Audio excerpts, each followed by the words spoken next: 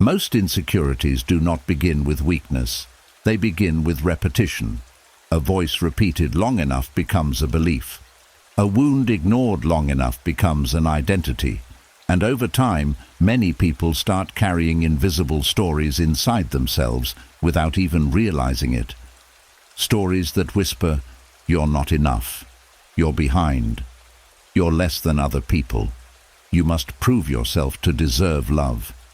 And the strangest part is, those thoughts can start to feel normal. So normal that you stop questioning them. You wake up carrying pressure you cannot explain. You compare yourself without meaning to. You overthink simple moments. You fear judgment before anyone even speaks. You smile in public while privately feeling exhausted from fighting your own mind every day. But the Stoics understood something powerful long before modern psychology ever existed. They understood that the mind can be trained, rewired, redirected. They believed that suffering grows when false thoughts are repeated without awareness. And they also believed that peace begins the moment you stop believing every cruel thought your mind throws at you.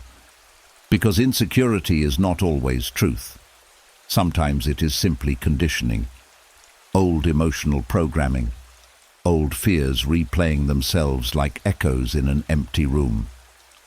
Tonight, this is your chance to interrupt those echoes.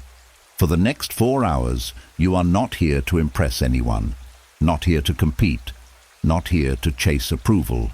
You are here to slowly remove the poison of self-doubt from the mind, to replace fear with steadiness, to replace shame with understanding, to replace inner chaos with quiet strength. This is not motivation. This is reconditioning, a slow and peaceful rebuilding of the way you see yourself. And by the end of this journey, something inside you may finally begin to feel lighter, quieter, safer. Not because the world changed overnight, but because you did. But before the mind can become peaceful, something deeper has to change first. Because many people are not only fighting stress, they are fighting the way they speak to themselves when nobody is listening. The private voice behind closed doors. The one that turns mistakes into proof of failure. The one that keeps old embarrassment alive for years. The one that whispers shame into ordinary moments until even rest begins to feel undeserved. And most people never notice how much of their suffering comes from that voice. A person can survive criticism from the world, but surviving constant criticism from your own mind is something else entirely. The frightening part is that shame rarely sounds loud. It usually sounds familiar. Quiet thoughts repeated so many times that they begin to feel like truth. I should be further ahead. Why am I like this? Everyone else seems stronger than me. I ruin everything. Over time, these thoughts stop sounding like passing emotions and start sounding like identity. That is why the Stoics believed self-observation was one of the highest forms of wisdom. Marcus Aurelius constantly watched his own mind the way a guard watches a city gate. Not every thought was allowed inside. Not every emotion was treated as truth. He understood something most people never realize. The mind becomes whatever voice speaks inside it most often. If shame speaks every day, shame becomes personality. If calm authority speaks every day, inner strength slowly takes its place. This is where the rebuilding begins. The voice of shame is emotional, reactive, cruel. It speaks fast and without mercy. It turns one awkward moment into permanent identity. It tells you that because you failed once, you are a failure. Because someone rejected you, you are unworthy. Because you feel insecure, you are weak. But the Stoic voice is different. It does not scream. It commands quietly. It says, "You made a mistake. Learn from it." It says, "Feeling fear does not make you powerless." It says, Another person's opinion cannot define your character. It says, stand up again. And at first, that calm voice may feel unnatural. Not because it is wrong, but because the mind has spent years practicing the opposite. Most people have repeated self-hatred longer than they have repeated self-respect. They know how to attack themselves automatically, but they do not know how to guide themselves gently. That is why this process takes patience. You are not simply changing thoughts. You are changing leadership inside your mind. Think about how many people wake up already at war with themselves. They look in the mirror and immediately search for flaws. They replay old failures before breakfast. They speak to themselves in ways they would never speak to another human being. Then they wonder why they feel exhausted all the time. The Stoics would say the mind cannot become peaceful while it is constantly being punished by its own owner. Real confidence does not begin when life becomes perfect. It begins when the inner voice becomes calmer, wiser, and less violent. And strangely enough, one of the first signs of healing is silence. Not outer silence, inner silence. The moment after a mistake, when the mind no longer launches into attack mode.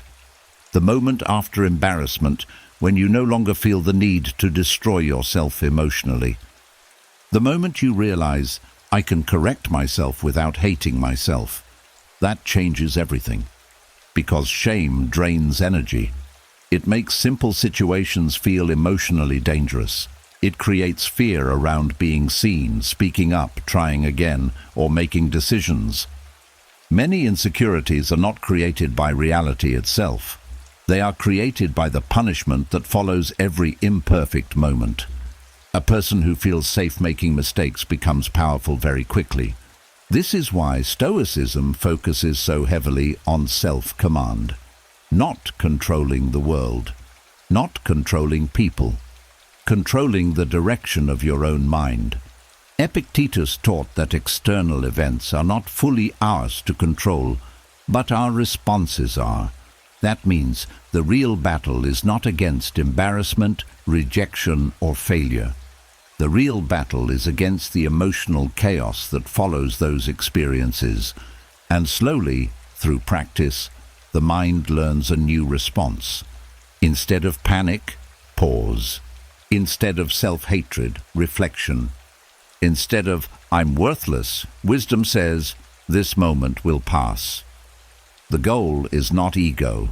The goal is steadiness. Because there is a difference between arrogance and inner command.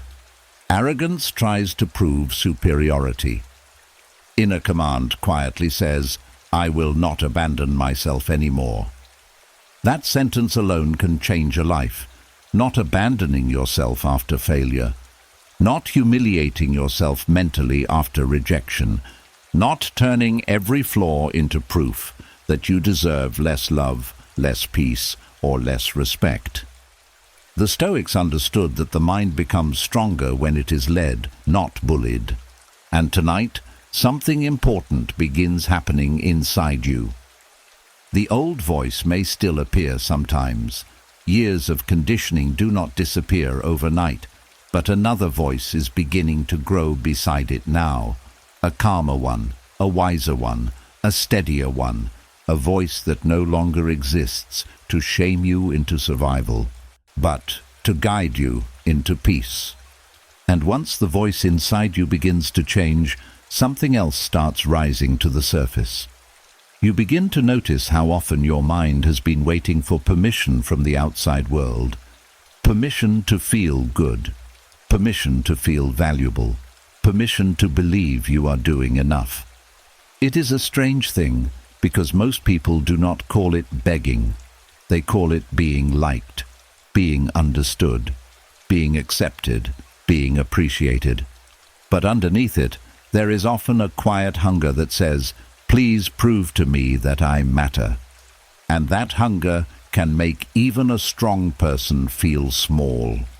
Approval is not evil. Every human being wants connection. Every human being wants to feel seen. There is nothing weak about wanting kindness, respect, or love. But there is a dangerous line many people cross without noticing. They stop enjoying approval as a gift, and they start needing it like oxygen. One compliment makes them feel alive. One cold reply makes them collapse. One person's silence becomes a courtroom.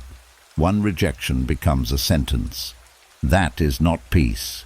That is emotional slavery wearing the mask of normal life. The Stoics understood this very clearly. They knew that any person who needs the crowd to feel worthy will always be controlled by the crowd. If your peace depends on applause, then your peace belongs to other people. If your confidence depends on being chosen, praised, noticed, invited, admired, or understood, then anyone can take that confidence away by simply withholding attention. And many people live like this for years. They check faces before they trust themselves. They check reactions before they speak fully. They soften their truth so no one gets uncomfortable. They say yes while their spirit whispers no. They laugh when something hurts. They over-explain so no one misunderstands them. They chase replies, read into silence, and replay conversations in their mind like detectives searching for proof that they are still accepted. And the sad part is, approval never fully satisfies insecurity. It only feeds it for a moment. It is like drinking salt water when you are thirsty. For a few seconds it feels like relief. Then the thirst returns even stronger. This is why a person can receive praise and still feel empty. They can be admired and still feel afraid. They can be loved and still doubt their worth. Because the real wound is not the absence of approval. The real wound is the belief that without approval, you disappear. That belief must be trained out of the mind. Not with anger, not with pride, not by pretending you do not care about anyone, but with steady inner discipline. The Stoic path does not teach you to hate people's opinions. It teaches you to put them in their proper place. A person's opinion may inform you, but it should not own you. Praise may encourage you, but it should not define you. Criticism may teach you, but it should not destroy you. Silence may disappoint you, but it should not make you question your existence. This is the difference between connection and dependence. Connection says, I value your presence. Dependence says, without your approval, I lose myself. And tonight, the mind is being trained to return from dependence back into dignity. Because begging for approval is not always loud. Sometimes it looks like perfectionism. You try to do everything perfectly so nobody can judge you. Sometimes it looks like people-pleasing. You become useful to everyone, hoping usefulness will protect you from abandonment. Sometimes it looks like emotional performance. You pretend to be fine, funny, strong, available, peaceful, or impressive because you believe the real you might not be enough. But the Stoic mind asks a different question. Not, do they approve of me? But, did I act with character? That question changes everything. Because approval is unstable. Character is stable. Approval changes with moods, trends, jealousy, misunderstanding, and personal taste. One person may praise what another person mocks. One room may celebrate what another room ignores. If you build your identity on approval, you will spend your whole life moving like a leaf in the wind. But character gives the soul a spine. When you know you acted with honesty, patience, courage, self-respect, and fairness, you do not need to beg the world to clap before you can rest. You can say, I did what was mine to do. And there is a quiet power in that sentence. This does not mean rejection will never hurt. Of course it may hurt. You are human, not stone. Stoicism is not numbness. It is not turning your heart into a locked room. It is learning how to feel the sting without letting the sting become your master. Someone may not choose you. Still, you can choose yourself. Someone may not understand you. Still, you can remain honest. Someone may not appreciate your effort. Still, your effort has value. Someone may leave. Still, you do not have to leave yourself. That is the training. Every time you feel the urge to chase approval, pause and ask, what am I trying to get from them that I have refused to give myself? Is it permission, respect, reassurance, a sense of enoughness? Then begin there. Give yourself the thing you are begging for, not in a shallow way, not by repeating empty phrases, but by behaving like someone you respect. Keep promises to yourself. Speak truthfully. Stop betraying your boundaries for temporary acceptance. Do work you are proud of even when no one praises it. Rest without needing to earn rest through applause. Let people misunderstand small pieces of you without rushing to correct every image they carry. This is how the mind stops begging, not by becoming cold, but by becoming rooted. A rooted person can enjoy praise without becoming addicted to it. A rooted person can receive criticism without being shattered by it. A rooted person can love people deeply without handing them the keys to their self-worth. And slowly, the old hunger begins to quiet down. You no longer enter every room asking, will they like me? You begin to ask, can I remain myself here? That is freedom. And as this freedom grows, insecurity loses one of its favorite weapons, because insecurity survives by convincing you that your value must be confirmed by someone else. But once you stop begging the world to approve of your existence, you begin to feel something deeper than confidence. You begin to feel ownership. Your mind becomes your own again. Your worth returns home. And when the mind finally stops begging for approval, another painful truth slowly rises into view. Many insecurities were never really about failure. They were about not being chosen, not being picked, not being loved back, not being invited, not being noticed. Somewhere along the way, the human heart quietly learned to connect worth with selection. If they choose me, I matter. If they ignore me, I must not be enough. And without realizing it, many people spend years placing their value into the hands of strangers, lovers, audiences, friends, workplaces, and social circles. They wait for someone else to confirm what they should have learned to confirm within themselves long ago. But there is a silent kind of suffering that comes from always needing to be selected before you can feel valuable.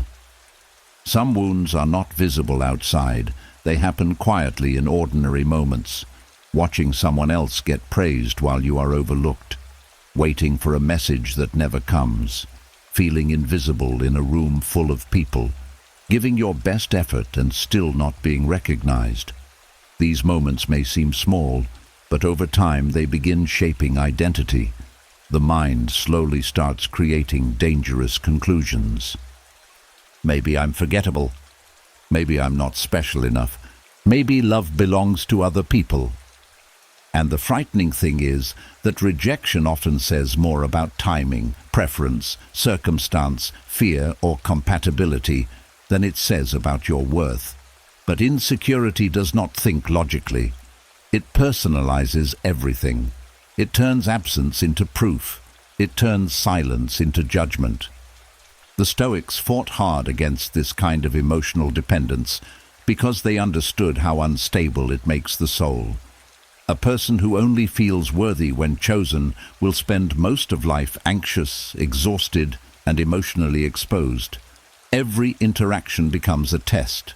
Every relationship becomes a mirror. Every delay feels personal. That is not inner peace. That is living on emotional trial every day. The Stoic art is different. It teaches you how to remain whole even when life does not immediately hand you recognition. It teaches you how to separate your value from external outcomes. Because the truth is, many extraordinary people were overlooked before they were appreciated. Many wise people were misunderstood. Many kind people were unloved by the wrong people. Many talented people were ignored in rooms that lacked the eyes to see them clearly, and none of that reduced their worth. A flower does not become worthless because one person walks past it without noticing its beauty. The Stoics constantly reminded themselves that human opinion is temporary, emotional, and inconsistent. Marcus Aurelius wrote often about how quickly praise disappears, how fragile popularity is, and how dangerous it becomes when identity depends on public approval. He understood that chasing validation from the world is like trying to hold water in your hands. No matter how tightly you squeeze, it keeps slipping away. This is why real self-worth must become internal. Not ego, not arrogance, not pretending you are better than others. Quiet worthiness. The kind that does not need constant proof. There is a deep difference between wanting to be loved and believing you are nothing without love. One comes from the heart, the other comes from fear, and many people confuse the two without realizing it. The insecure mind says, "If they do not choose me, I lose value." The Stoic mind says, "Their choice may affect my circumstances, but it cannot define my character." That perspective changes relationships completely. You stop performing so desperately for acceptance. You stop trying to earn humanity through perfection. You stop shrinking yourself to fit inside people's comfort. You stop seeing rejection as a public execution of your worth. And slowly, the nervous system begins to relax. Because one of the greatest emotional burdens people carry is the fear of not being enough for others. Enough to keep. Enough to notice. Enough to prioritize. Enough to stay for. That fear silently controls countless decisions. It makes people tolerate disrespect just to avoid abandonment. It makes them overgive, over-explain, overwork, and overthink. It makes them chase emotionally unavailable people because being finally chosen by someone distant feels like emotional victory. But the Stoics would ask a difficult question. Why does your mind treat another person's inability to recognize your value as proof that value does not exist? That question forces the soul to wake up, because not everyone has the emotional maturity to recognize depth. Not everyone has the wisdom to appreciate loyalty, sincerity, patience, or kindness. Some people are distracted by appearances. Some are trapped in their own wounds. Some are incapable of giving healthy love because they do not even understand themselves yet. Their blindness should not become your identity. This is why the Stoic path teaches emotional independence. Not isolation, not coldness, independence. The ability to remain emotionally grounded even when life does not immediately reward you with recognition. And strangely enough, this creates a new kind of confidence, a quieter confidence, one no longer built on being picked first by the world, but on knowing your spirit still carries value even in silence. You begin understanding that worth is demonstrated through how you live, not through how many people applaud you. Through your discipline, your honesty, your resilience, your ability to remain kind without becoming weak, your ability to suffer without becoming cruel, your ability to lose without losing yourself. That is real worth. And perhaps one of the most healing realizations of all is this. Some of the people who overlooked you were never qualified to measure you correctly in the first place. Not every rejection is a verdict. Sometimes it is redirection. Sometimes it is protection. Sometimes it is life removing you from rooms that would have slowly destroyed your spirit. The Stoic does not beg closed doors to reopen. The Stoic learns how to walk forward with dignity, because dignity survives rejection. Character survives disappointment. Inner worth survives being overlooked. And once you truly understand this, something powerful begins happening inside you. You stop asking, "Why wasn't I chosen?"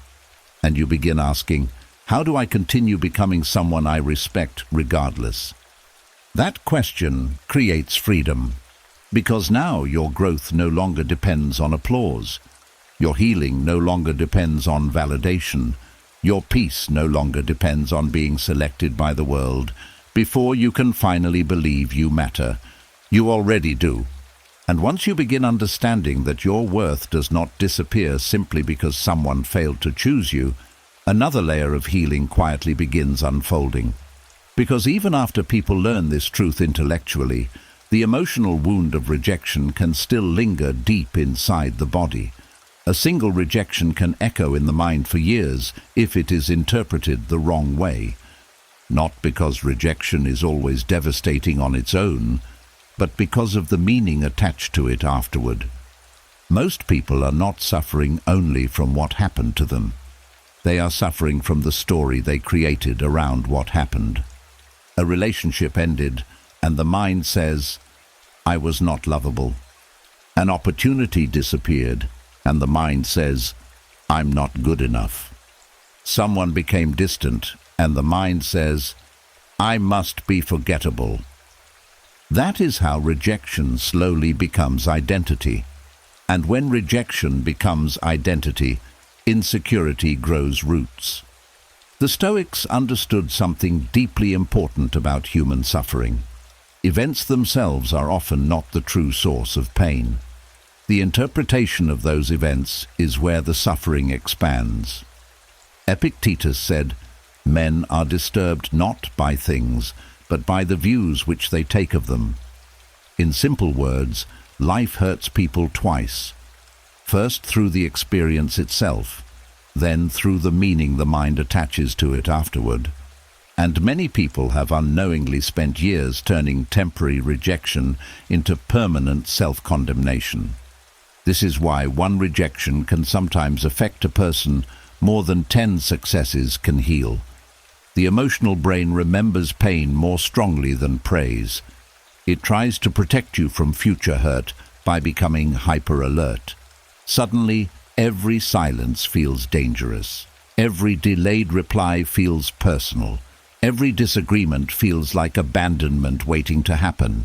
The mind becomes exhausted from constantly searching for signs of rejection before rejection even exists. But here is the truth the Stoics would calmly place in front of you tonight. Rejection is not always a judgment of value. Often it is simply a collision between different needs, different timing, different levels of awareness, or different paths in life. A closed door does not automatically mean you are unworthy of entering it. Sometimes people reject things they secretly fear. Sometimes they reject what they do not understand. Sometimes they reject what they are not emotionally ready to receive. And sometimes people are simply distracted by their own chaos. Yet insecure minds personalize everything. A person who already doubts themselves will turn ordinary disappointments into emotional evidence against themselves. They will treat every rejection like a courtroom verdict announcing, "You are not enough." But Stoicism trains the mind to pause before creating those conclusions. It asks, is this rejection truly defining my value, or is my wounded mind interpreting it that way? That question alone can interrupt years of emotional suffering, because when people internalize rejection too deeply, they start abandoning themselves before anyone else even gets the chance to. They stop trying, stop speaking honestly, stop expressing interest, stop taking risks, stop being vulnerable. They enter rooms already defeated, already apologizing for their existence without using words. And slowly, life becomes smaller. The Stoics refused to let external outcomes completely control their internal state. They understood that once your emotional stability depends entirely on acceptance, you become fragile in every social situation. Your peace rises and falls based on how others respond to you. That is not strength. That is emotional captivity. Real inner strength begins when you understand that rejection is part of being human, not proof that you are defective. Even the wisest people in history were criticized, ignored, mocked, misunderstood, or abandoned at some point. Marcus Aurelius ruled an empire and still faced betrayal. Seneca was admired by many and hated by others. The Stoics never expected universal acceptance because they understood something simple. Human opinion changes constantly. One person rejects you. Another person appreciates exactly what the first person overlooked. That alone proves rejection cannot be treated as absolute truth. And sometimes rejection is not even about you at all. A person may reject commitment because they fear intimacy. A company may reject talent because it favors familiarity. A friend may pull away because they are struggling internally. Life is far more complex than the insecure mind wants to believe. But insecurity prefers simple, painful conclusions because painful certainty feels safer than uncertainty. The mind would rather say, "I am unworthy," than sit quietly with the uncomfortable reality that not everything has a clear explanation. This is why emotional maturity matters so much. Mature minds stop treating rejection like proof of inferiority. They begin treating it like information. Not every path aligns. Not every connection lasts. Not every opportunity belongs to you forever. And none of that removes your humanity. One of the most dangerous habits people develop is replaying rejection repeatedly in their head. They relive conversations, reanalyze facial expressions, search for what they could have done differently.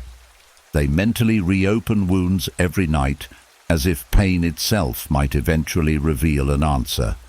But the Stoic mind understands that endless rumination does not heal suffering. It deepens attachment to it. Healing begins when the mind stops asking, "Why wasn't I enough?" and starts asking, "How do I continue living with dignity despite disappointment?" That shift changes everything. Because now your identity is no longer chained to outcomes you cannot fully control. You stop needing every person to approve of you before you can breathe peacefully. You stop treating every setback like a personal humiliation. You stop viewing rejection as proof that you are broken beyond repair. And instead, you begin seeing yourself as a human being moving through life the same way all people do. Sometimes welcomed, sometimes overlooked, sometimes celebrated, sometimes misunderstood, but always worthy of self-respect. This is one of the deepest forms of Stoic freedom. The ability to experience rejection without collapsing into self-hatred afterward, to feel disappointment without creating an identity around it, to lose something without losing yourself. And slowly, something inside you begins becoming calmer. You no longer hear "no" and immediately translate it into "I am nothing." You no longer let one person's inability to choose you become a lifelong wound. You begin understanding that rejection is an event, not a definition, not a sentence, not your identity, just one moment in a very long life that still holds countless doors ahead of you. And after the mind begins loosening its grip on rejection, another silent trap slowly reveals itself. Because even when people stop treating rejection like a personal verdict, many still continue hurting themselves in another way every single day. They compare their ordinary moments to everyone else's best moments. They compare their behind-the-scenes struggles to carefully edited highlights from other people's lives. And without realizing it, comparison slowly steals their peace. It happens quietly. You see someone succeeding faster than you, someone looking happier than you, someone more confident, more attractive, more accomplished, more loved, more certain about life. And suddenly, your own path begins feeling smaller. Your progress feels invisible. Your blessings lose their emotional weight because the mind becomes hypnotized by what someone else appears to have. Comparison is dangerous because it rarely announces itself honestly. It disguises itself as motivation at first. The mind says, "I just want to improve." But underneath that desire, there is often hidden shame whispering, "Why aren't you already there?" And that whisper slowly poisons joy. The Stoics understood that one of the fastest ways to destroy inner peace is to constantly measure yourself against the lives of others. Marcus Aurelius repeatedly reminded himself to stay focused on his own character instead of becoming distracted by what other people were doing. Because once the mind becomes obsessed with external comparison, it loses connection to its own journey. And in today's world, this trap has become even more powerful. People now carry thousands of curated lives inside their pockets. Every scroll shows another achievement, another vacation, another perfect body, another engagement, another success story, another smiling face pretending life is always beautiful. The human brain was never designed to absorb this much comparison every single day. And yet many people wake up every morning and immediately begin measuring themselves against strangers. What they do not realize is this: most people only display the parts of life they are proud of. Very few people show their loneliness, their fear, their debt, their insecurity, their sleepless nights, their anxiety, their relationship struggles, their moments of feeling lost. You are often comparing your full reality to someone else's performance, and no human being can win that comparison for long. The Stoics would ask a simple but powerful question: what happens to your peace when your self-worth depends on outrunning everyone else? The answer is painful. You become emotionally restless.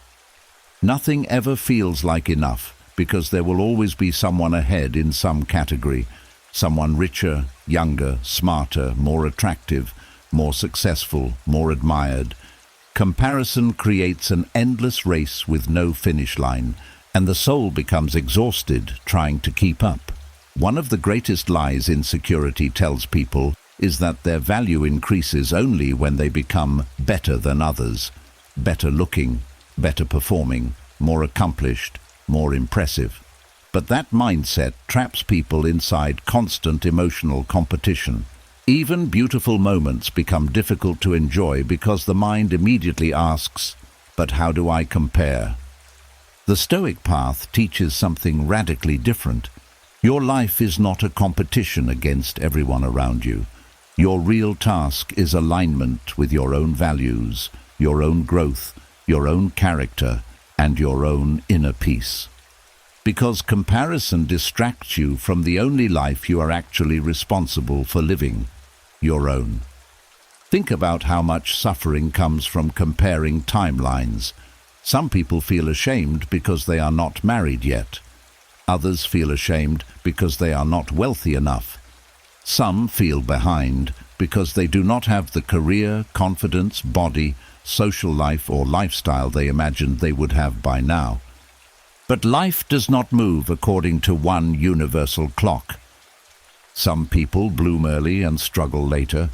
Some struggle early and bloom later. Some appear successful while privately falling apart.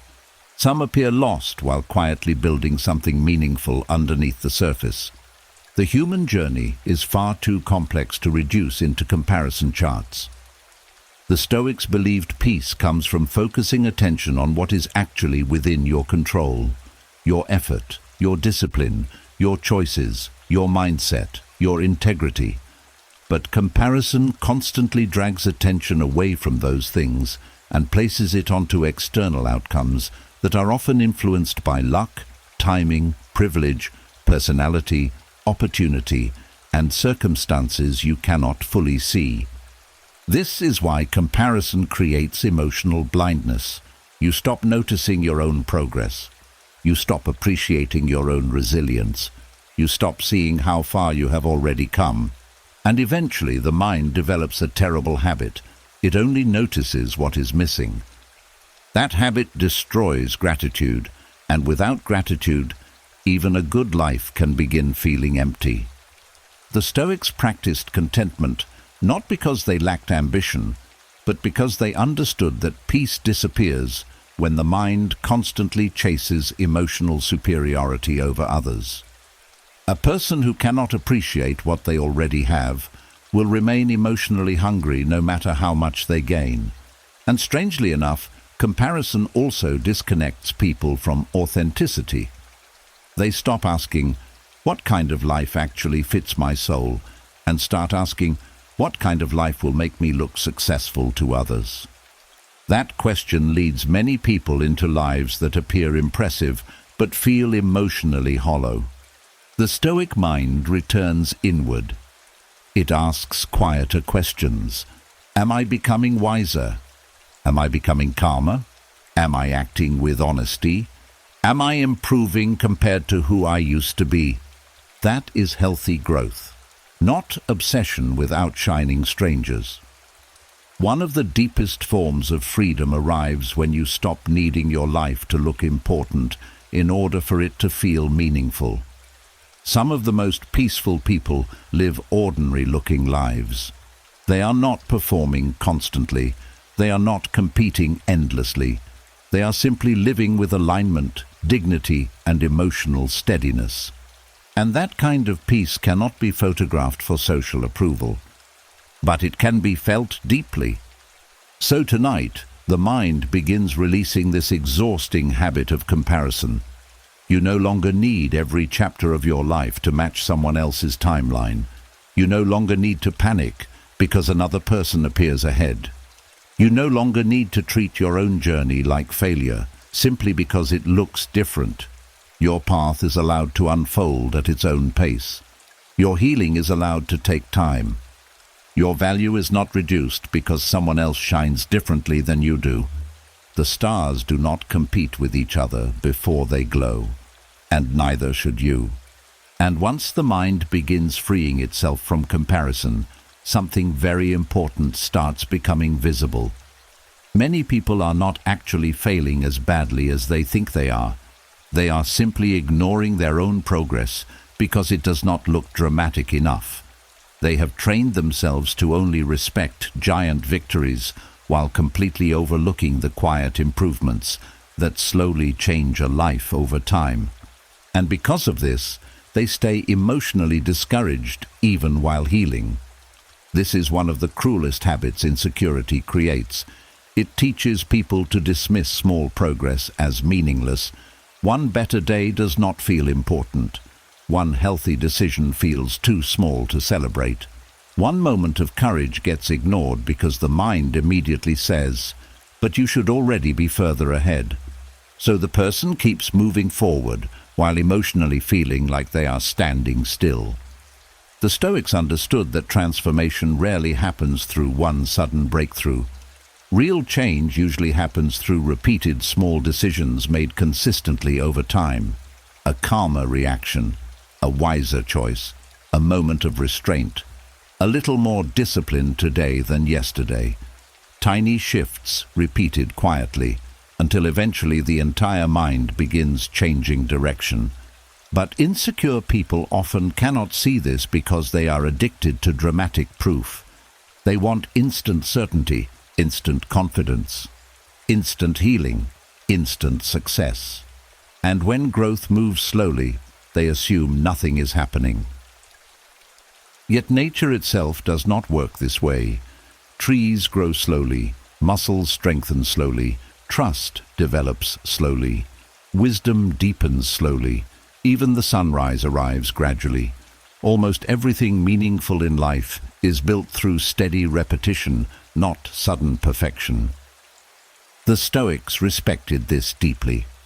Marcus Aurelius constantly reminded himself that character is shaped daily through small acts, not through emotional intensity, but through consistency. He understood that the person who improves one small habit at a time is often becoming far stronger than the person constantly chasing massive change but quitting every few weeks. And insecurity hates consistency because consistency feels ordinary. The insecure mind wants emotional fireworks. It wants one perfect moment that suddenly erases all doubt forever. But life rarely works like that. Confidence is usually built through evidence collected slowly over time. Keeping promises to yourself, surviving difficult days, recovering from setbacks, showing discipline when nobody applauds you. These things may feel small while they are happening, but together they reshape identity. The problem is that many people only notice the distance left to travel.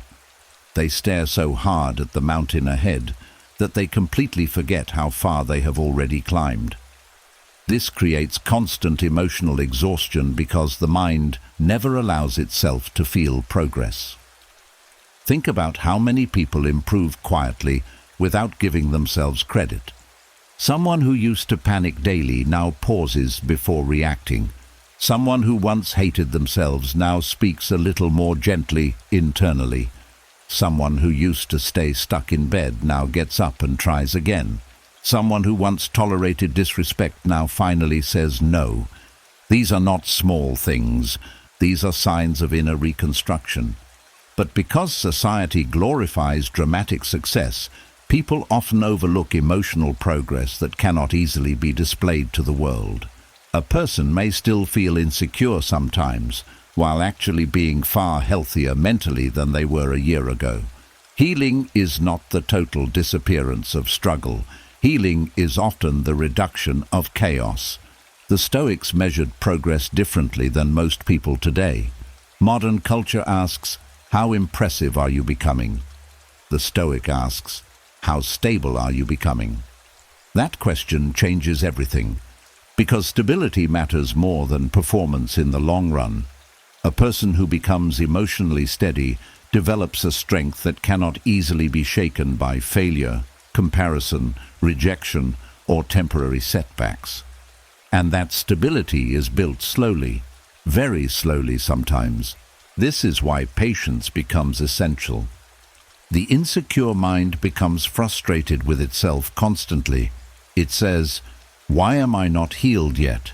Why am I still struggling? Why am I not confident already? But those questions often create more shame than growth. They turn healing into another competition.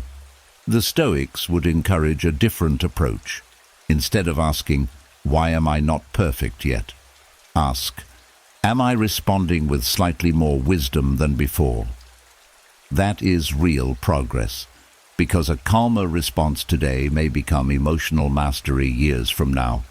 A small act of courage today may become self-respect later. A tiny moment of discipline repeated consistently can completely redirect a life, but only if you learn to respect it while it is still small. This is one reason many people stay trapped in cycles of insecurity. They only emotionally reward themselves for huge achievements. So the brain begins associating worth only with massive success. Everything else feels insufficient. But the nervous system needs encouragement during growth, not constant punishment. A person trying to heal while insulting themselves every day is like someone trying to grow a garden while pouring poison into the soil. The Stoic path is firm, but it is not cruel. It teaches accountability without self-hatred. It teaches discipline without emotional abuse. It teaches patience with human imperfection. And perhaps most importantly, it teaches people how to continue walking even when progress feels invisible. Because some of the most important changes happen quietly. The ability to stay calm during criticism, the ability to recover faster after disappointment, the ability to stop overthinking one conversation for hours, the ability to rest without guilt, the ability to speak honestly without panic. These shifts may not impress the world immediately, but they change the quality of your inner life completely. And over time, those small victories become identity. One day, you suddenly realize you no longer react the way you used to. Something that once controlled you no longer has the same power. A situation that once shattered you now only stings briefly. That is how transformation often arrives, quietly. Without announcement, without dramatic music, just gradual evidence that the mind is finally learning peace. So tonight, the mind is being retrained to respect slow growth, to stop dismissing small steps simply because they are not loud, to stop treating progress as worthless unless it looks impressive to other people. You are allowed to grow gently. You are allowed to improve imperfectly. You are allowed to heal in small, honest pieces. Because the person you are becoming is not built in one giant moment of victory. They are built in the quiet, daily decision to continue. And as the mind slowly learns to respect small progress, another hidden source of suffering begins revealing itself. Because many people are not only controlled by failure or rejection, they are controlled by embarrassment. Tiny moments that should have passed naturally somehow remain trapped inside the mind for years. An awkward conversation, a mistake in public, saying the wrong thing, looking foolish for a moment, being laughed at, being ignored, being seen in weakness. And somehow the mind keeps replaying these moments like emotional punishment. It is strange how powerful embarrassment can become. A person may survive major hardships and still lose sleep over one awkward memory from years ago. The body tightens, the stomach sinks, the mind whispers, "Why did you do that?" Again and again, as if replaying the moment enough times might somehow undo it. But it never does. Instead, the embarrassment becomes attached to identity. And this is where insecurity grows stronger. Because once embarrassment becomes emotionally dangerous, people begin organizing their whole lives around avoiding it.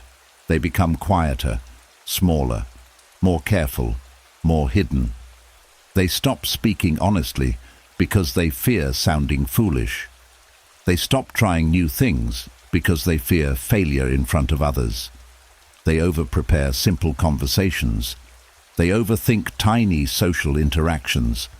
Some even avoid opportunities entirely because the possibility of embarrassment feels unbearable.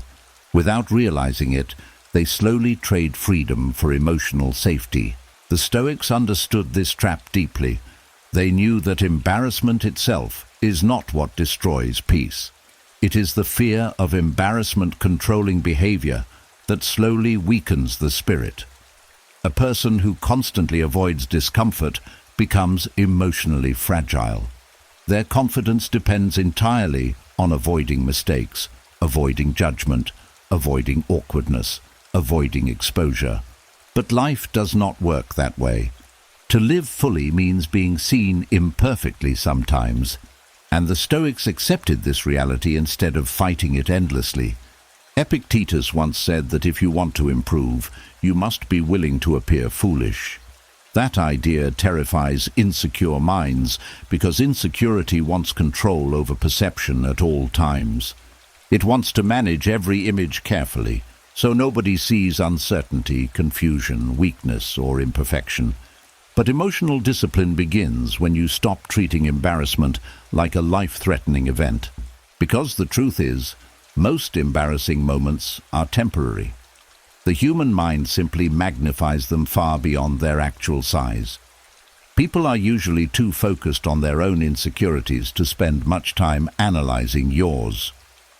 What feels unforgettable to you may barely exist in someone else's memory. And yet the insecure mind builds entire emotional prisons from these moments. The Stoics trained themselves differently. Instead of asking, "How do I avoid embarrassment forever?" they asked, "How do I remain steady even when embarrassment happens?" That question creates resilience. Because emotional discipline is not about becoming flawless. It is about remaining calm enough to survive imperfection without collapsing internally. Think about how many people punish themselves far more harshly than the world ever would. They relive one awkward sentence for months. They treat one failed moment like proof that they are socially broken. They assume everyone noticed every flaw with the same intensity they noticed it themselves. But this is often just insecurity magnifying normal human experiences into emotional catastrophes. The Stoic mind learns to shrink the drama, not through denial, not through pretending not to care, but through perspective. Marcus Aurelius constantly reminded himself how quickly moments pass. Today's embarrassment becomes tomorrow's forgotten memory. Most things the mind panics about eventually disappear into time, but insecure people keep dragging old moments back into the present, reopening wounds that life itself was already trying to let fade away. And this constant mental replay trains the nervous system to fear being seen. That fear becomes exhausting. A person starts monitoring themselves constantly, their tone, their appearance, their body language, their words, their reactions. Social interaction stops feeling natural and starts feeling like emotional survival. But there is freedom in accepting something simple. No human being escapes embarrassment forever. Even confident people have awkward moments. Even wise people say the wrong thing sometimes. Even strong people get rejected, misunderstood, ignored, or laughed at occasionally. This is not proof of failure. This is proof of humanity. The Stoics believed dignity comes not from avoiding imperfection, but from carrying yourself calmly through it. There is strength in recovering without self-destruction. Strength in laughing gently at your own mistakes instead of turning them into lifelong shame. Strength in continuing forward instead of hiding forever after one uncomfortable moment. And strangely enough, people who stop fearing embarrassment often become more confident naturally. Not because they suddenly become perfect, but because they stop treating imperfection like emotional death. That changes the nervous system completely. The body relaxes, the mind softens, life feels less dangerous. You stop needing total control over every interaction. You stop performing constantly. You stop living under the pressure of trying to appear flawless. This is where emotional discipline becomes powerful. Because discipline is not only about controlling actions, it is also about controlling interpretation. The insecure mind interprets embarrassment as humiliation. The disciplined mind interprets it as experience. One creates fear, the other creates growth. And over time, the Stoic mind develops a quiet kind of courage. The courage to participate fully in life without demanding perfection from yourself first. The courage to speak even if your voice shakes. To try even if you may fail. To exist publicly without needing complete control over how others perceive you. That is emotional freedom. And perhaps one of the most healing realizations of all is this. Many embarrassing moments only become traumatic because you refuse to forgive yourself afterward. The event passed, but the punishment continued internally. Tonight that punishment begins ending. You no longer need to relive every awkward moment as evidence against yourself. You no longer need to treat mistakes like permanent stains on your identity. You no longer need to fear looking human, because the goal is not to become untouchable. The goal is to become emotionally steady enough that even embarrassment cannot shake your sense of self anymore. And slowly, your mind begins learning a new response. Not panic, not shame. Not hiding, but calm recovery. A quiet return to yourself. Again and again. Until insecurity finally loses one more weapon against your peace. And once embarrassment loses its grip on the mind, another heavy chain begins coming into focus. Because many people are not only haunted by awkward moments, they are haunted by old failures that quietly became part of their identity. A failed relationship, a failed dream, a missed opportunity, a business that collapsed, a season of life where they lost themselves completely. And even years later, the mind still whispers, "This is who you are." That is the real danger of failure, not the event itself, but the identity created afterward. Some people fail once and continue living emotionally as if the failure is still happening every day. They introduce themselves to life through old pain. They walk into new situations already expecting defeat because, deep inside, they no longer see failure as something they experienced. They see it as proof of what they are. This is how insecurity traps people in the past. The Stoics understood that failure is unavoidable in human life. No person escapes loss, mistakes, setbacks, disappointment, or periods of weakness. Even the strongest minds stumble. Even wise people make terrible decisions sometimes. Marcus Aurelius himself wrote constantly about correcting his own thoughts and behaviors because he knew growth never happens without error. But the Stoics refused to let failure become identity. They understood something deeply important. Events belong to the past, but identity is shaped in the present. A failure may describe one chapter of your life, but it cannot honestly describe your entire existence unless you keep feeding it emotional power. And many people do exactly that without realizing it. They replay old failures so often that the brain begins treating them like permanent truths. I failed at love, so I must be hard to love. I failed financially, so I must be incapable. I failed publicly, so I must be weak. I wasted years, so my future must already be ruined. But those are not truths. Those are emotional conclusions created by pain. The insecure mind loves turning temporary experiences into lifelong labels because certainty feels safer than hope. Hope requires vulnerability. Hope requires trying again. Hope risks disappointment. But labeling yourself as permanently broken creates a strange kind of emotional protection. If you already expect failure, then future disappointment hurts less. At least that is what the mind believes. But in reality, this mindset slowly destroys possibility, because people who define themselves by past failure stop allowing themselves new beginnings. They hesitate before opportunities. They pull away from relationships. They doubt themselves before even starting. They carry invisible emotional handcuffs built from memories that no longer exist physically, but still control them psychologically. And over time, life becomes smaller and smaller. The Stoic path interrupts this pattern. It asks a powerful question. If a mistake happened years ago, why should it still have authority over your identity today? That question forces the mind to separate events from self-worth, because failure is something human beings experience. It is not something human beings become. A person who failed is not the same thing as a failure. That difference matters deeply. The Stoics believed character is revealed not through never falling, but through how a person responds after falling. Anyone can feel confident while life is easy, but resilience is built when people continue forward despite disappointment, when they refuse to surrender their spirit to one painful chapter.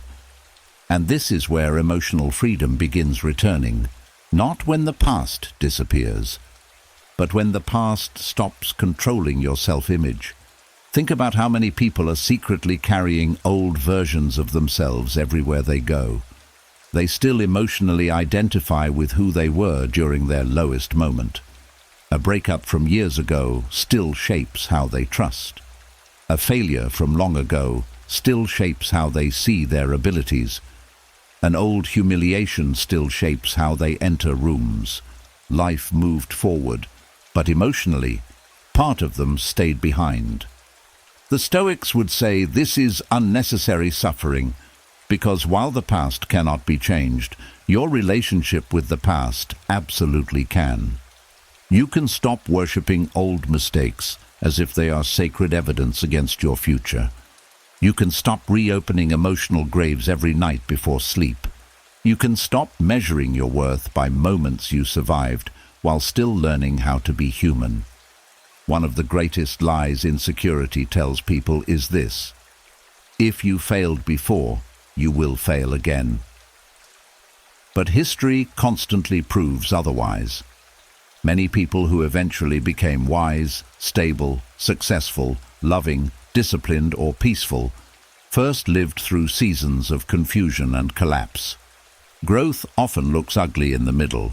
Transformation rarely feels graceful while it is happening. A seed buried underground may look lifeless before it grows into something strong.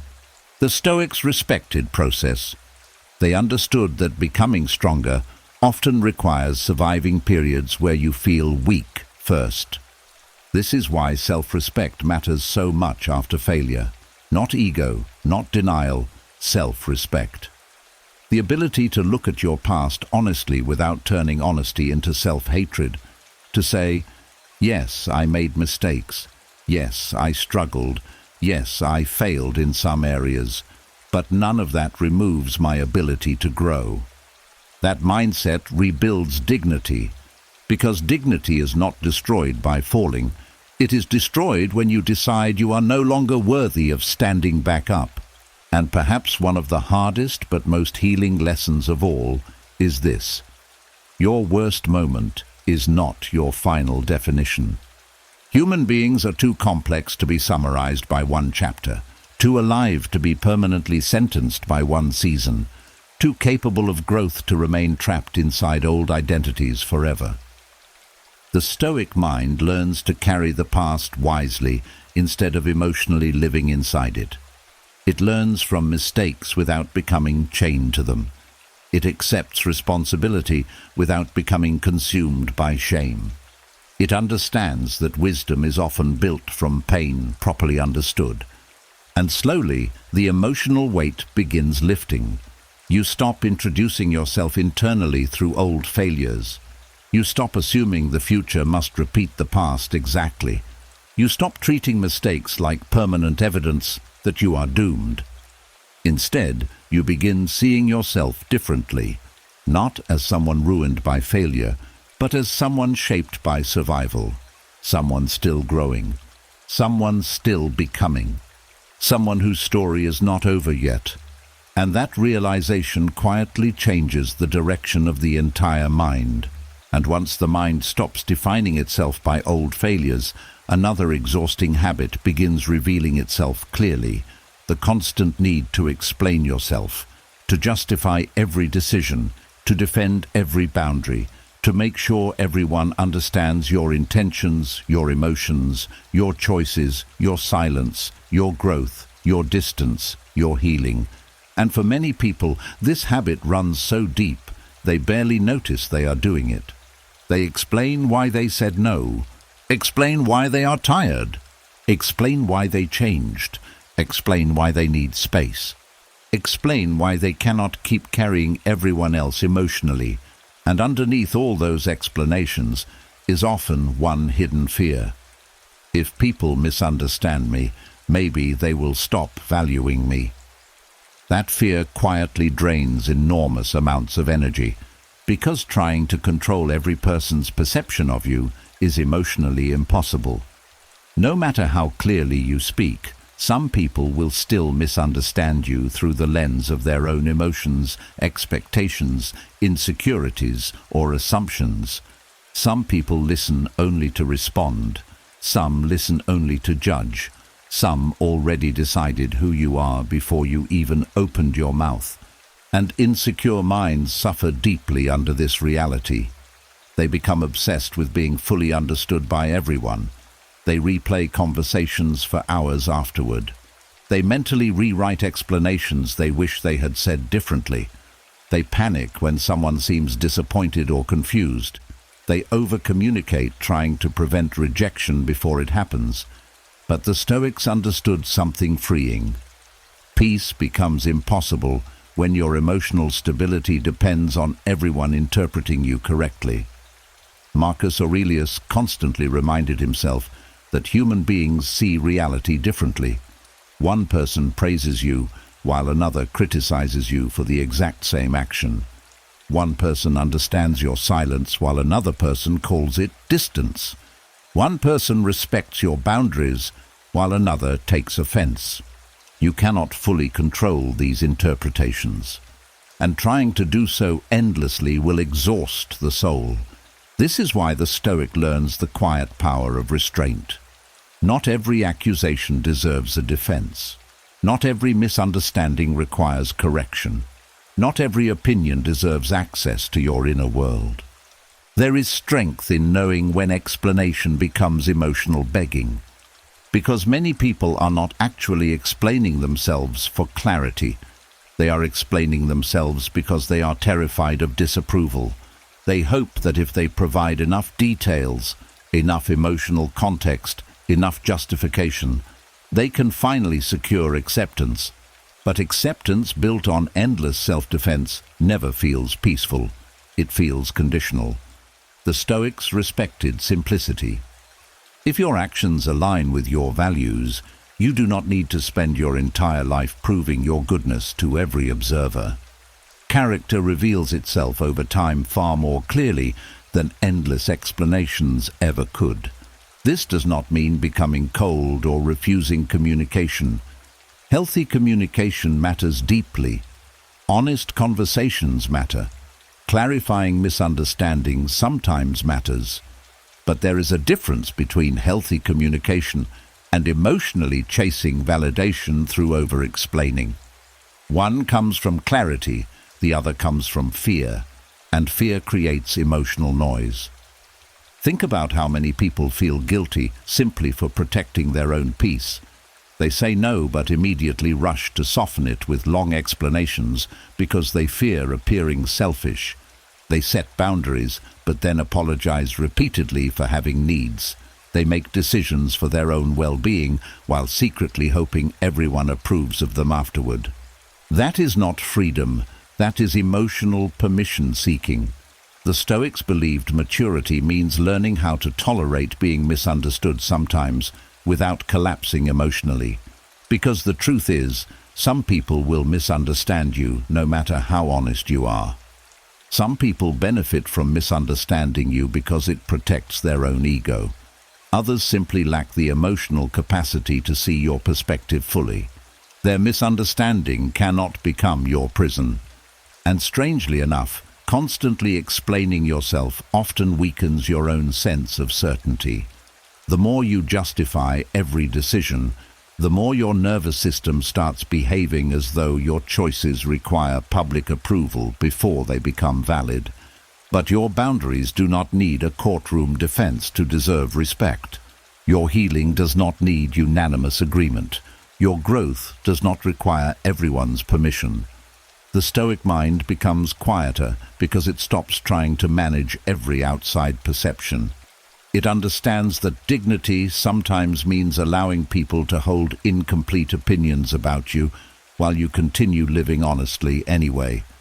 That takes enormous inner strength, especially for insecure people who learned early in life that acceptance depended on keeping others comfortable. Many people became chronic explainers because they grew up emotionally walking on eggshells.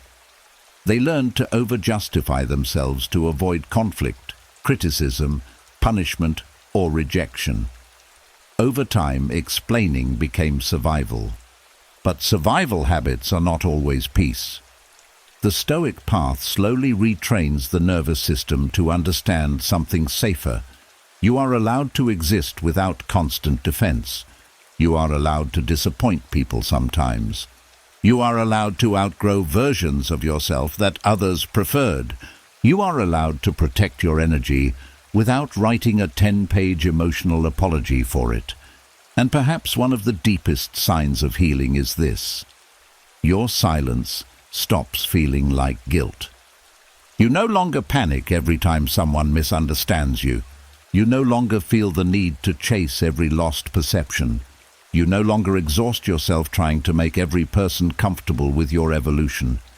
Because the truth is, some people only liked the version of you that abandoned itself to please them, and your healing may disappoint those people. The Stoics would say that is part of life. A peaceful mind is not built by constantly managing the emotional reactions of others. It is built by staying aligned with truth internally, even when external approval fluctuates. This creates a new kind of calm, a quieter confidence. You begin speaking more simply, moving more honestly, defending yourself less. Not because you have become weak, but because you no longer need every stranger, friend, family member, or passing observer to emotionally certify your existence before you trust yourself. And slowly, this silence becomes powerful. Not defensive silence, grounded silence. The kind that says, I know my intentions, I know my values, I know who I am becoming, and I no longer need to explain every step of that journey just to feel worthy of taking it. That is freedom most people never experience. And once you feel it, insecurity starts losing another layer of control over your mind. And once the mind begins releasing the exhausting need to explain itself to everyone, another hidden fear slowly rises to the surface, the fear of being judged. Not just criticized openly, but quietly evaluated, watched, measured, misunderstood. Many people walk through life carrying the constant feeling that someone, somewhere, is analyzing their flaws. And because of that fear, they never fully relax. They become careful in ways that slowly suffocate them, careful with their words, their appearance, their opinions, their emotions, even their personality. Every room becomes a performance. Every interaction becomes emotional monitoring. They laugh at the right moments, hide the wrong feelings, and rehearse conversations before they even happen. Not because they are fake, but because deep inside they are afraid that judgment will expose them as inadequate. This is one of insecurity's favorite weapons. It convinces the mind that being judged is emotionally dangerous. So the nervous system stays alert constantly, searching for signs of criticism before criticism even arrives. A facial expression feels threatening. A delayed response feels personal. A change in someone's tone suddenly becomes evidence that something is wrong.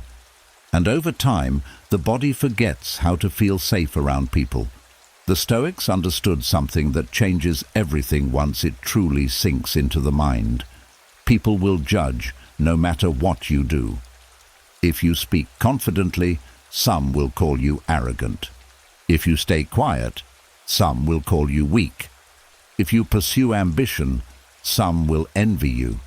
If you live simply, some will underestimate you. Human judgment is endless because human perception is deeply subjective. Marcus Aurelius reminded himself constantly that people act according to their own understanding, their own wounds, and their own limited perspective. This means judgment often reveals more about the person judging than the person being judged. But insecure minds personalize everything. A single negative opinion can echo louder than years of kindness. One uncomfortable interaction can dominate an entire week emotionally. The mind begins building emotional stories instantly. They think I'm awkward. They probably dislike me. I embarrassed myself. I sounded stupid. And the frightening thing is, many of these stories are created with no real evidence at all. The insecure mind fills silence with self-criticism automatically. The Stoic mind learns to pause before believing these assumptions. Because calmness begins when you stop treating every social interaction like a threat to your worth. Think about how exhausting it is to constantly monitor yourself through imagined judgment. Many people never feel fully present because part of their attention is always trapped in self-awareness. Instead of experiencing life naturally, they experience themselves being observed inside life. That creates constant tension. The Stoics trained themselves differently. They understood that trying to control everyone's perception is impossible.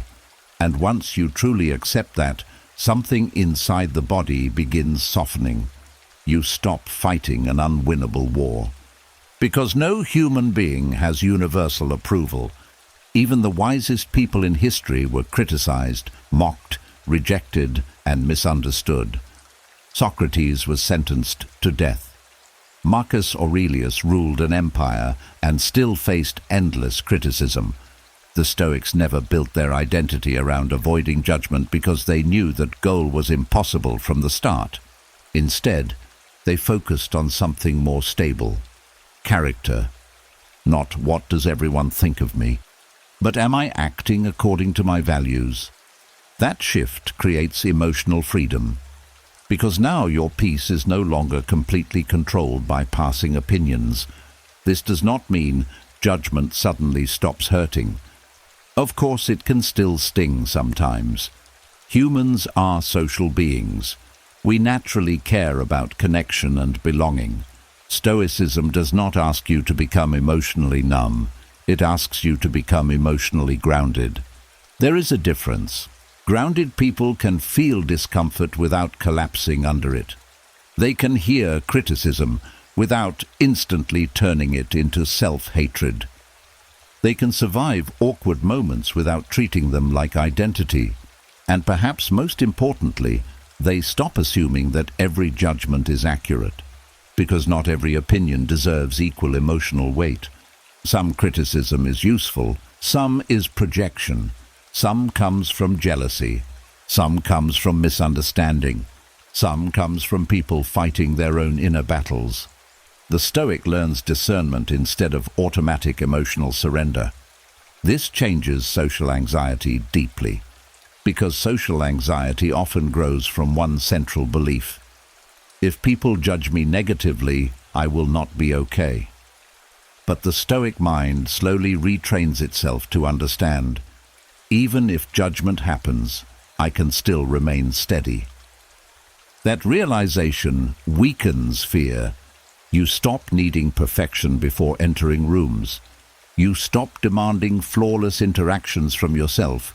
You stop analyzing every tiny social detail afterward as if your survival depends on it. And something surprising happens when you stop obsessing over judgment. You become more natural, more present, more alive, because fear of judgment often creates the very awkwardness people are trying to avoid. A nervous mind overthinks every movement, every word, every reaction. But calmness creates flow. Calmness allows authenticity to breathe. The Stoics practiced this through perspective. They constantly reminded themselves how temporary human opinions really are. The people judging you today are often preoccupied with their own insecurities tomorrow. Most judgments fade quickly into time. The mind simply exaggerates their permanence. And even if some people truly dislike you, misunderstand you, or criticize you unfairly, life continues. Your worth does not evaporate. Your character remains yours. Your inner peace can still exist. This is why emotional discipline matters so much. Not because it removes all discomfort, but because it prevents discomfort from ruling your behavior completely. A calm mind does not panic every time it feels observed. It does not immediately surrender its identity to outside opinions. It stays rooted, steady, present. And perhaps one of the most powerful forms of healing is realizing that people are allowed to misunderstand parts of you without that becoming an emergency. You no longer need to mentally chase every judgment. You no longer need to correct every perception. You no longer need to shapeshift constantly just to feel accepted, because eventually a deeper truth begins settling into the nervous system. Your life becomes far lighter when you stop carrying the impossible responsibility of controlling how every human being sees you. That responsibility was never yours to carry. The Stoic lets it go, and in that release, something beautiful appears. Calm. Not because judgment disappeared from the world, but because judgment no longer controls the soul the way it once did. And once the fear of being judged begins losing its grip, a deeper level of freedom slowly starts opening inside the mind. Because there is a difference between feeling nervous about judgment and being emotionally controlled by people's opinions entirely. Many people spend years unconsciously handing strangers the power to shape their mood, their confidence, their self-worth, and even their identity. A compliment lifts them high. A criticism crushes them. Praise becomes emotional oxygen. Disapproval becomes emotional danger. And over time they stop living from their own center. They begin living through reactions, through approval, through applause, through the constantly shifting opinions of other people. That is one of the most exhausting ways a human being can live. Because people's opinions change constantly. Someone admires you one day and misunderstands you the next. Someone praises your confidence until it threatens their insecurity. Someone supports your growth until your growth becomes uncomfortable for them. Human opinions move like weather. They are unstable, emotional, influenced by mood, jealousy, fear, projection, culture, preference, and personal experience. Yet insecure minds often treat those opinions as permanent truth. The Stoics saw this clearly. Marcus Aurelius reminded himself again and again that chasing approval from other people is dangerous, because those same people are inconsistent even with themselves. A person may praise something today and criticize the exact same thing tomorrow. If your peace depends entirely on external opinion, then your emotional state becomes permanently unstable. And many people live exactly this way without realizing it. They monitor reactions constantly. Did they like what I said?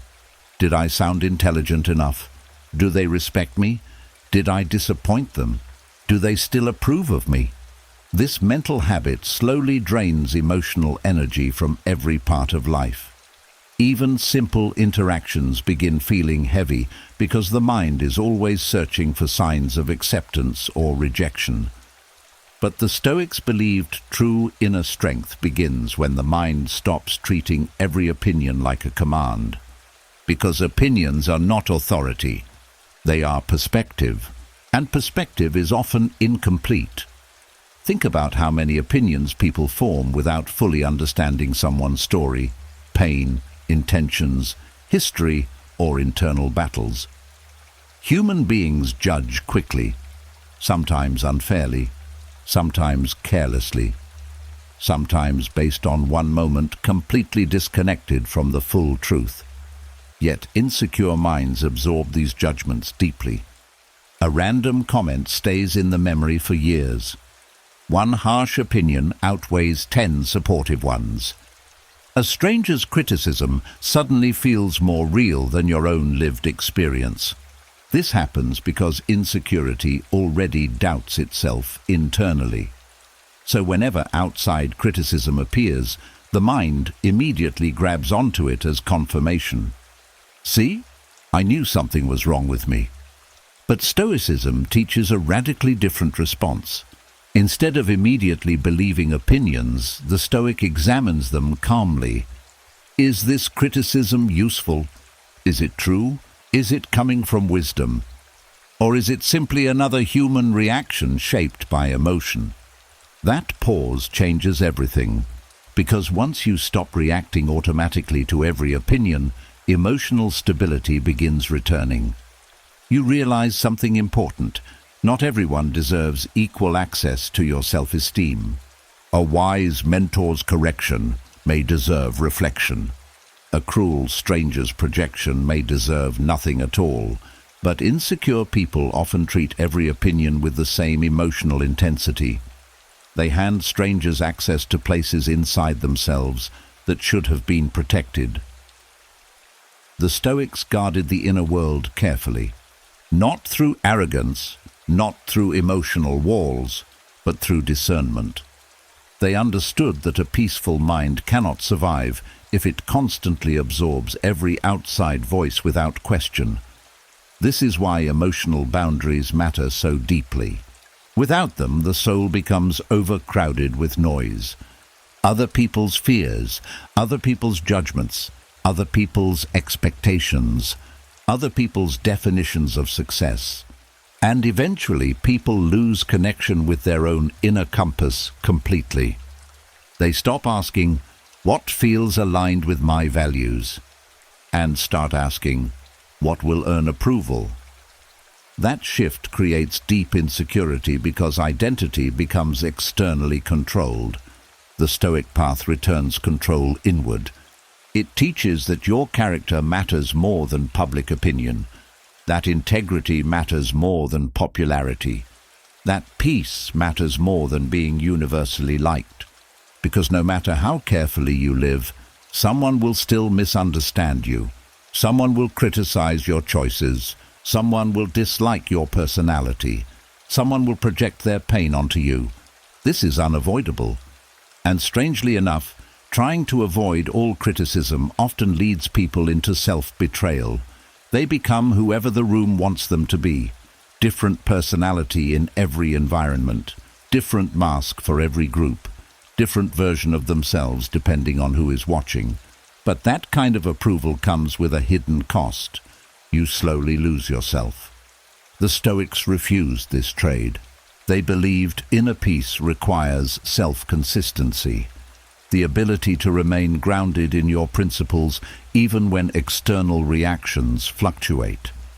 This creates a quieter kind of confidence, not loud confidence, not performative confidence, steady confidence, the kind that does not collapse every time someone disagrees with you, the kind that can survive criticism without spiraling into self-hatred, the kind that understands human opinion is temporary, while character is lasting. And perhaps one of the most healing realizations of all is this: people's opinions often say more about their internal world than yours. An insecure person may criticize confidence because it reminds them of what they lack. An unhappy person may mock joy because joy feels foreign to them. A fearful person may judge growth because growth threatens comfort. Not every opinion is wisdom. Sometimes it is simply unresolved pain speaking outward. The Stoic mind learns not to carry every voice home emotionally. This changes life deeply. You stop over-explaining yourself constantly. You stop shrinking every time someone disapproves. You stop treating disagreement like emotional danger. You stop needing universal acceptance before allowing yourself peace. And slowly, a new feeling begins appearing inside you: stability. The nervous system relaxes because it no longer feels responsible for controlling every outside perception. You begin understanding that your worth cannot realistically rise and fall based on every opinion that crosses your path. That would make peace impossible. Instead, your sense of self begins rooting itself somewhere deeper. In your values, your actions, your discipline, your honesty, your resilience, your relationship with your own conscience. And once that foundation becomes strong, something powerful happens. Other people's opinions stop feeling like earthquakes. They become weather, sometimes pleasant, sometimes uncomfortable, but no longer strong enough to destroy the ground beneath your feet. And after the mind slowly stops surrendering itself to every outside opinion, something deeper begins asking for attention. Because beneath insecurity, beneath comparison, beneath rejection, beneath fear of judgment, there is often one painful absence quietly shaping everything else. Self-respect, not confidence, not ego, self-respect. The quiet feeling that your existence deserves care, dignity, patience, and honesty. And many people lose this relationship with themselves so gradually they barely notice it happening. It happens through years of self-doubt, years of abandoning your own needs to keep other people comfortable, years of tolerating disrespect because loneliness felt scarier than mistreatment, years of criticizing yourself every day until harshness started feeling normal, years of shrinking, apologizing, over-explaining, and questioning your worth in every room you entered. Little by little, the relationship with yourself weakens, and eventually, people begin treating themselves like someone they do not even value. They ignore their own exhaustion, break promises to themselves constantly, speak internally with cruelty, stay in situations that damage their spirit, accept less than they deserve, because deep inside they no longer believe they deserve much at all. This is what insecurity does over time. It erodes self-respect quietly. The Stoics understood that a human being cannot experience lasting peace while secretly feeling unworthy inside. Marcus Aurelius constantly reminded himself to act in ways that preserve dignity and integrity, because he knew self-respect is built through daily behavior, not through words alone, not through motivation, through how you consistently treat yourself when nobody is watching. And this is where healing becomes very honest, because rebuilding self-respect is not about suddenly feeling amazing overnight. It is about slowly ending the habits that taught your mind you were disposable. That process takes courage, especially after years of self-doubt, because when people lose self-respect, they often start seeking externally what should have been built internally. They chase validation, approval, attention, and reassurance, hoping it will finally fill the emptiness inside. But no amount of outside praise can permanently repair a relationship you continue damaging within yourself daily. The Stoics believed the inner world must become trustworthy again. You must slowly become someone your own mind feels safe with. And that begins through small acts of self-honesty, keeping promises to yourself, resting when you truly need rest, speaking truthfully instead of constantly shape-shifting for acceptance, walking away from situations that repeatedly destroy your peace, not abandoning your values just to avoid rejection. At first, these actions may seem small, but to a person who spent years doubting themselves, they are revolutionary. Because every time you betray yourself, the mind notices. And every time you honor yourself, the mind notices that too. Self-respect is built through accumulated evidence. Think about how trust works between people. If someone constantly lies, disappoints, abandons, or mistreats you, trust disappears over time. The same thing happens internally. Many people no longer trust themselves because they spent years ignoring their own emotional needs, violating their own boundaries, and speaking to themselves with constant cruelty. The relationship became damaged. But relationships can heal through consistency. The Stoics understood this deeply. They believed discipline was an act of self-respect, not punishment. Caring for the body, calming the mind, speaking wisely, choosing integrity, practicing patience. These were not acts of perfection. They were acts of inner dignity. Because a person with self-respect stops treating themselves like an emotional punching bag. They stop turning every mistake into self-destruction. They stop chasing people who repeatedly wound them. They stop apologizing for taking up space. And slowly, something inside begins standing upright again. Not arrogance, not superiority, dignity. The kind that says, I may still be healing, but I will no longer participate in my own destruction. That sentence changes lives, especially for people who spent years believing they deserved less. Many insecure people secretly carry old emotional conditioning from childhood, relationships, failures, or painful environments. They learn to associate worth with performance, usefulness, perfection, or approval.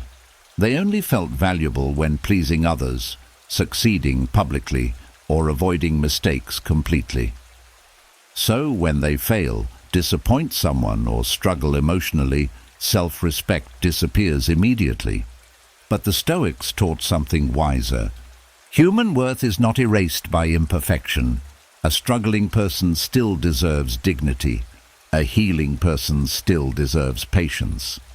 A wounded person still deserves compassion. And perhaps one of the most important parts of rebuilding self-respect is learning how to stop emotionally humiliating yourself every time you fall short, because growth requires room for imperfection. The insecure mind says, if I fail, I deserve punishment. The Stoic mind says, if I fail, I need reflection, correction, and discipline, not hatred. That difference creates emotional stability. Without it, people remain trapped in cycles of shame. They try to improve through self-attack, but self-attack eventually drains motivation completely. The mind becomes exhausted from carrying constant internal criticism. The Stoics chose another path: firmness without cruelty, accountability without emotional violence. And over time, this changes how a person walks through life. They stop begging for scraps of validation. They stop tolerating treatment that destroys their peace.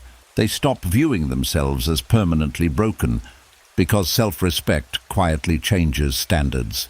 A person who respects themselves speaks differently, chooses differently, recovers differently, loves differently. They no longer believe they must abandon themselves just to keep others close.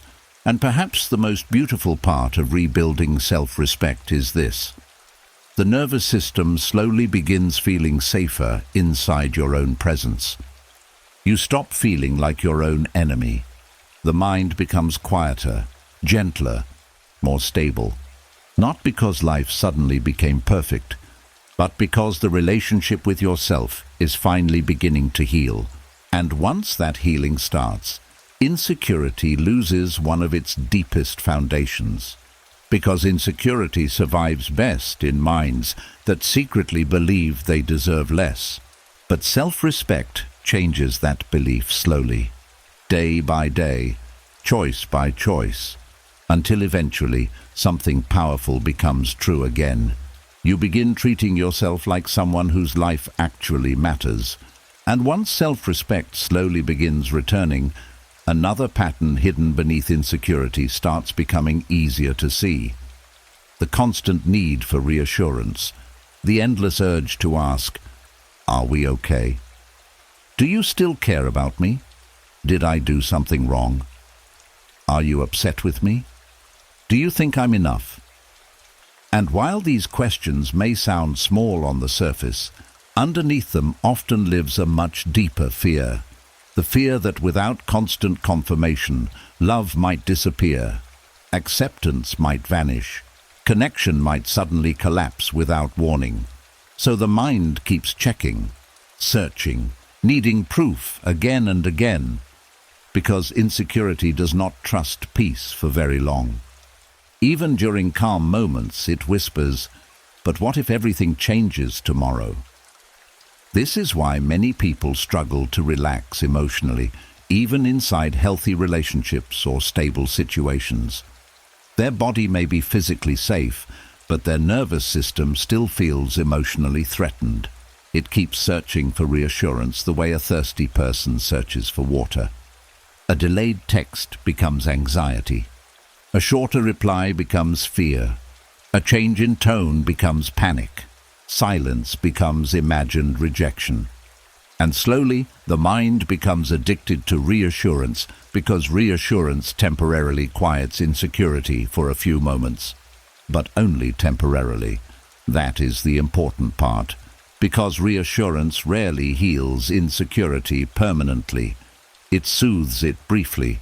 Then the fear returns again, demanding more confirmation, more proof, more certainty, more emotional guarantees that no human being can realistically provide forever.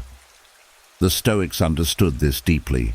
They knew that peace cannot exist in a mind constantly demanding certainty from the outside world. Human beings are unpredictable. Emotions change. Situations shift. Relationships evolve. Life itself contains uncertainty. Trying to eliminate all uncertainty through reassurance only creates deeper dependence, and dependence creates fear. The Stoics trained themselves differently. Instead of constantly asking the world, "Please make me feel safe," they worked on becoming emotionally steady within themselves. Not because they stopped caring about people, not because they became cold or detached, but because they understood that emotional stability built entirely on outside reassurance will always remain fragile. Think about how exhausting it is to constantly need emotional confirmation before you can relax. Many people cannot even enjoy love fully because part of their mind is always preparing for its disappearance. They keep looking for signs that something is wrong, even during moments where nothing is actually wrong. The insecure mind struggles to trust peace. It feels more familiar with anxiety than calmness. And sometimes, people unknowingly create problems simply because uncertainty feels unbearable. They overanalyze tiny details. They seek reassurance repeatedly. They test relationships emotionally. They need constant reminders that they are valued, because deep inside, they do not fully believe it themselves. This is why the Stoic path begins inward. The question slowly changes from, "Can others constantly reassure me?" to, "Why does my nervous system feel unsafe without endless reassurance?" That question reveals the deeper wound, because reassurance seeking often grows from old emotional instability. A person who experienced inconsistency, rejection, criticism, abandonment, or emotional unpredictability may develop hypervigilance. Their mind learns to constantly monitor connection for signs of danger.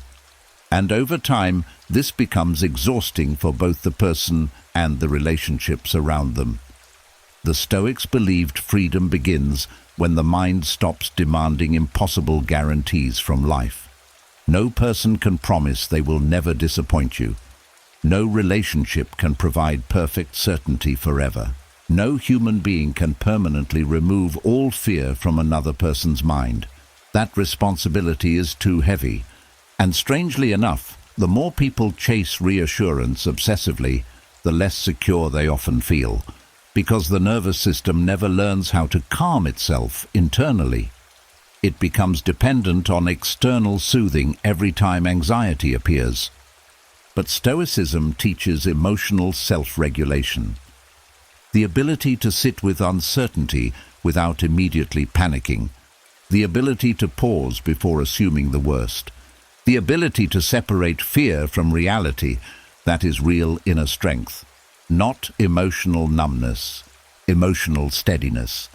Marcus Aurelius constantly reminded himself to return control inward, to focus on his own thoughts, responses, and character, rather than becoming emotionally consumed by things outside his control. This included other people's moods, opinions, reactions, and changing emotions. Because once your peace depends completely on constant reassurance from others, your inner world becomes unstable every time communication changes slightly. The Stoic mind learns to breathe through uncertainty instead of instantly trying to eliminate it. This creates a calmer nervous system over time. You stop interpreting every silence as rejection. You stop assuming every shift means abandonment. You stop treating emotional discomfort like proof that disaster is coming. And perhaps most importantly, you stop making other people responsible for healing wounds they did not create. That realization changes relationships deeply, because healthy connection should feel supportive, not emotionally suffocating. Love should not feel like a constant emergency requiring non-stop reassurance just to survive emotionally. The Stoics understood that true peace grows from internal stability first. A stable person can appreciate reassurance without depending on it for survival. They can receive love without demanding endless proof every hour. They can tolerate uncertainty without collapsing into fear immediately.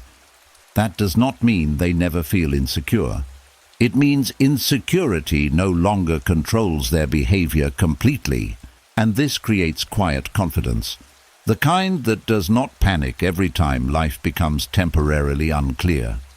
The kind that can sit in uncertainty and still remain grounded.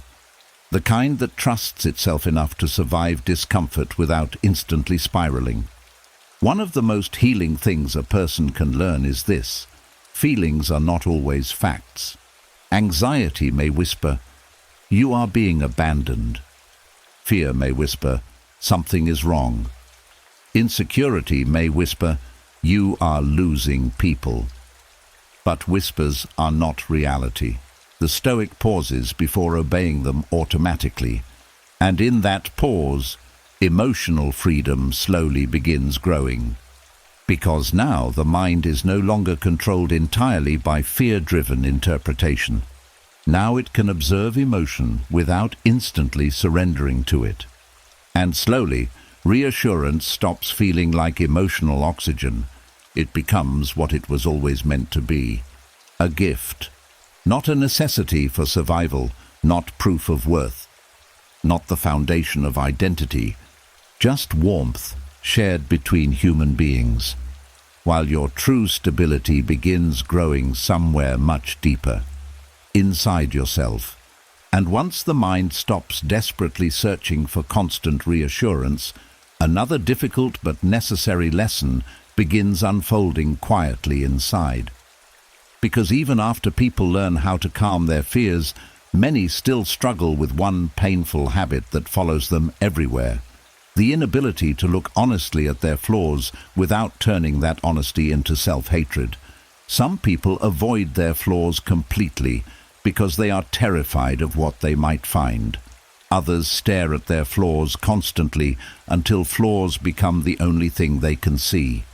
Neither path creates peace, and insecurity often swings between these two extremes. One moment the mind pretends everything is fine. The next moment it attacks itself mercilessly. A mistake becomes proof of failure. A weakness becomes proof of worthlessness. An insecurity becomes proof that something is fundamentally wrong inside. And slowly, people begin confusing self-awareness with self-punishment. But the Stoics understood something incredibly important. Seeing your flaws clearly is not supposed to destroy you. It is supposed to guide you. Marcus Aurelius spent much of his writing reflecting honestly on his own weaknesses, emotions, impatience, ego, distractions, and human imperfections. But he did not do this to humiliate himself. He did it to become wiser. He understood that self-awareness without compassion easily becomes emotional cruelty. And emotional cruelty never creates lasting growth. Think about how many people speak to themselves after mistakes. The language becomes vicious instantly. I'm pathetic. I ruin everything. Why am I like this? I'll never change. Most people would never speak this way to another struggling human being. Yet internally, they repeat these sentences daily without noticing the damage. Over time, the nervous system starts believing it lives with an enemy instead of an ally. That changes everything emotionally, because when the mind feels unsafe with itself, even small imperfections begin feeling threatening. A flaw is no longer just a flaw. It becomes evidence that love, peace, success, or belonging might disappear completely. The Stoics rejected this kind of thinking. They believed flaws are part of being human, not proof that you are broken beyond repair. Every person carries weaknesses. Every mind struggles with something: fear, anger, laziness, pride, insecurity, impatience, desire for approval, emotional attachment. No human being escapes inner conflict completely. This realization is deeply freeing, because many insecure people secretly believe they are uniquely defective. They compare their private struggles to other people's public masks and conclude, everyone else seems stronger than me. But the Stoics knew that all human beings are fighting internal battles quietly. Some simply hide them better. And perhaps one of the greatest forms of maturity is learning how to face your imperfections honestly without collapsing into shame afterward. That is difficult, especially for people raised in environments where mistakes were punished harshly. Many people learned early in life that flaws made them less lovable, less acceptable, less worthy of patience. So now, whenever imperfection appears, the old fear returns immediately. If I am flawed, I must deserve rejection. But Stoicism teaches something calmer. A flaw is simply an area requiring awareness, discipline, and growth. Not hatred, not humiliation. Growth.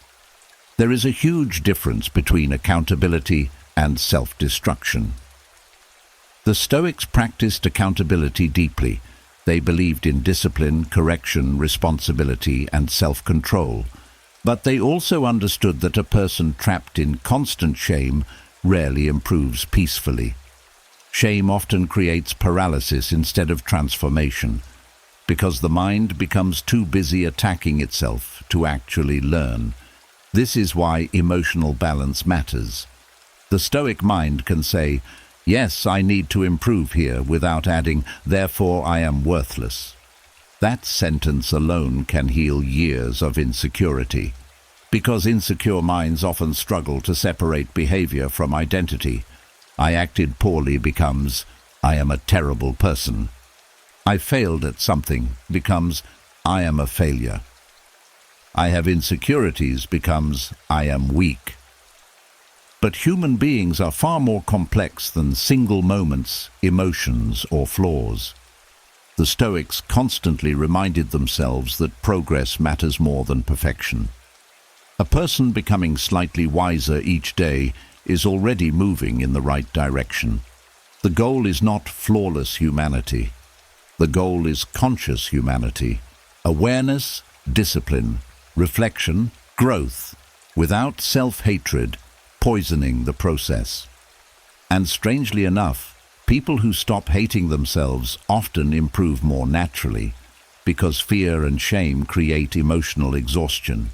But calm self-awareness creates space for honest correction. You no longer need to defend every flaw or deny every weakness, because weakness no longer threatens your entire identity. That creates emotional stability. You can admit impatience without believing you are evil. Admit insecurity without believing you are broken. Admit mistakes without believing you deserve endless punishment. This is where healing becomes real, not when flaws disappear completely, but when flaws stop making you feel unworthy of love and dignity. The Stoics believed every person carries both strength and weakness simultaneously. Wisdom grows through observing both honestly, not exaggerating flaws, not inflating strengths, simply seeing yourself clearly. And clarity creates freedom, because once you stop fighting your own humanity constantly, the nervous system finally begins relaxing. You stop demanding impossible perfection from yourself before allowing peace. You stop treating growth like a courtroom trial. Instead, life becomes practice, daily practice, some days disciplined, some days messy, but still moving forward. And perhaps one of the most healing truths of all is this: your flaws do not cancel your value. A scar does not erase the worth of the skin around it. A storm does not erase the sky behind it. And imperfection does not erase the dignity of being human. The Stoic understands this deeply, so instead of asking, "How do I become flawless?" the question slowly becomes, "How do I become more honest, disciplined, and compassionate while still remaining human?" That question creates peace, because now growth no longer requires self-hatred to fuel it. Now the mind can look at itself truthfully without turning every weakness into war. And in that gentler awareness, something powerful begins happening. You stop fearing yourself. You stop seeing your own reflection as a list of failures waiting to be fixed. You begin seeing a human being still learning, still growing, still worthy of patience while becoming stronger. And once the mind learns how to face its flaws without collapsing into shame, another transformation quietly begins becoming possible. Because many people are not naturally weak or incapable socially. They are simply exhausted from years of overthinking themselves around other human beings. That exhaustion becomes social anxiety. Not just nervousness, not simple shyness, but the constant feeling of being emotionally exposed whenever attention turns toward you. The feeling that every word might be wrong, every silence might be awkward, every interaction might reveal something inadequate about you, and over time, the mind becomes trapped in constant self-monitoring. You stop experiencing conversations naturally because half your attention is focused on analyzing yourself while the conversation is happening. Do I sound strange? Did I say too much? Do they think I'm awkward? Should I speak more? Should I stop talking? The body becomes tense. The nervous system becomes alert. Even simple interactions start feeling like emotional tests you might fail. That is the hidden pain of social anxiety. The fear is not always people themselves. The fear is exposure, being seen imperfectly, being judged, being rejected, being misunderstood. And because insecure minds already carry deep fear of inadequacy, social situations become emotionally overwhelming very quickly. The Stoics understood this kind of inner disturbance deeply. They believed suffering increases when the mind becomes excessively attached to how it appears in the eyes of others. A person trapped in constant self-consciousness cannot fully relax because their attention is always divided between life itself and the performance of themselves inside life. Marcus Aurelius constantly trained his mind to return inward instead of becoming consumed by outside perception. Not because he stopped caring about people, but because he understood that peace disappears when your identity depends entirely on managing how everyone sees you. And this is where silent confidence begins. Not loud confidence, not attention-seeking confidence, silent confidence. The kind that grows slowly when the mind stops treating social interaction like survival. Many people think confidence means becoming the loudest person in the room, but the Stoics saw confidence differently. To them, confidence was steadiness, calmness, presence, the ability to remain internally grounded without needing constant validation from the environment. And strangely enough, social anxiety often weakens when the mind becomes less obsessed with itself. Because anxiety feeds on self-focus. Every interaction becomes about protecting image, avoiding mistakes, and preventing judgment. But this creates unnatural tension. A person becomes trapped inside their own head instead of being connected to the present moment. The Stoics practiced the opposite: attention outward, presence instead of performance, listening instead of constantly evaluating themselves. Because when the mind stops obsessing over how it appears, conversations begin feeling more human and less like emotional danger. This does not happen overnight, especially if insecurity has trained the nervous system to expect rejection constantly. Many socially anxious people spent years feeling emotionally unsafe around others. Maybe they were criticized heavily, rejected painfully, mocked publicly, ignored repeatedly. Over time, the body learned to associate visibility with danger. And now, even harmless interactions can trigger anxiety automatically. The Stoic response is not self-hatred. It is gradual retraining, learning how to stay present during discomfort instead of instantly retreating mentally, learning how to survive awkward moments without turning them into identity, learning how to speak imperfectly without emotionally punishing yourself afterward. This is where silent confidence is built, not through pretending fear does not exist, but through remaining steady while fear slowly loses power. Epictetus taught that courage is not the absence of fear. Courage is acting wisely despite fear. That changes social anxiety completely, because now the goal is no longer to eliminate all nervousness before living fully. The goal becomes learning how to move through life even while some discomfort exists. And over time, something surprising happens. The nervous system starts realizing, I can survive this. A conversation does not destroy you. An awkward pause does not destroy you. A strange moment does not destroy you. Someone disliking you does not destroy you. That realization slowly weakens anxiety's grip, because social anxiety survives by convincing the mind that embarrassment, judgment, or awkwardness are unbearable threats. But once you repeatedly survive those moments calmly, the fear begins shrinking naturally. The Stoics also understood something many anxious people forget. Most human beings are too focused on themselves to analyze you as harshly as you imagine. Everyone carries insecurities quietly. Everyone worries about something. Everyone has awkward moments they replay privately. The world is filled with people trying to appear more certain than they actually feel. Realizing this softens self-consciousness. You stop feeling uniquely flawed. You stop treating yourself like the only imperfect human in every room. And perhaps most importantly, you stop demanding perfection from your social existence before allowing yourself peace.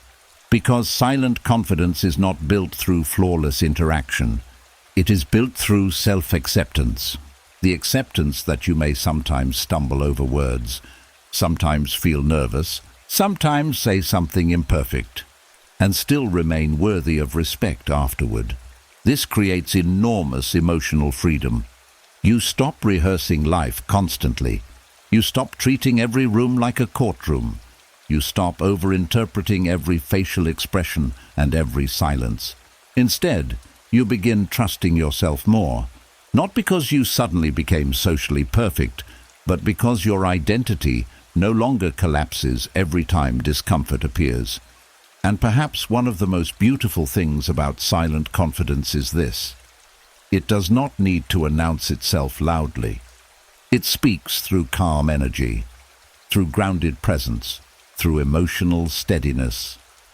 A silently confident person no longer enters rooms desperately asking, "Will they accept me?"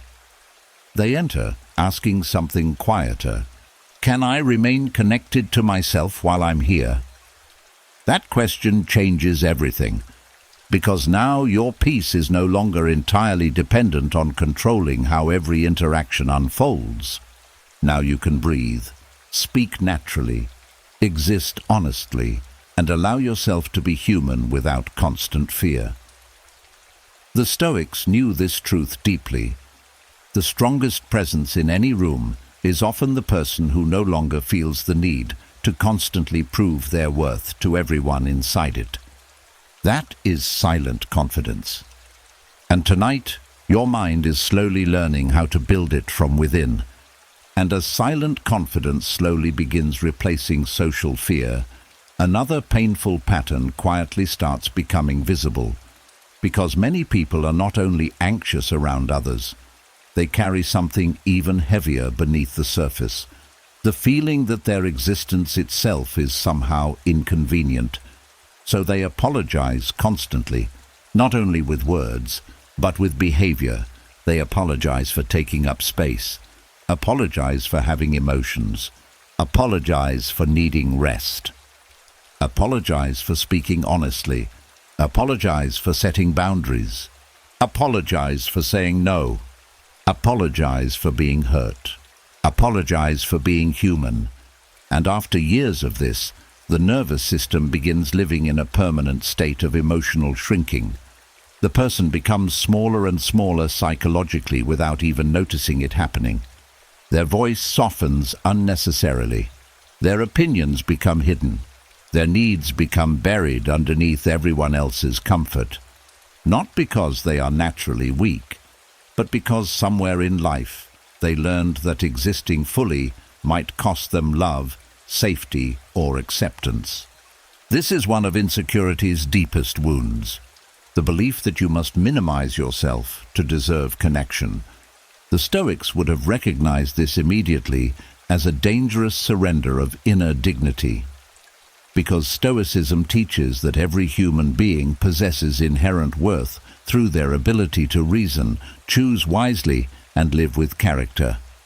Your value does not come from becoming emotionally invisible for the comfort of others. Yet many people spend years unconsciously trying to earn permission to exist peacefully. They become overly agreeable, overly accommodating, overly careful. They monitor everyone else's emotional reactions while completely abandoning their own needs internally. If someone seems disappointed, they panic. If someone becomes upset, they instantly assume they are wrong. Conflict feels unbearable because deep inside they associate disapproval with danger.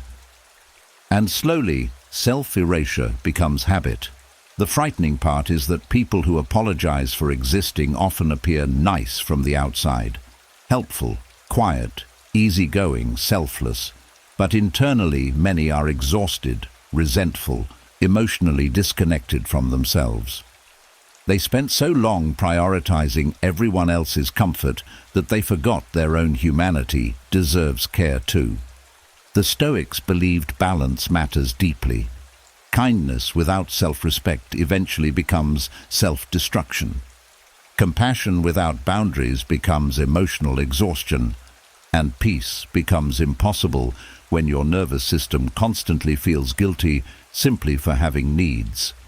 Marcus Aurelius reminded himself often that human beings are part of nature itself, and nature does not apologize for existing. Trees do not apologize for growing. Rivers do not apologize for flowing. The sun does not apologize for taking up space in the sky. Yet human beings often carry deep shame for simply being visible. This shame usually begins early. Some people grew up feeling emotionally dismissed. Others learned that expressing needs led to criticism or punishment. Some were valued only when useful, quiet, successful, or emotionally convenient. So they adapted. They learned to become less demanding, less visible, less expressive, less themselves. And now, even healthy self-expression can trigger guilt automatically. The Stoic path slowly untangles this conditioning. It teaches that dignity is not arrogance. Taking up space respectfully is not selfishness. Having boundaries is not cruelty. Speaking honestly is not something requiring endless apology. This is difficult for insecure minds to accept because insecurity constantly fears rejection. It says, if I become too visible, too honest, too real, people may leave. So the person keeps shrinking emotionally, hoping smaller versions of themselves will feel safer. But safety purchased through self-erasure is never true peace. Because part of you always knows you are abandoning yourself to maintain it. The Stoics would ask an uncomfortable but healing question. What kind of life is created when a person spends every day apologizing for their own humanity? Usually the answer is exhaustion. A person who apologizes for existing cannot fully relax. They feel guilty resting, guilty speaking, guilty needing support, guilty disappointing others, guilty for taking time, guilty for wanting more from life. Guilt becomes attached to basic existence itself. But this is not wisdom. This is emotional conditioning. And conditioning can change. The Stoics believed peace comes from living according to truth, not fear. The truth is that every human being has needs, emotions, limits, preferences, and boundaries. Pretending otherwise does not create virtue. It creates suppression. And suppressed people eventually break internally. This is why self-respect matters so deeply in Stoicism. Not ego-driven superiority, calm self-respect. The ability to recognize that your existence carries value even when you are not constantly pleasing everyone around you. Because worth is not earned through self-neglect. You do not become more lovable by disappearing. You do not become more valuable by silencing your needs forever. And perhaps one of the deepest signs of healing is this. Your nervous system stops panicking every time you take up emotional space. You stop over-explaining simple boundaries. You You stop apologizing every time someone misunderstands you. You stop feeling guilty for needing rest, quiet, honesty, or distance sometimes, not because you stopped caring about others, but because you finally started caring about yourself too. This changes relationships completely. A person who no longer apologizes for existing speaks differently. Their words become calmer, clearer, more honest. They stop negotiating their humanity constantly. They stop begging for permission to have boundaries. They stop viewing their needs as burdens automatically. And strangely enough, this creates deeper connection, not less. Because relationships become healthier when they are built on honesty instead of self-erasure. The Stoics understood that inner peace requires self-alignment. You cannot live in constant contradiction against yourself and still feel emotionally whole. If your soul constantly whispers, "Please stop abandoning me," eventually you must listen. Tonight, that listening begins more deeply. You no longer need to earn the right to exist peacefully. You no longer need to shrink every part of yourself just to avoid discomfort. You no longer need to apologize for your presence, your emotions, your healing, your boundaries, or your humanity. Because your existence is not a mistake needing constant justification. It is life itself expressing through you, and life does not need permission to breathe. And once the mind stops apologizing for existing, another quiet transformation begins unfolding beneath the surface. Because many people spend their entire lives looking outward for authority, outward for permission, outward for direction. They trust other people's opinions more than their own instincts. They doubt themselves before making decisions. They second-guess their feelings constantly. Even when something hurts deeply, they still ask themselves, "Am I overreacting?" That is what happens when insecurity slowly disconnects a person from their inner authority. And without inner authority, life becomes emotionally unstable. Every room changes you. Every opinion shakes you. Every disagreement confuses you. Every confident person suddenly feels more valid than you. The mind starts behaving as though everyone else received a secret instruction manual for life except you. So you hesitate, overthink, seek permission. Look around constantly before trusting your own judgment. And deep inside, you quietly feel small. Not always physically small, but emotionally small. Like your thoughts carry less weight. Like your needs matter less. Like your voice should stay softer than everyone else's. The Stoics understood this feeling deeply because they knew human beings easily lose themselves in the noise of the world. Marcus Aurelius constantly reminded himself to return inward because he understood something powerful. A person without inner grounding becomes emotionally controlled by every outside influence. This is why Stoicism places such importance on self-command.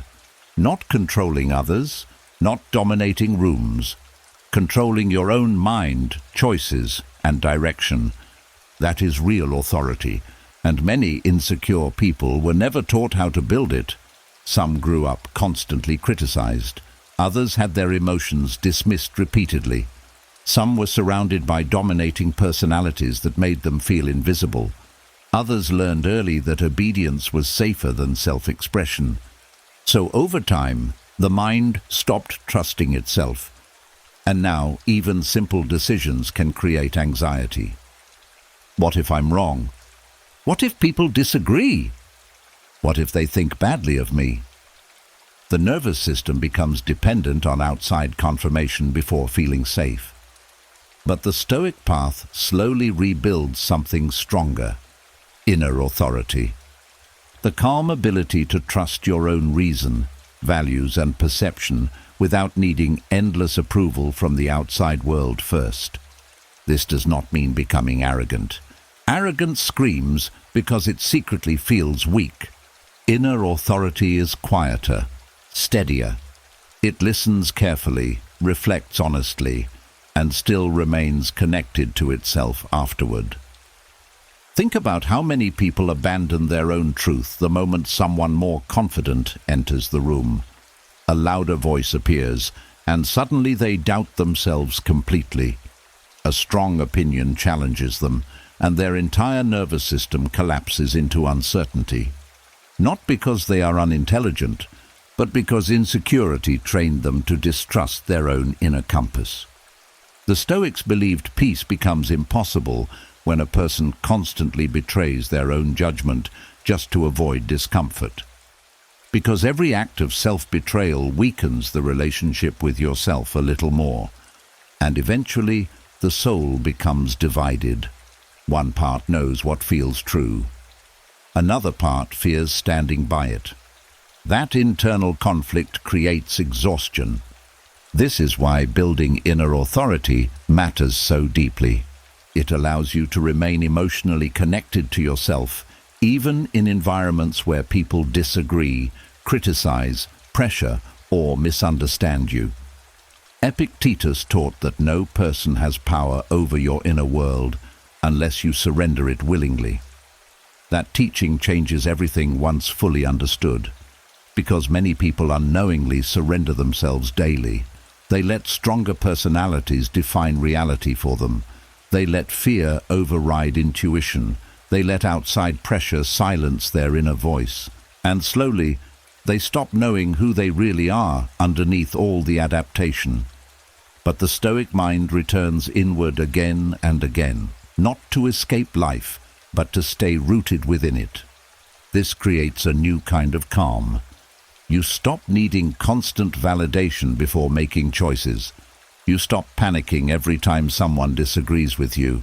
You stop assuming louder people are automatically wiser people. And perhaps most importantly, you stop treating your own feelings like they are automatically invalid. Because one of insecurity's cruelest habits is teaching people to distrust themselves completely, to question every instinct, every emotion, every boundary, every discomfort, until eventually they feel emotionally disconnected from their own inner truth. But healing reverses this slowly. You begin listening to yourself again, not impulsively, not emotionally recklessly, but honestly. You notice what drains your peace, what strengthens your spirit, what aligns with your values, what repeatedly wounds you. And instead of ignoring these signals, you begin respecting them. That is inner authority growing. The Stoics believed wisdom requires self-examination, but also self-trust. A person constantly dependent on outside approval can never fully live according to reason, because fear always interferes. Fear of criticism, fear of rejection, fear of appearing wrong. But the grounded mind accepts something freeing. Sometimes people will disagree with you, misunderstand you, or disapprove of your path, and you can still remain internally steady. That steadiness changes everything, because now your confidence no longer depends entirely on external agreement.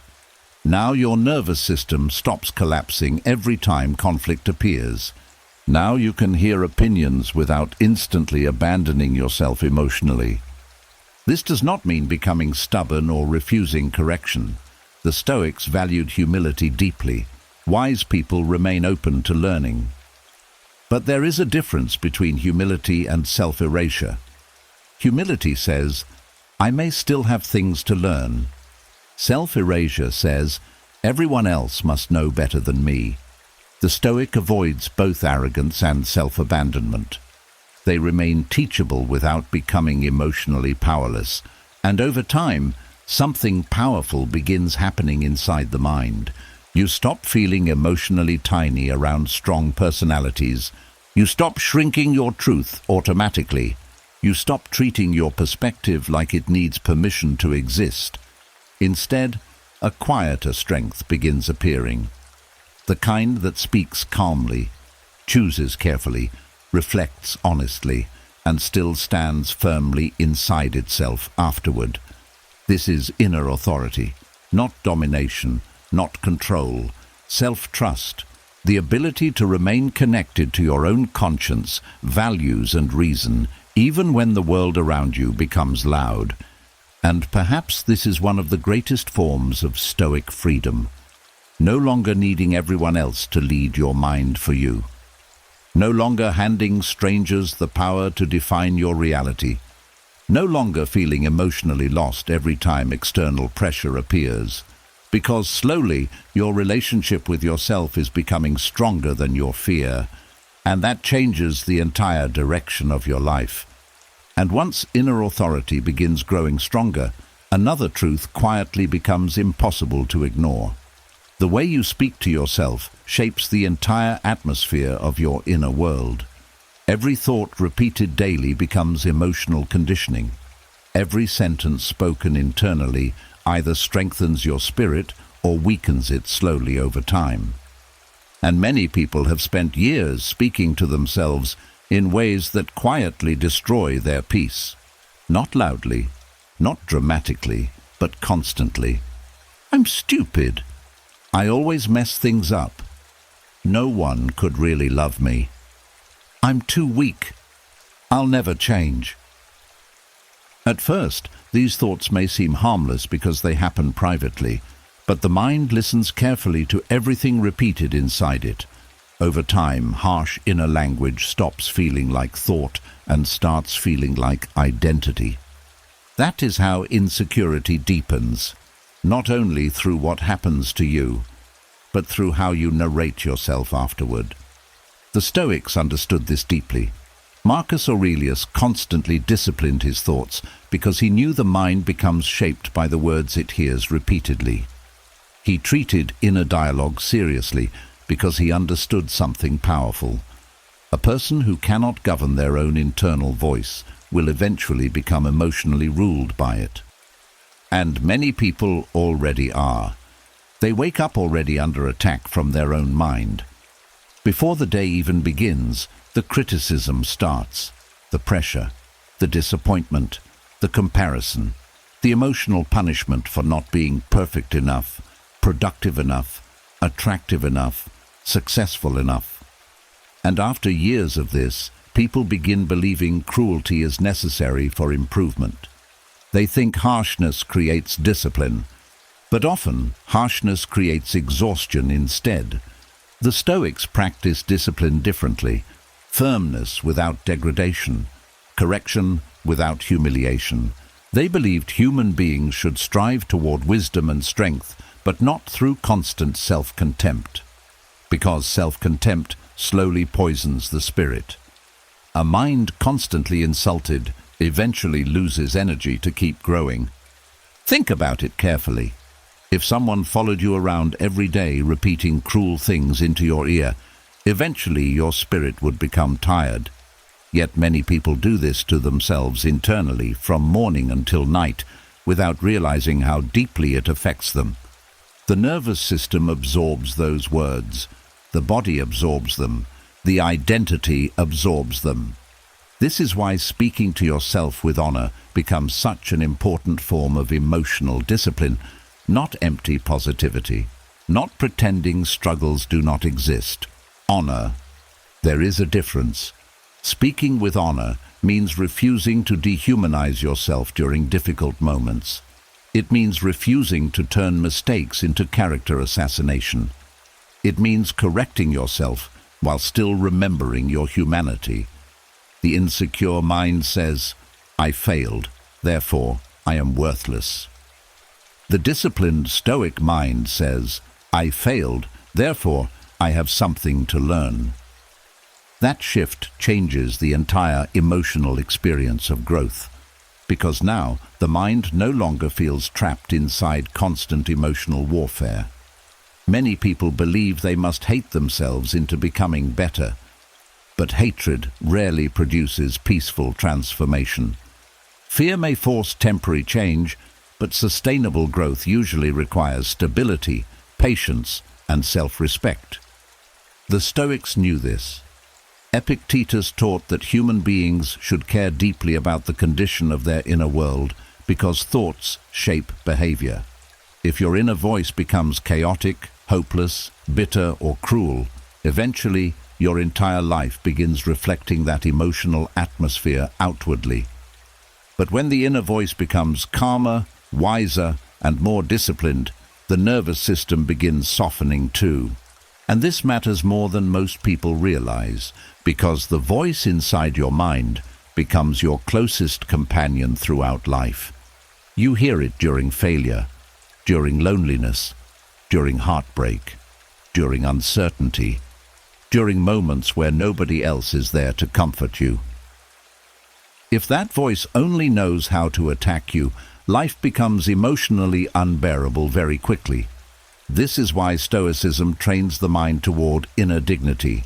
Not ego-driven praise, not delusion. Dignity. The ability to say, I am still worthy of patience while I improve. That sentence heals more than people understand, especially for those who grew up around constant criticism. Many insecure people internalized harsh voices from childhood, relationships, school, or painful environments. They learned to motivate themselves through pressure and shame because those were the voices modeled around them. Now those voices continue living inside them automatically. But inherited cruelty does not have to remain permanent. The Stoic path interrupts the cycle. It teaches awareness first. Notice how you speak to yourself after mistakes. Notice how quickly your mind attacks your character. Notice how often you deny yourself compassion you would freely offer others. Awareness creates choice, and choice creates freedom.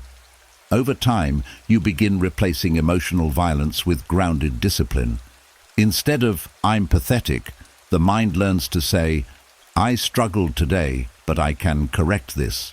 Instead of, I ruin everything, it learns, I made mistakes without becoming my mistakes. This is not weakness, this is maturity. Because mature minds understand that human beings grow best in environments where truth and compassion coexist together. The Stoics never encouraged emotional indulgence. They believed in responsibility strongly, but responsibility without dignity becomes self-destruction. A person constantly crushed internally eventually loses connection to hope. And hope matters, especially during healing, because healing is rarely linear. Some days old insecurities return.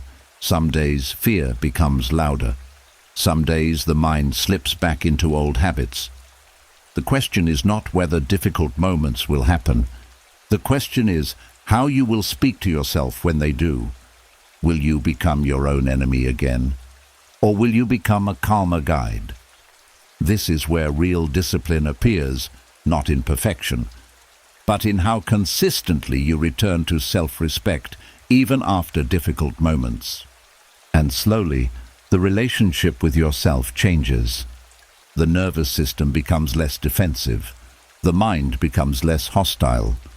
You stop fearing your own thoughts as much because the voice inside you is no longer constantly searching for reasons to destroy you emotionally.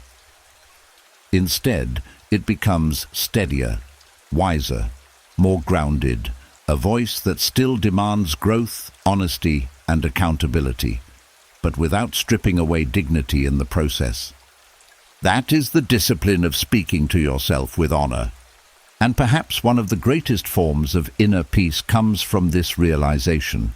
You no longer need to become perfect before you deserve your own kindness. You simply need to stop treating yourself like an enemy while trying to become stronger, because strength built through hatred eventually collapses.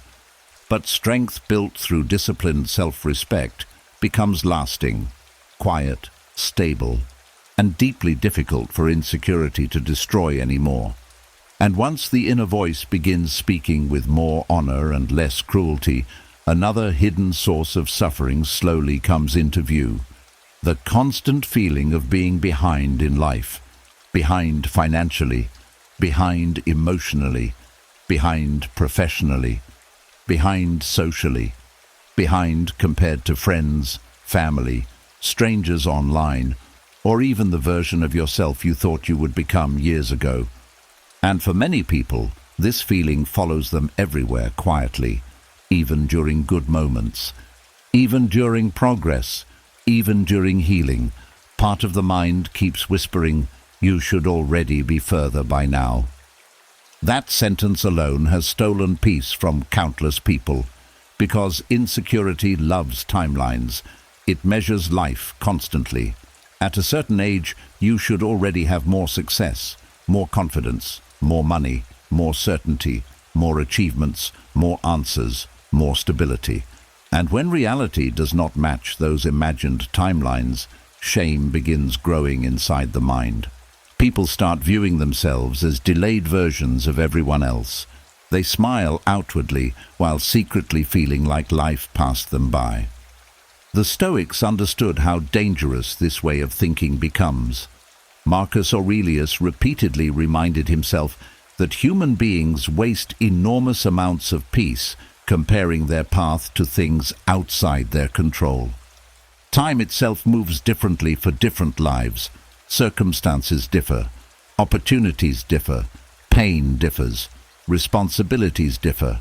Yet insecure minds ignore all of this and create one brutal conclusion: everyone else figured life out except me.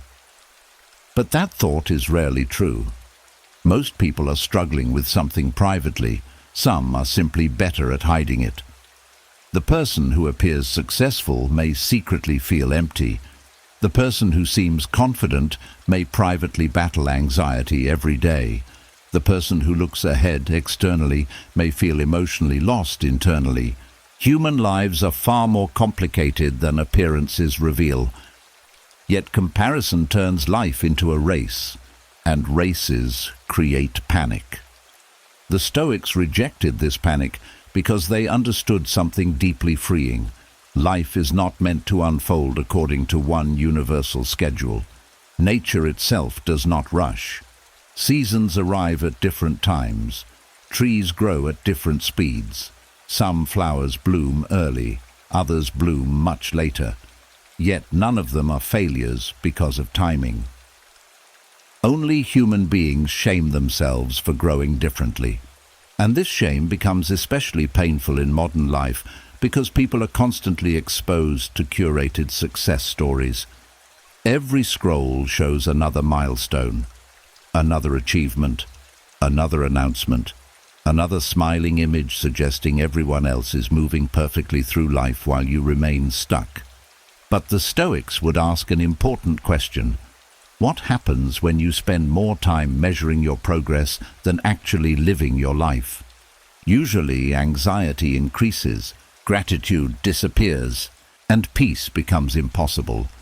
Because no matter where you are, someone else will always appear further ahead in some category, more accomplished, more attractive, more financially secure, more socially admired.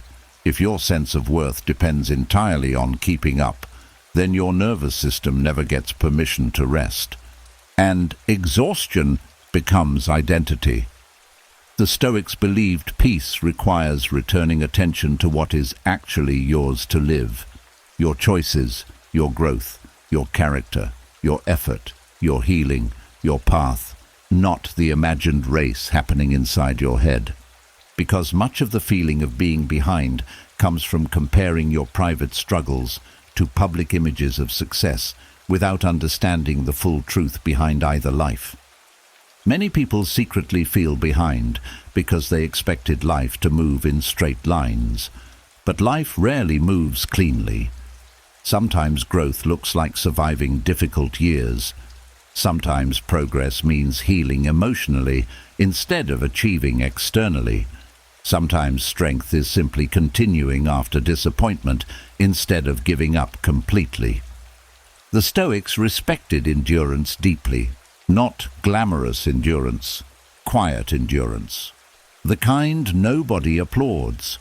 The kind where a person keeps rebuilding themselves internally while the outside world barely notices. That kind of growth matters, but insecure minds often dismiss invisible progress because it cannot easily be displayed publicly. A person may have become far wiser, calmer, stronger, or healthier emotionally over the last few years and still feel like a failure simply because their external timeline does not match society's expectations. This is one reason so many people feel emotionally exhausted now. They are not only living life, they are constantly grading life while living it. Am I ahead enough? Successful enough? Accomplished enough? Certain enough? The Stoic mind eventually steps away from this endless measuring system, not because ambition disappears, but because self-worth stops depending entirely on comparison. That changes everything emotionally. You begin understanding that life is not one giant competition where only the fastest people deserve peace. Some journeys require more healing, some require more rebuilding, some require more patience. A person carrying trauma, grief, insecurity, fear, or emotional exhaustion may naturally move through life differently than someone who never carried those weights. That does not make them lesser. It makes them human, and perhaps one of the most healing realizations of all is this. Many people who appear behind are actually growing in invisible ways that will matter deeply later. Learning patience, learning resilience, learning self-awareness, learning emotional strength, learning what truly matters. The Stoics believed wisdom often grows slower than ambition, but wisdom creates a more stable life in the end, because external success without inner stability eventually feels empty. But inner stability changes the quality of every experience. This is why the Stoics focused so heavily on the present moment, not obsessively replaying the past, not anxiously racing toward imagined future timelines, just returning attention to the next wise step available right now.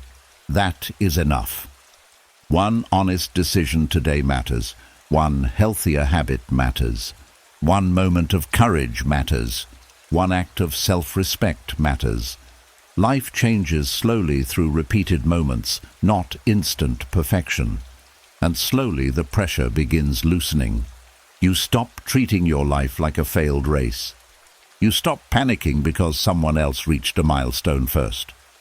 You stop assuming your story has less value because your timeline unfolded differently. Instead, something calmer begins growing. Trust. Trust that your path can still become meaningful even if it looks different than expected. Trust that healing itself is progress.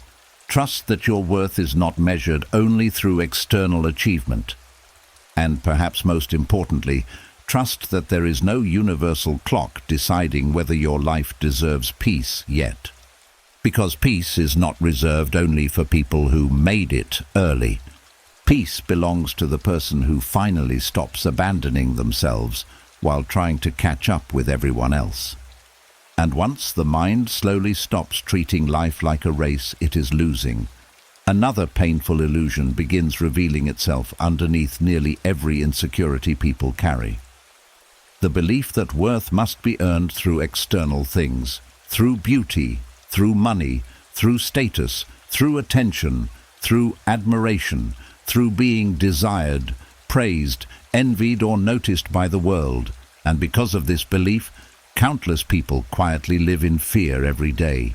Fear of aging, fear of failure, fear of being ignored, fear of becoming ordinary, fear of losing relevance. Because when identity becomes attached to external things, peace becomes fragile. A wrinkle feels threatening, financial struggle feels humiliating, silence feels like rejection, attention becomes emotional survival. The mind starts measuring value through visibility instead of character. And this creates endless anxiety. The Stoics understood this trap deeply because they watched how quickly human beings become emotionally enslaved by temporary things. Marcus Aurelius constantly reminded himself that fame disappears, beauty fades, wealth changes hands, and public admiration shifts constantly. He saw clearly that anything capable of disappearing should never become the foundation of your identity. Yet most insecure minds build identity exactly there. A beautiful person fears losing attractiveness. A successful person fears losing status. A wealthy person fears losing money. A popular person fears becoming irrelevant. The attachment itself creates suffering, because now peace depends on maintaining something unstable, and nothing external remains stable forever. This is why so many people secretly feel exhausted, even when they appear successful outwardly.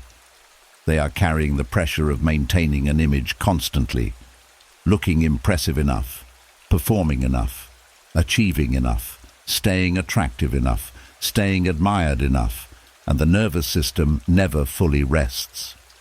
The Stoics chose another path, not rejecting beauty, success, money, or recognition completely, but refusing to treat them as proof of human worth. That difference changes everything. Because beauty can be enjoyed without becoming identity. Money can be useful without becoming self-esteem. Recognition can feel pleasant without becoming emotional oxygen. The Stoics believed external things should remain external, valuable perhaps, useful perhaps, but never powerful enough to define your soul. This creates extraordinary freedom. Think about how much insecurity grows from attaching identity to appearance. Many people spend years believing they deserve more love, respect, or attention only if they become more physically attractive. They stare at mirrors, searching for flaws, compare themselves endlessly, panic over aging, feel emotionally invisible when they do not receive enough attention. But the Stoics would ask a difficult question. If your worth depends entirely on appearance, what happens when appearance changes? Because it always changes. Bodies age, faces evolve, attention shifts, human attraction moves unpredictably. A person who builds identity only around beauty eventually lives in constant fear of losing the very thing they depend on emotionally. The same happens with money and status. Many people secretly believe they only matter when achieving visibly. Productivity becomes identity. Success becomes identity. Status becomes identity. And underneath all the ambition is often one quiet fear. If I stop achieving, will I still deserve respect? That fear creates endless internal pressure. The Stoics rejected this mindset because they understood human dignity must exist deeper than circumstances. A poor person can still carry wisdom. A quiet person can still carry depth. A struggling person can still carry honor. External conditions do not fully define internal value. This does not mean ambition is wrong.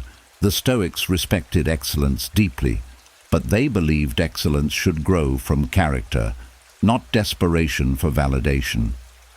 There is a huge difference. One creates fulfillment, the other creates emotional addiction. Because attention itself can become addictive, many people begin unconsciously measuring their worth through visibility, likes, messages, praise, recognition, being wanted, being noticed. When attention increases, they feel valuable. When attention fades, insecurity returns immediately. But attention is unstable by nature. Human beings are distracted constantly.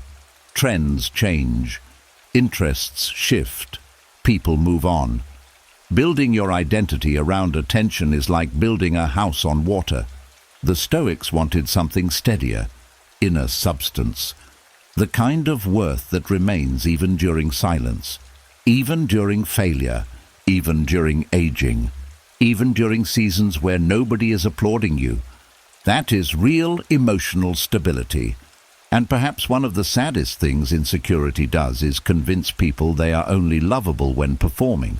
Beautiful enough, successful enough, entertaining enough, impressive enough, so they spend years exhausting themselves trying to earn worth externally, instead of realizing worth was never supposed to come from performance in the first place. The Stoics believed your deepest value comes from how you live. Your integrity, your wisdom, your discipline, your compassion, your ability to remain steady during hardship, your ability to act with character even when life becomes difficult. These things cannot be stolen by aging, cannot be destroyed by rejection, cannot disappear because attention fades. That is why the Stoics invested so heavily in inner development, because inner development creates a kind of peace external conditions cannot fully control.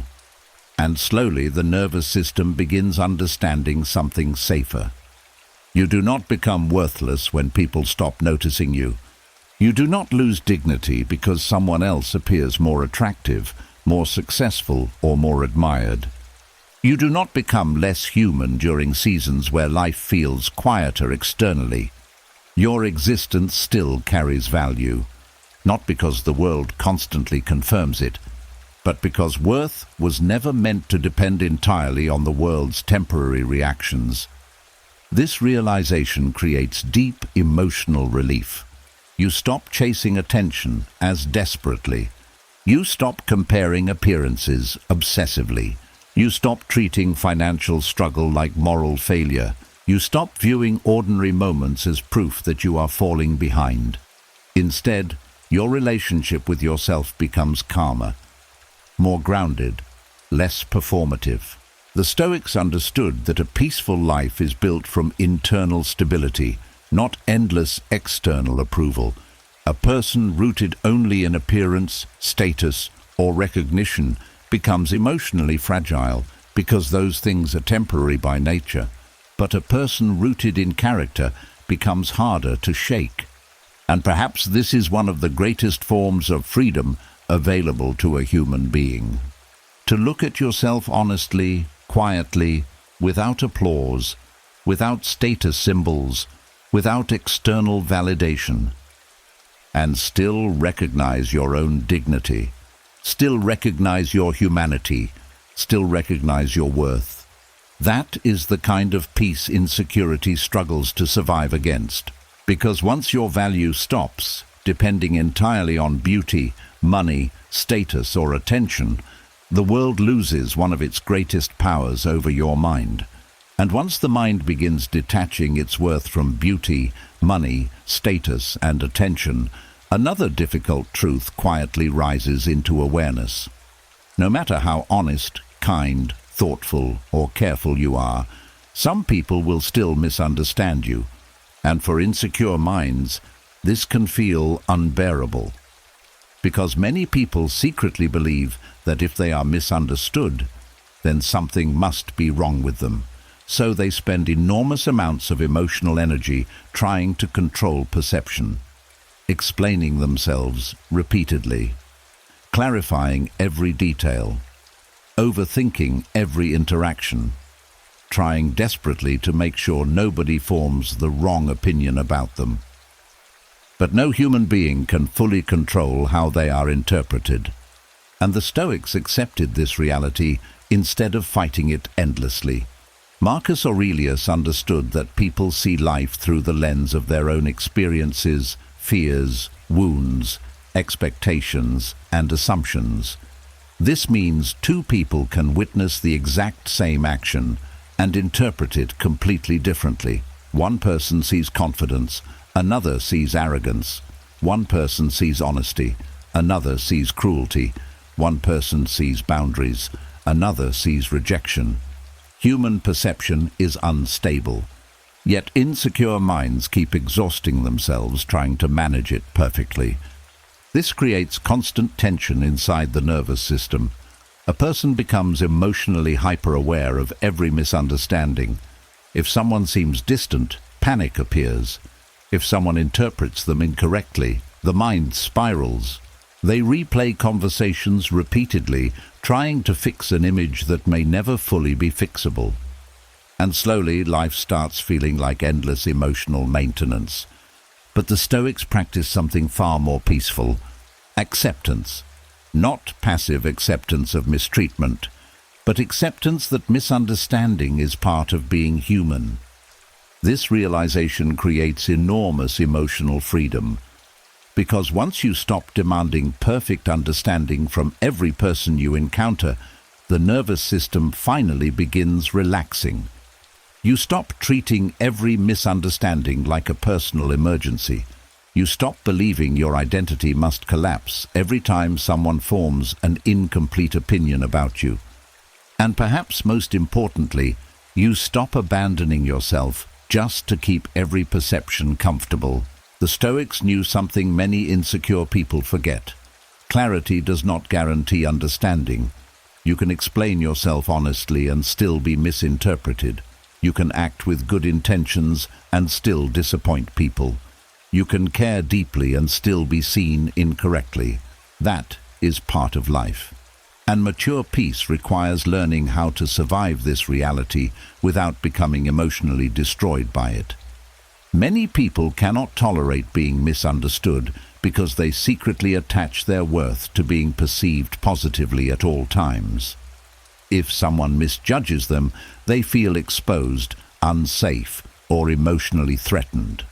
This fear often comes from old wounds, childhood criticism, rejection, shame, environments where being misunderstood led to punishment or emotional pain.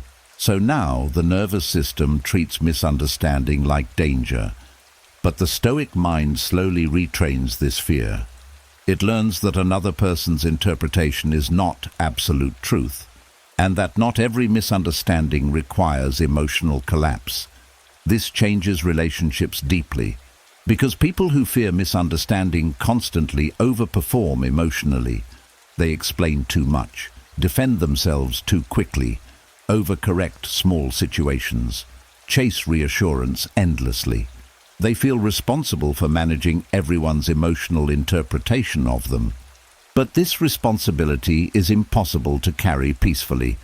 No matter how carefully you live, some people will still create stories about you that do not fully match reality. Some will project their own insecurities onto you. Some will misunderstand your silence. Some will dislike boundaries because boundaries limit access to you. Some will reduce your complexity into simple labels because complexity requires effort to understand. The Stoics did not waste their entire lives fighting every false perception. They focused on living truthfully instead. That distinction matters deeply, because there is a difference between living honestly and living performatively. Performative living constantly asks, "How will this make me look?" Stoic living asks, "Is this aligned with my values?" One creates anxiety, the other creates stability, and perhaps one of the strongest signs of emotional maturity is learning how to let some misunderstandings exist without desperately chasing correction every time. Not because you stop caring completely, but because you understand something wiser. Your peace cannot depend on universal understanding. That would make peace impossible. Think about how exhausting it is trying to explain your entire heart perfectly to every person you encounter. Human beings are too complex for that. Even people who love each other deeply still misunderstand one another sometimes. No person sees your full internal world exactly the way you experience it yourself. And that is okay. The Stoics accepted human limitation. They accepted that people judge partially, understand partially, and perceive partially. But they also understood that a grounded person can remain emotionally steady despite this. That steadiness becomes powerful. You stop panicking every time someone forms an incomplete opinion. You stop chasing everyone's approval through endless explanation. You stop viewing misunderstanding as proof that you failed emotionally. Instead, you begin asking calmer questions. Did I act honestly? Did I communicate respectfully? Did I remain aligned with my principles? If the answer is yes, then you can allow some misunderstandings to pass without emotionally tearing yourself apart, trying to fix them. This does not mean refusing accountability. If you genuinely hurt someone unfairly, The Stoic path encourages reflection and correction. But there is a huge difference between healthy accountability and obsessive self-defense. One grows from integrity, the other grows from fear, and fear creates exhaustion. The Stoic practice is quieter, more grounded. You begin realizing that some people will only understand the version of you their mind is capable of seeing, nothing more, nothing less. And forcing deeper understanding from unwilling people often creates more suffering, not less. This realization softens the nervous system. You no longer feel responsible for controlling every opinion. You no longer feel emotionally shattered by every misinterpretation. You no longer sacrifice authenticity just to avoid discomfort. Instead, something calmer begins growing inside you. A peaceful acceptance that your job is not to manage every human perception. Your job is to live honestly, to act with character, to remain connected to your values, and to trust that the people capable of seeing you clearly will eventually recognize your sincerity without endless performance. That is Stoic peace. The ability to remain grounded even when some people misunderstand your intentions, your silence, your boundaries, your growth, or your path. Because your worth does not disappear simply because someone else sees only part of your story. And once you fully understand that, insecurity loses another powerful way of controlling your mind. And once the mind becomes more comfortable being misunderstood, another painful pattern begins revealing itself more honestly, the habit of chasing people who repeatedly make you question your worth, people whose attention feels inconsistent, people whose affection feels conditional, people who give just enough warmth to keep hope alive, but enough distance to keep insecurity constantly activated. And many people stay trapped in these dynamics for years without fully understanding why. Because insecurity often mistakes emotional uncertainty for love. The nervous system becomes addicted to the emotional highs and lows. One message creates relief. One moment of closeness creates hope. One small sign of affection suddenly feels like proof that everything might finally work out. But then distance returns again, and the mind begins spiraling. What did I do wrong? Why am I not enough for them? How can I make them choose me? And slowly the relationship becomes less about connection and more about emotional survival. The Stoics would immediately recognize this as a dangerous loss of inner stability. Because once your peace depends entirely on someone else's inconsistent validation, your emotional world becomes controlled by unpredictability. You stop feeling grounded inside yourself. Your mood rises and falls based on another person's attention. That is not love. That is emotional dependency mixed with insecurity. And insecurity often clings hardest to people who trigger old wounds. A distant person may unconsciously remind someone of emotionally unavailable parents, inconsistent affection, past rejection, or childhood experiences where love felt uncertain. So instead of walking away from instability, the nervous system becomes drawn toward it. Not because it feels peaceful, because it feels familiar. And familiar pain can feel strangely comforting to wounded minds. The Stoics believed one of the highest forms of wisdom is learning how to protect your inner peace from relationships that repeatedly disturb it. Marcus Aurelius constantly reminded himself not to surrender his mind to chaos unnecessarily. He understood that external attachment becomes dangerous when it destroys internal balance. Yet insecure people often sacrifice balance completely just to keep someone close. They overgive, overweight, overhope, overanalyze. They tolerate emotional confusion for far longer than they should, because deep inside they fear losing the connection more than they fear losing themselves, and that is where suffering deepens. because a person who repeatedly chases someone who makes them feel unworthy slowly teaches their nervous system something painful. I must earn love through emotional struggle. But healthy love does not require constant emotional chasing to feel secure.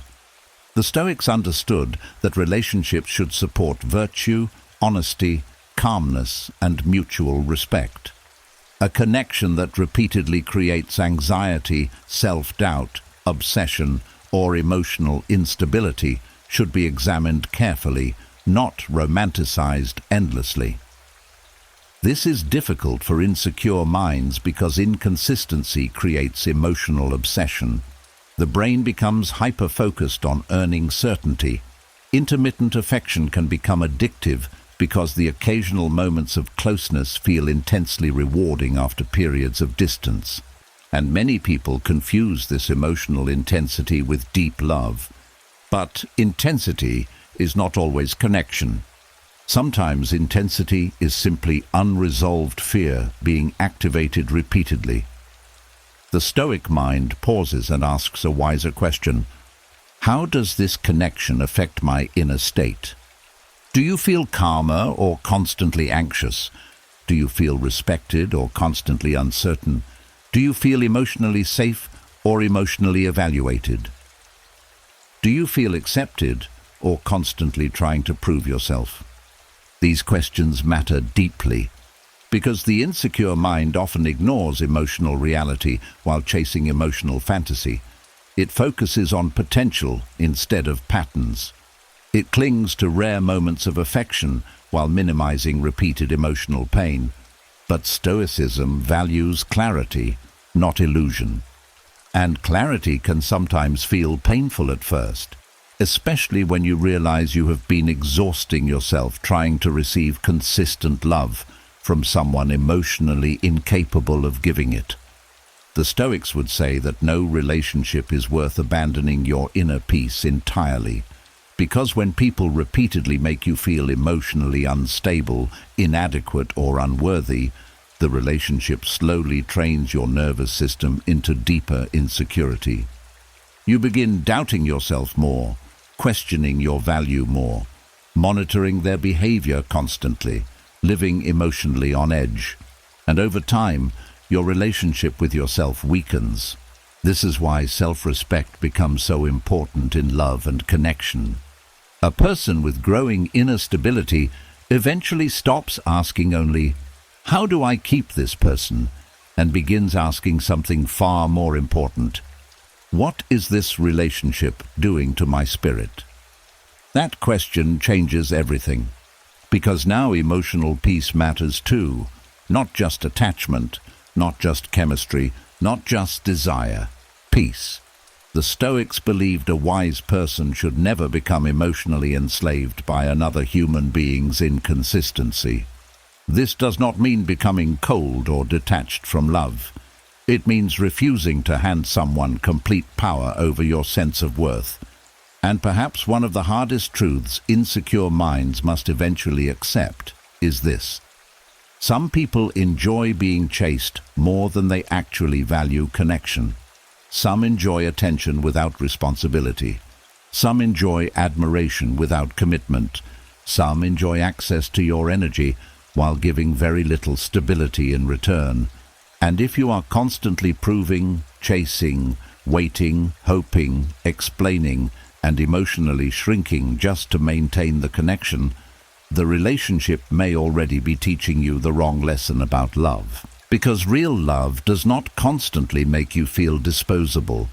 Real care does not require endless performance before you deserve basic consistency. The Stoics would encourage emotional dignity here. Not prideful ego, dignity.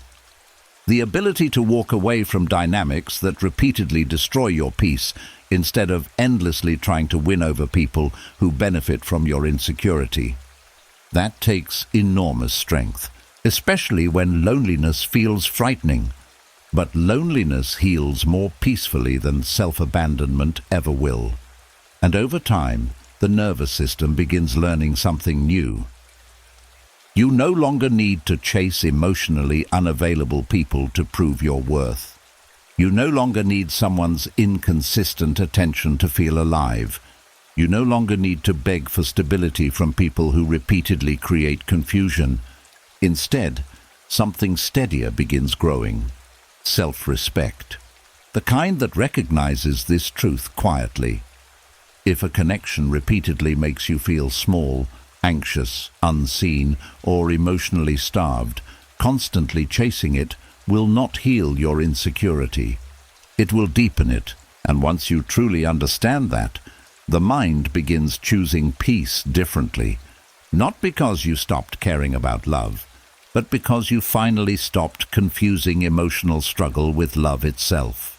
That realization changes the entire direction of healing. And once the mind slowly stops chasing people who make it feel unworthy, another strange habit begins revealing itself quietly. The inability to receive kindness fully. The inability to accept compliments without immediately resisting them, minimizing them, or explaining them away. Someone says you look good, and the mind instantly replies, "No, not really." Someone praises your work, and you say, "It wasn't that difficult." Someone appreciates your presence, and part of you becomes uncomfortable instead of peaceful. And many people do this so automatically they barely notice it anymore. Because insecurity often struggles to receive positive reflection from the outside world. Compliments feel unfamiliar, unsafe, even suspicious sometimes. Instead of allowing appreciation to land naturally, the mind immediately tries to reject it before it settles inside. Why? Because deep down, many insecure people secretly believe positive things about themselves cannot fully be true.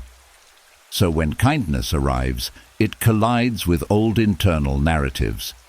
You're not enough. You're not attractive. You're not talented. You're not important. And rather than changing those beliefs, the mind protects them fiercely. It dismisses praise to keep the old identity intact. The Stoics understood this kind of inner conflict deeply. They believed human beings often become emotionally attached to suffering identities because those identities feel familiar. A person who spent years seeing themselves as inadequate may unconsciously resist anything that challenges that self-image. Even love, even praise, even genuine admiration.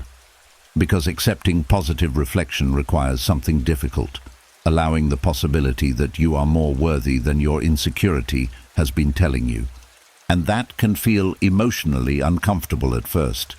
Many people think insecurity only appears through arrogance, attention-seeking, or obvious self-hatred. But sometimes insecurity hides inside self-rejection, disguised as humility. A compliment arrives, and the person instantly pushes it away because receiving it feels vulnerable. But the Stoics practiced a different kind of balance. Not arrogance, not self-denial, balanced self-awareness. Marcus Aurelius understood that people should neither worship themselves nor constantly diminish themselves. Both extremes distort reality. The Stoic goal is clarity. To see yourself honestly without inflating or degrading your value. This means learning how to receive appreciation calmly without turning it into ego or rejecting it through insecurity. That is emotional maturity, because rejecting every compliment does not necessarily make someone humble. Sometimes it reveals how deeply uncomfortable they feel being valued at all. Think about how many people immediately argue against positive things said about them. It is almost as if the mind feels safer holding on to pain than allowing kindness to enter. Compliments become emotionally threatening because they challenge years of negative conditioning, and often this conditioning began early. Some people grew up rarely receiving healthy praise. Others were taught that confidence was arrogance. Some only received attention when performing perfectly. Others learned that accepting compliments made them selfish or prideful. So now, even simple appreciation creates discomfort. The nervous system does not know how to rest inside kindness naturally, but the Stoic path slowly retrains this response. It teaches that receiving appreciation peacefully is not weakness, arrogance, or vanity. It is simply allowing reality to exist without immediately attacking it. If someone genuinely appreciates your effort, your energy, your kindness, your appearance, your work, or your presence, you do not need to emotionally fight them in order to remain humble. You can simply receive it, quietly, calmly, without panic, without self-erasure. This matters deeply because the way you receive compliments reflects the relationship you have with yourself internally. A person who constantly rejects positive reflection often carries hidden shame beneath the surface. They feel more emotionally familiar with criticism than appreciation. And over time, this creates imbalance. The mind becomes highly trained at noticing flaws while completely dismissing strengths. No compliment feels believable because the internal voice has spent years collecting evidence against worthiness instead. The Stoics believed wisdom requires honesty in both directions. Seeing weaknesses honestly, yes, but also seeing strengths honestly. A disciplined person should not pretend they lack qualities that genuinely exist simply to appear modest. False humility is still distortion, and distortion creates suffering. This does not mean becoming dependent on compliments. The Stoics warned strongly against attaching identity completely to praise, but they also understood that constantly rejecting kindness creates another form of emotional imbalance. The goal is steadiness.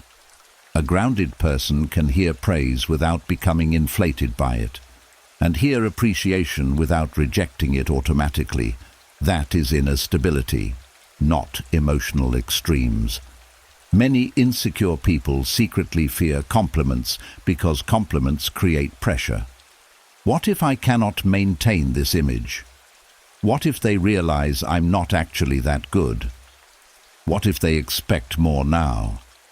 This fear often comes from perfectionism and fragile self-worth. But Stoicism teaches something calmer. Your value does not need to become a performance. You are allowed to be appreciated without becoming flawless. You are allowed to be admired while still being human.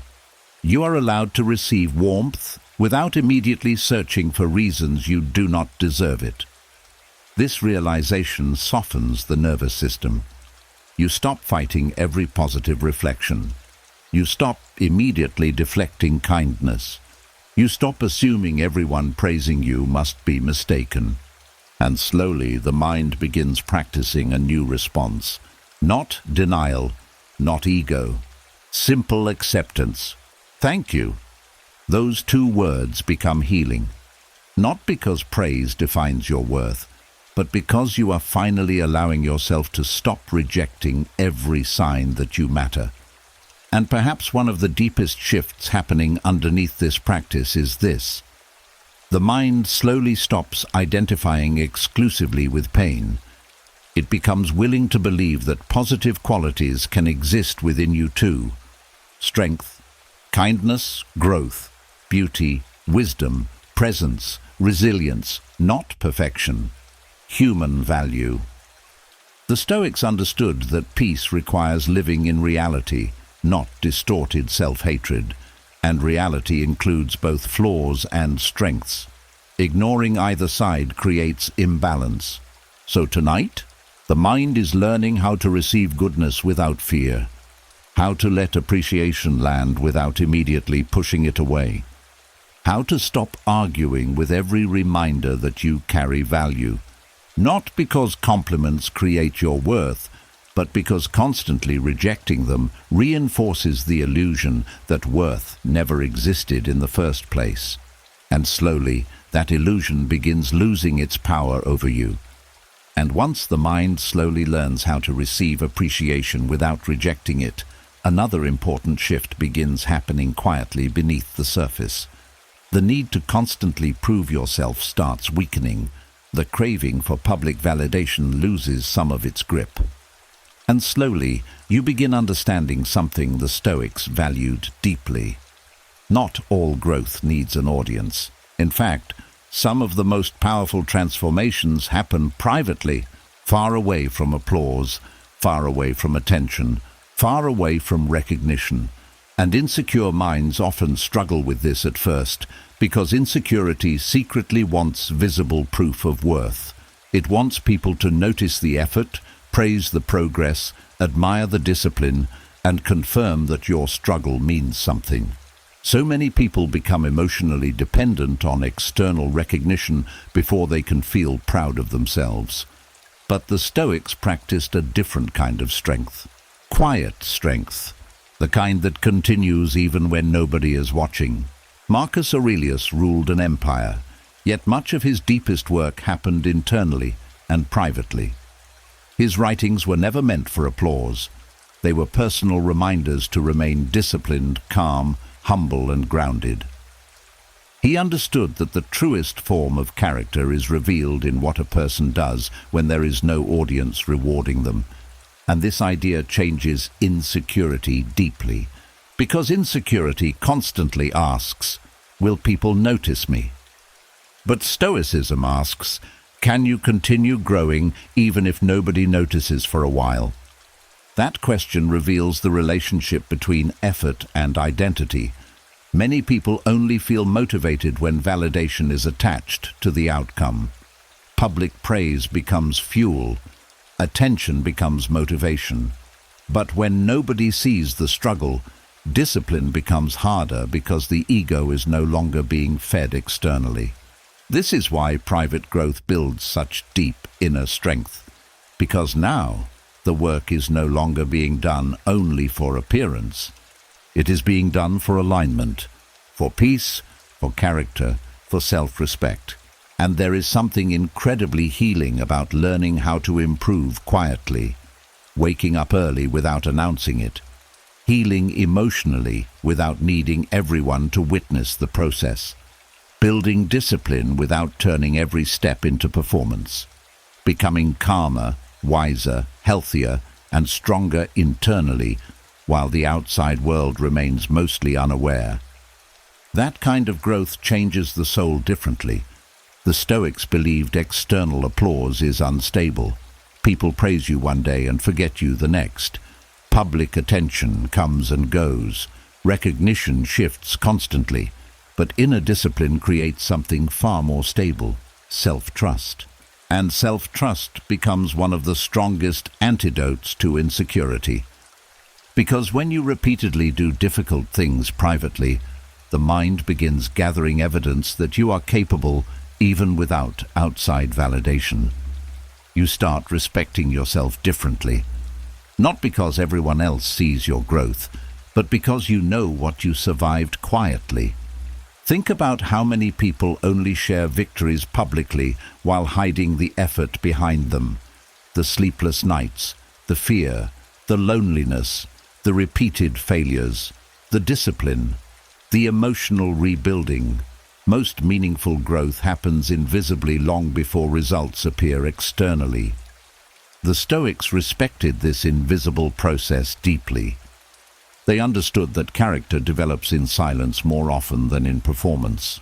And perhaps one of the greatest forms of emotional maturity is learning how to continue walking your path even during seasons where nobody claps for you. That is difficult, especially for insecure minds that secretly equate visibility with value. Many people feel lost when progress is not immediately recognized. They begin questioning themselves. Does this even matter? Am I wasting my time? Why continue if nobody sees it? But Stoicism teaches something calmer. Your effort still matters in silence. A seed grows underground long before anyone sees the tree. And human growth often works the same way. This realization changes the nervous system. You stop needing instant external proof every time you improve internally. You begin understanding that some of the most important work in life cannot be measured publicly at all. Learning emotional control, healing insecurity, practicing discipline, developing patience, becoming more honest, strengthening self-respect.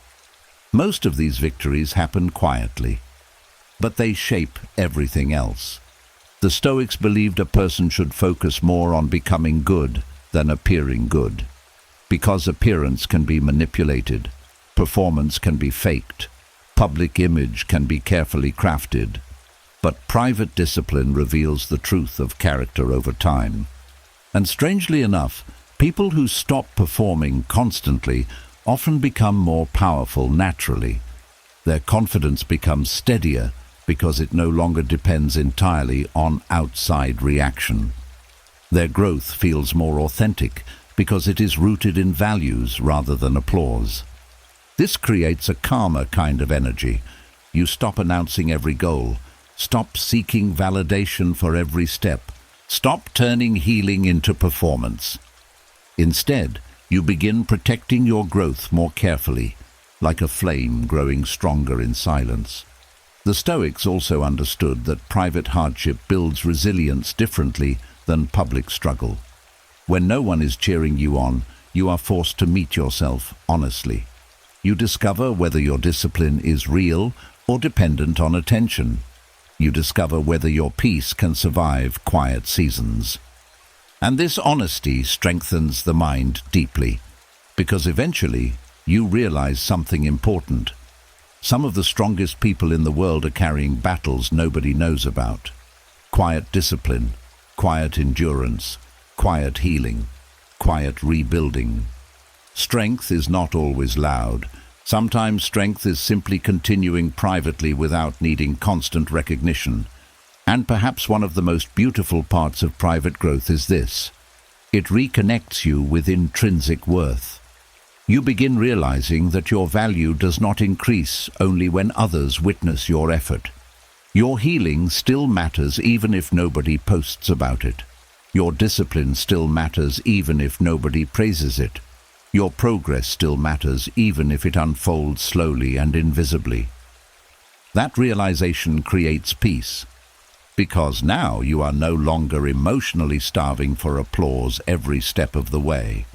Now your motivation begins growing from somewhere deeper: self-respect, alignment, inner stability. The Stoics believed this kind of quiet discipline creates lasting character because it trains the mind to remain steady without depending entirely on outside reaction. And once you learn how to continue becoming stronger privately, insecurity loses another powerful way of controlling you. Because now your growth belongs to you, not to the crowd, not to public approval, not to attention, to you. And that makes your strength far more difficult for the world to take away. And once the mind begins understanding the quiet power of private growth, another subtle form of suffering starts becoming easier to recognize: the habit of measuring your entire worth through the success of other people, looking at someone else's achievements and instantly using them as evidence against yourself. Someone buys a house, someone builds a successful career, someone becomes admired, someone reaches a milestone you still have not reached. And suddenly, instead of feeling inspired, the mind feels smaller, heavier, ashamed, as if another person's success somehow proves your own inadequacy. This is one of insecurity's most exhausting habits. It turns life into constant emotional comparison. Every successful person becomes a mirror, reflecting what you believe you lack. Instead of appreciating your own path, the mind becomes obsessed with where everyone else seems to be standing. And over time, this creates deep emotional fatigue, because no matter how much progress you make, someone else will always appear ahead in some area, more successful, more attractive, more accomplished, more certain, more visible. If your worth depends on outrunning everyone else, peace becomes impossible. The Stoics understood this deeply. Marcus Aurelius constantly reminded himself not to become distracted by the achievements, opinions, or lifestyles of others.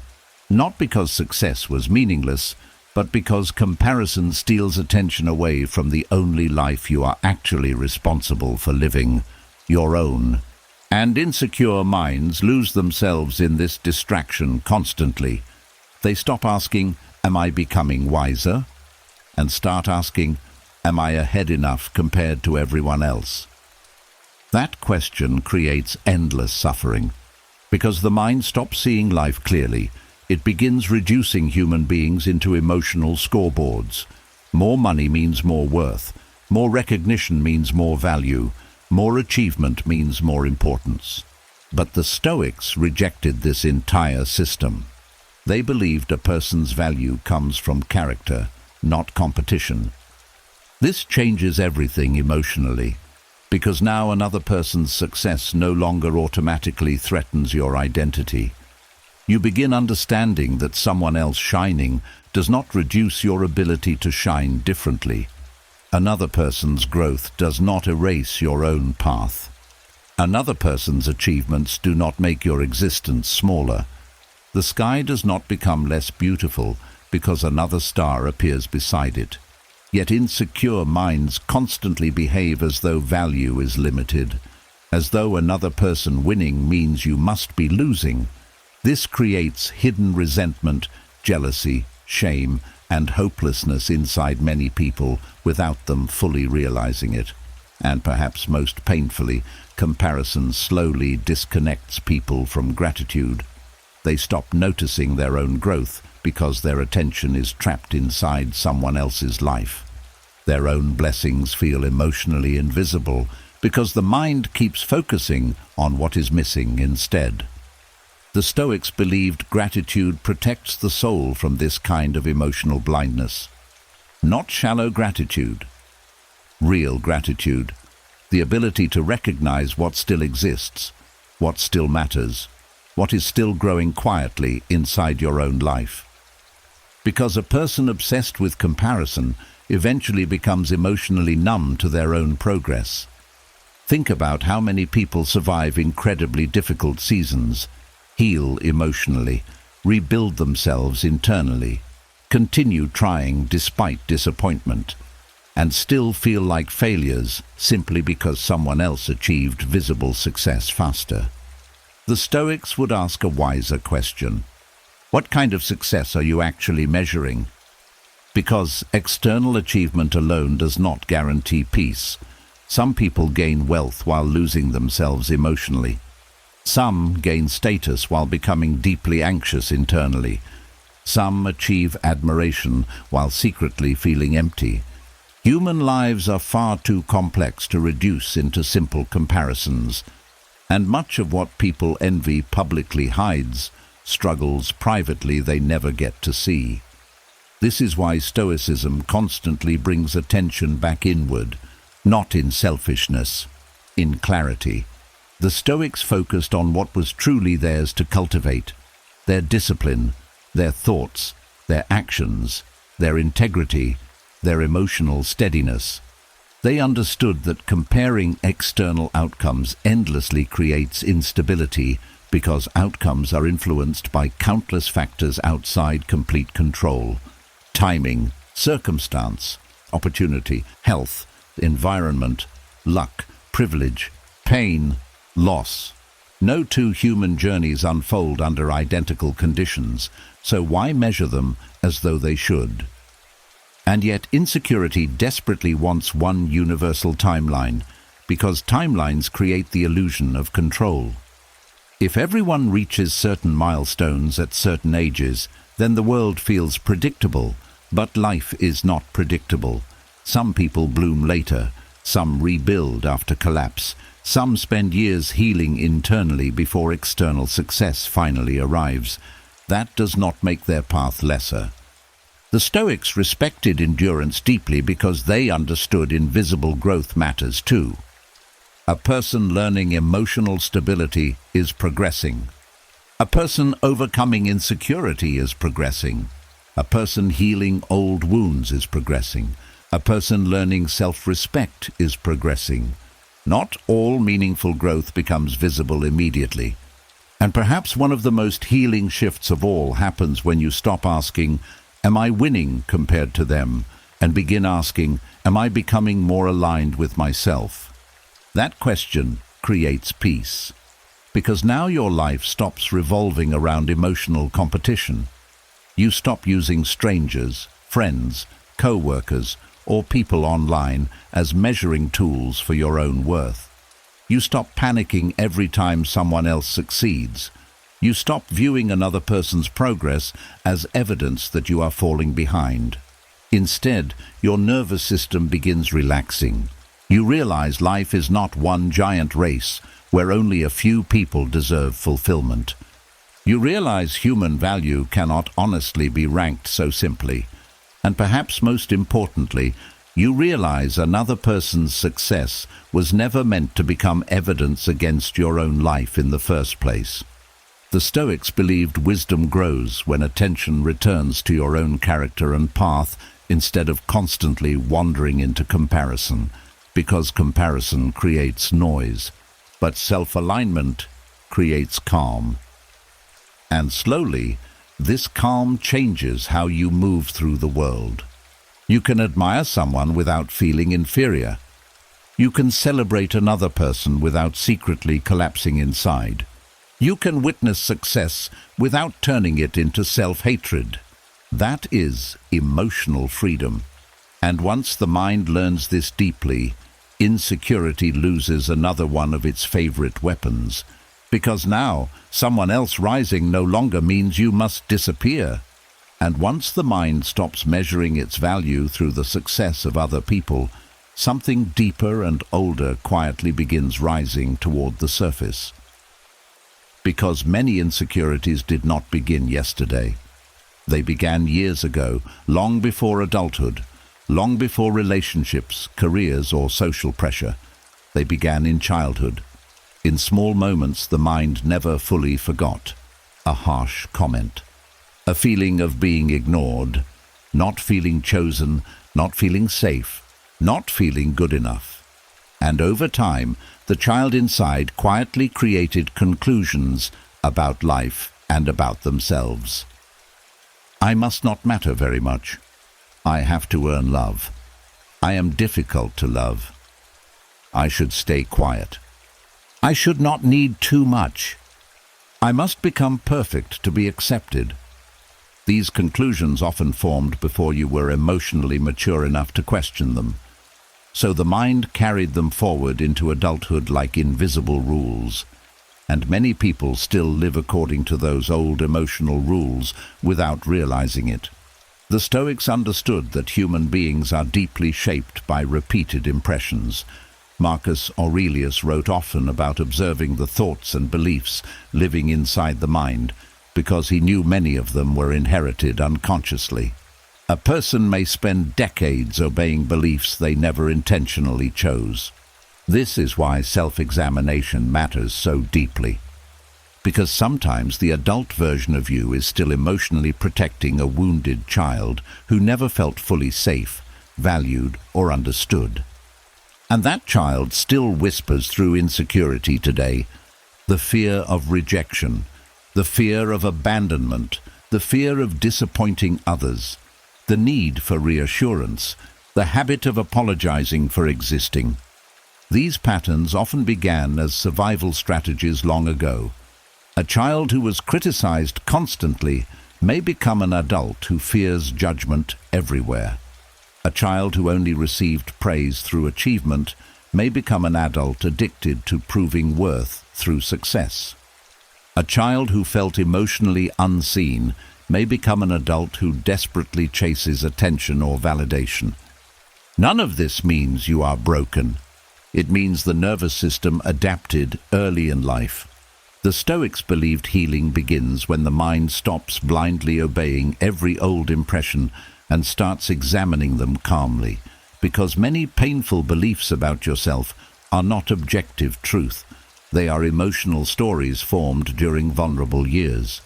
And stories can be rewritten, not by pretending the past never happened, not by denying pain, but by seeing the past with greater wisdom and compassion than you had when those wounds first formed.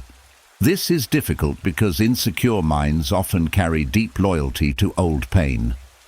A person may intellectually know they deserve more love and respect now, yet emotionally still feel trapped inside old childhood identities: the unnoticed child, the rejected child, the anxious child, the overly responsible child, the child who learned to shrink. And without realizing it, many adults continue speaking to themselves through the same harsh lens they experienced years ago. The Stoics would ask an important question here. Who taught you to see yourself this way? That question changes everything, because many insecurities were inherited before they were chosen consciously. Some people grew up around criticism, emotional unpredictability, neglect, comparison, shame, or impossible expectations. And when a young mind experiences these things repeatedly, it naturally begins forming conclusions about its own worth. But childhood conclusions are not always accurate reflections of reality. Sometimes they are survival interpretations created by a frightened younger self trying to make sense of pain. This is why compassion matters so deeply in healing. Not self-pity, compassion. The ability to look back at your younger self and recognize that they were doing the best they could with the emotional tools they had at the time. Marcus Aurelius believed human beings should strive toward understanding rather than endless self-condemnation, and this applies deeply to your own history too. A wounded child does not need lifelong punishment. They need wisdom, patience, and truth. Because perhaps the deepest tragedy of insecurity is this: many adults continue carrying emotional shame that never truly belonged to them in the first place. A child blamed unfairly. A child emotionally neglected. A child constantly compared. A child forced to become emotionally mature too early. These experiences shape identity powerfully, but Stoicism teaches that identity is not permanently fixed by the past. Human beings can examine old beliefs and choose differently. This is where rewriting begins. Not rewriting facts, rewriting interpretation. Maybe you were not too sensitive. Maybe you were emotionally unsupported. Maybe you were not unlovable. Maybe you simply experienced inconsistent love. Maybe you were not weak. Maybe you were carrying pain no child should have carried alone. These distinctions matter, because the stories repeated internally become emotional reality over time. If the mind constantly repeats old narratives of shame, rejection, inadequacy, or emotional defectiveness, insecurity remains deeply rooted. But when the story changes, identity begins changing too. Slowly, quietly. The Stoics believed wisdom means learning to see reality more clearly, and clarity often reveals that many wounds created distorted beliefs about yourself that no longer deserve authority over your adult life. You are not required to remain emotionally trapped inside childhood conclusions forever. You are allowed to outgrow survival identities. You are allowed to become someone your younger self never imagined possible. And perhaps one of the most healing realizations of all is this: the child inside you deserved understanding long before they learned to survive through insecurity. That realization softens something deep inside the nervous system. You stop viewing yourself only through the lens of flaws and failures. You begin seeing context, pain, history, humanity, not to excuse destructive behavior, but to understand yourself honestly instead of endlessly attacking yourself. Because healing requires truth, and truth is often kinder than insecurity. The Stoics understood that peace comes when the mind stops unconsciously reliving old suffering and begins consciously shaping new understanding. You cannot change what happened years ago, but you can change the meaning you continue attaching to it today. That is where freedom begins, not in erasing the past, but in refusing to let old pain write the rest of your identity forever. And slowly, a new story begins forming inside you, not the story of a permanently damaged person, but the story of a human being who survived difficult things, adapted the best they could, and is now finally learning how to live without carrying all that old shame alone anymore. And after the mind begins rewriting the painful stories it carried from childhood, one final wound often remains, sitting quietly underneath everything else. The feeling of not being enough, not smart enough, not attractive enough, not successful enough, not lovable enough, not confident enough. No matter what happens externally, part of the mind keeps whispering the same exhausting sentence: you still fall short. And for many people, this feeling follows them through every stage of life. They achieve something, but it still does not feel like enough. They receive love, but still fear abandonment. They improve themselves, but still focus on what is missing. They work harder, give more, accomplish more, and still secretly feel emotionally incomplete. This is one of insecurity's deepest illusions, because it convinces people that worth is always waiting somewhere in the future.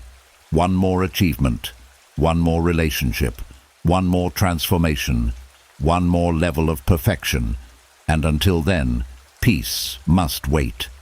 But the Stoics understood something life-changing. A mind addicted to not enough will never feel satisfied for long, no matter how much it gains externally. Because the problem is not always reality.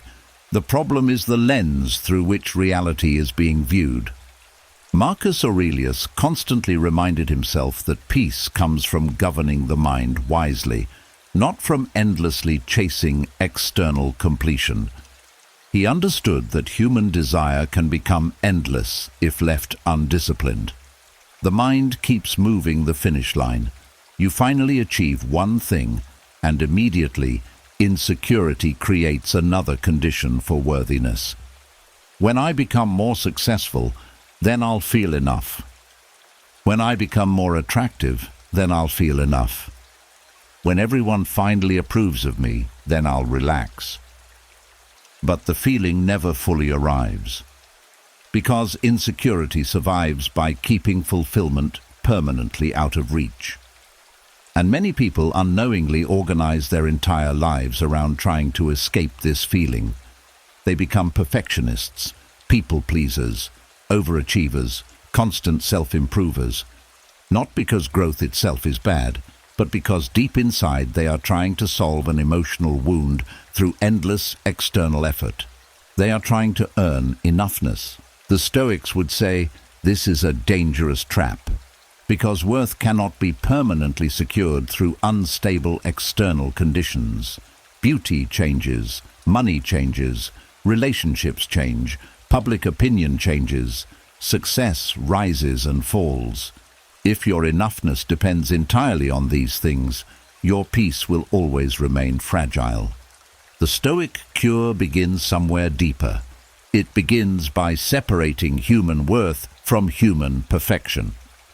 This changes everything, because insecure minds secretly believe flaws cancel value, struggle cancels value, fear cancels value, failure cancels value.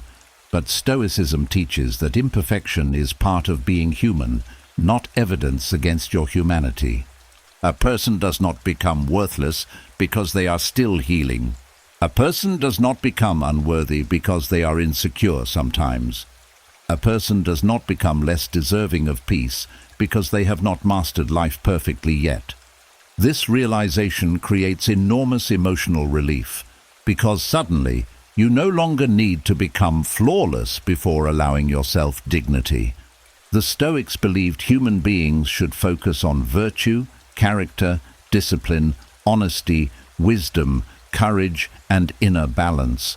Not because these things make you worthy enough to exist, but because they create alignment within the soul. That distinction matters deeply. You are not improving yourself because your current existence is worthless. You are improving because growth is part of living. There is a huge difference, and perhaps one of the greatest lies insecurity tells people is this: everyone else is enough except you. But if you look honestly at humanity, you begin seeing something different. Every person carries fear privately. Every person doubts themselves sometimes. Every person feels incomplete in certain areas. Even the most outwardly successful people often battle inner insecurity quietly. The Stoics understood this universal human struggle.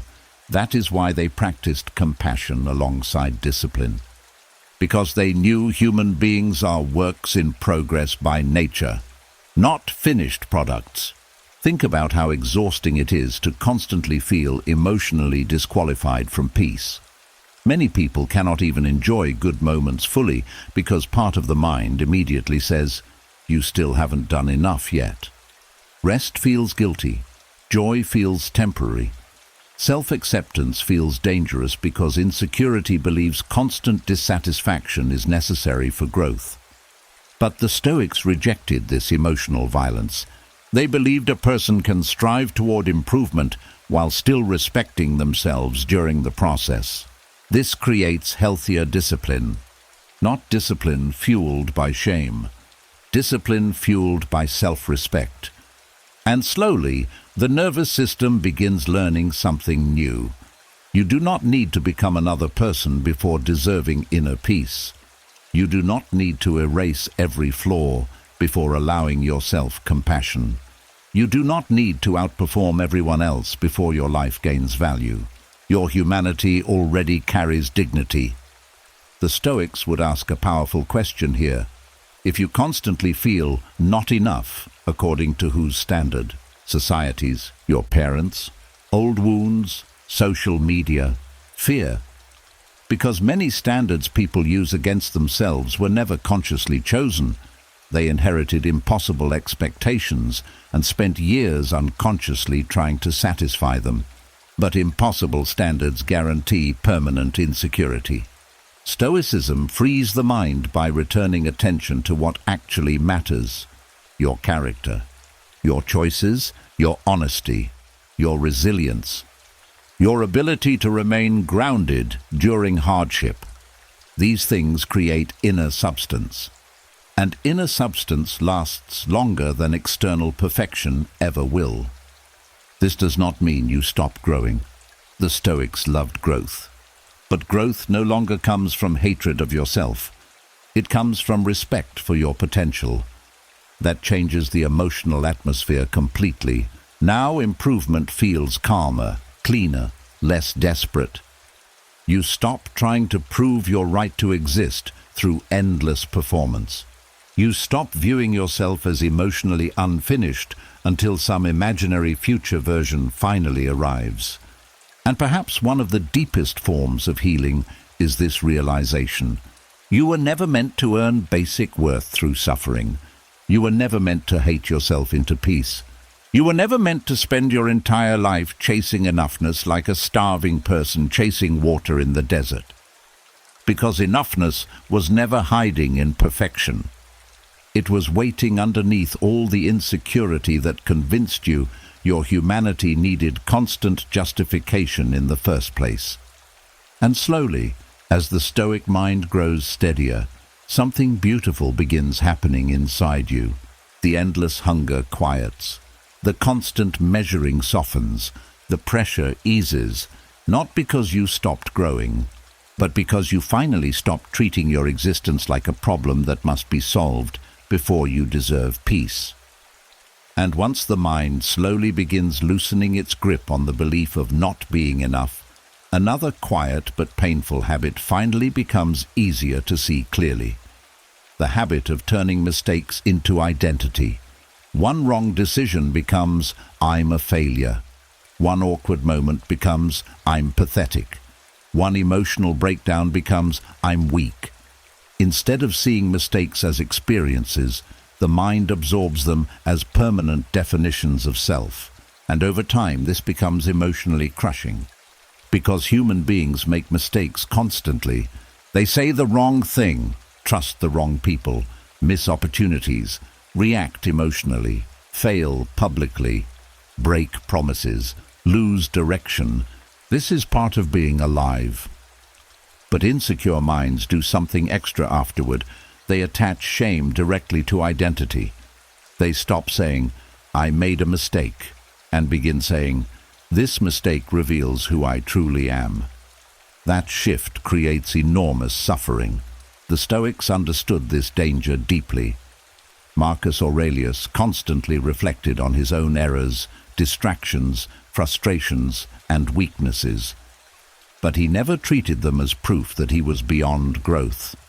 He saw mistakes as information, feedback, opportunities for correction, not permanent emotional sentences. This is one of the greatest differences between Stoic thinking and insecurity. Insecurity uses mistakes as evidence for self-hatred. Stoicism uses mistakes as material for wisdom. That difference changes the entire experience of being human. Because if every mistake becomes identity, then life itself starts feeling terrifying. You become afraid to try, afraid to speak, afraid to fail, afraid to be visible. The nervous system becomes hypervigilant because one imperfect moment suddenly feels capable of destroying your worth completely. And many people live exactly this way. They replay old failures endlessly. A conversation from years ago, a relationship mistake, a bad decision, a season where they struggled mentally. And even after life has moved forward, emotionally they remain trapped there, still defining themselves through moments they survived long ago. The Stoics would ask a powerful question: why should one moment hold authority over your entire identity forever? That question interrupts shame. Because no human being can honestly be reduced into one action, one season, one failure, or one mistake. Human beings are far too complex for that. Yet insecurity constantly simplifies identity into painful labels. You failed, therefore you are a failure.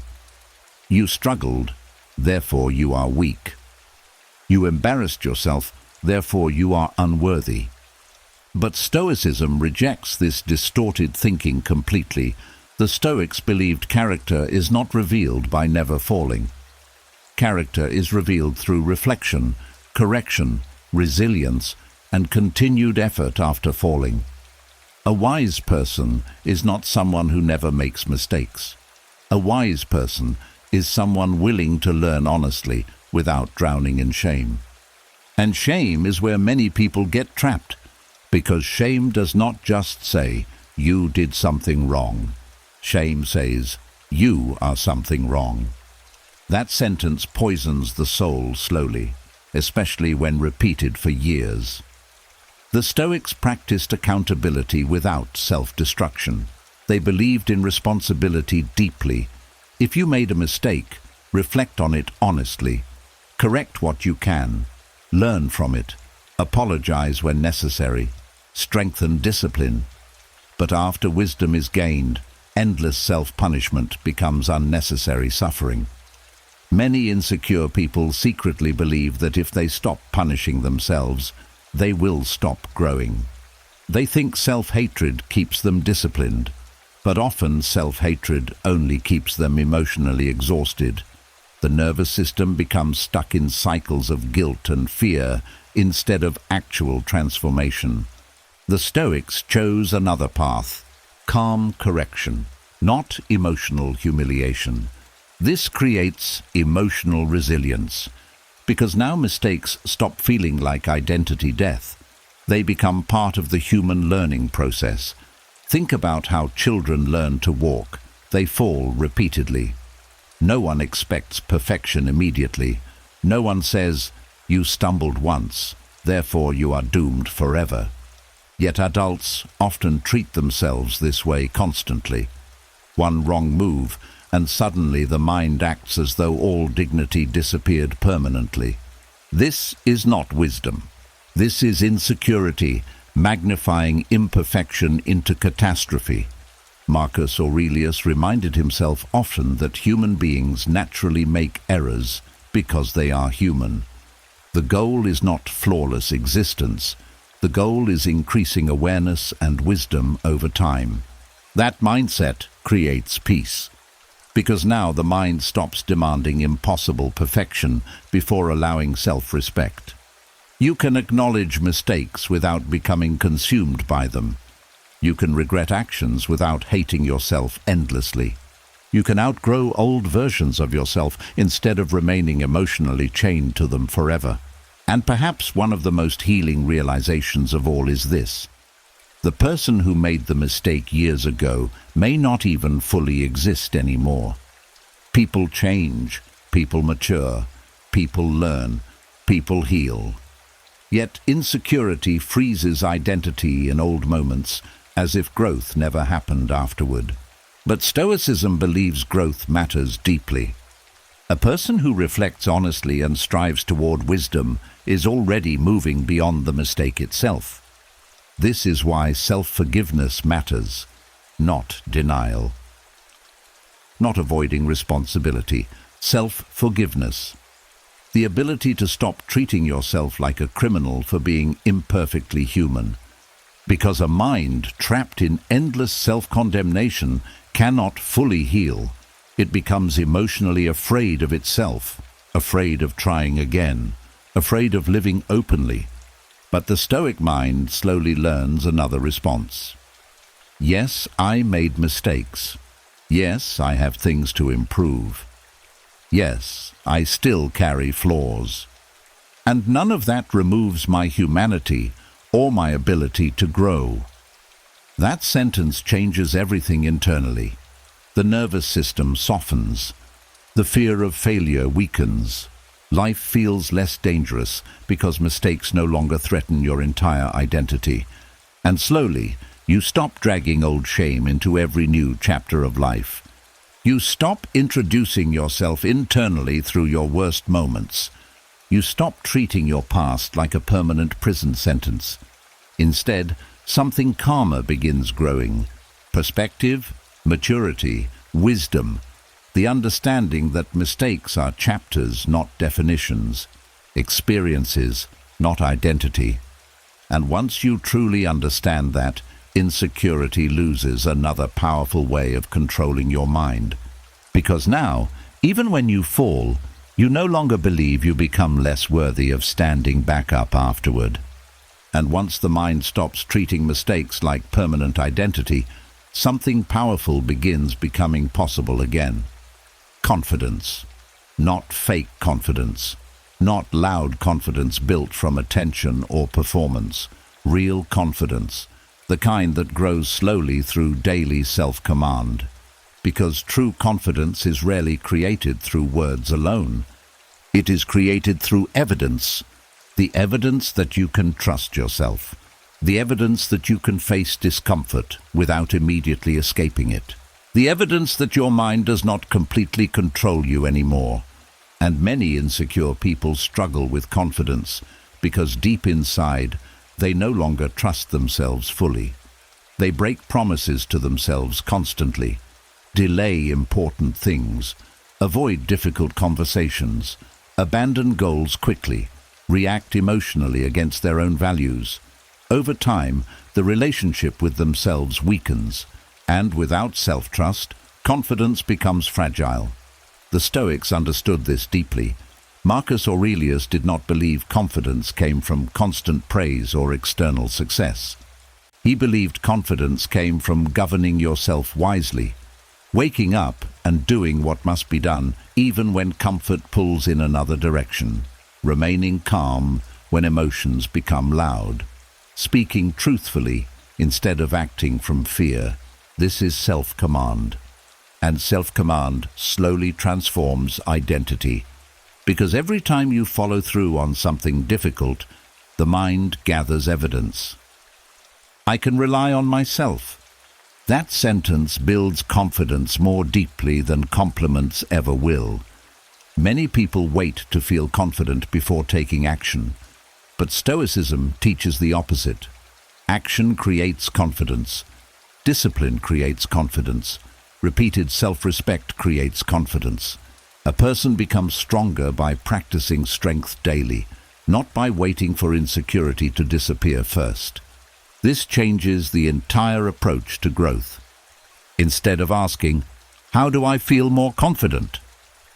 the Stoic asks, "What actions today would make me trust myself more?"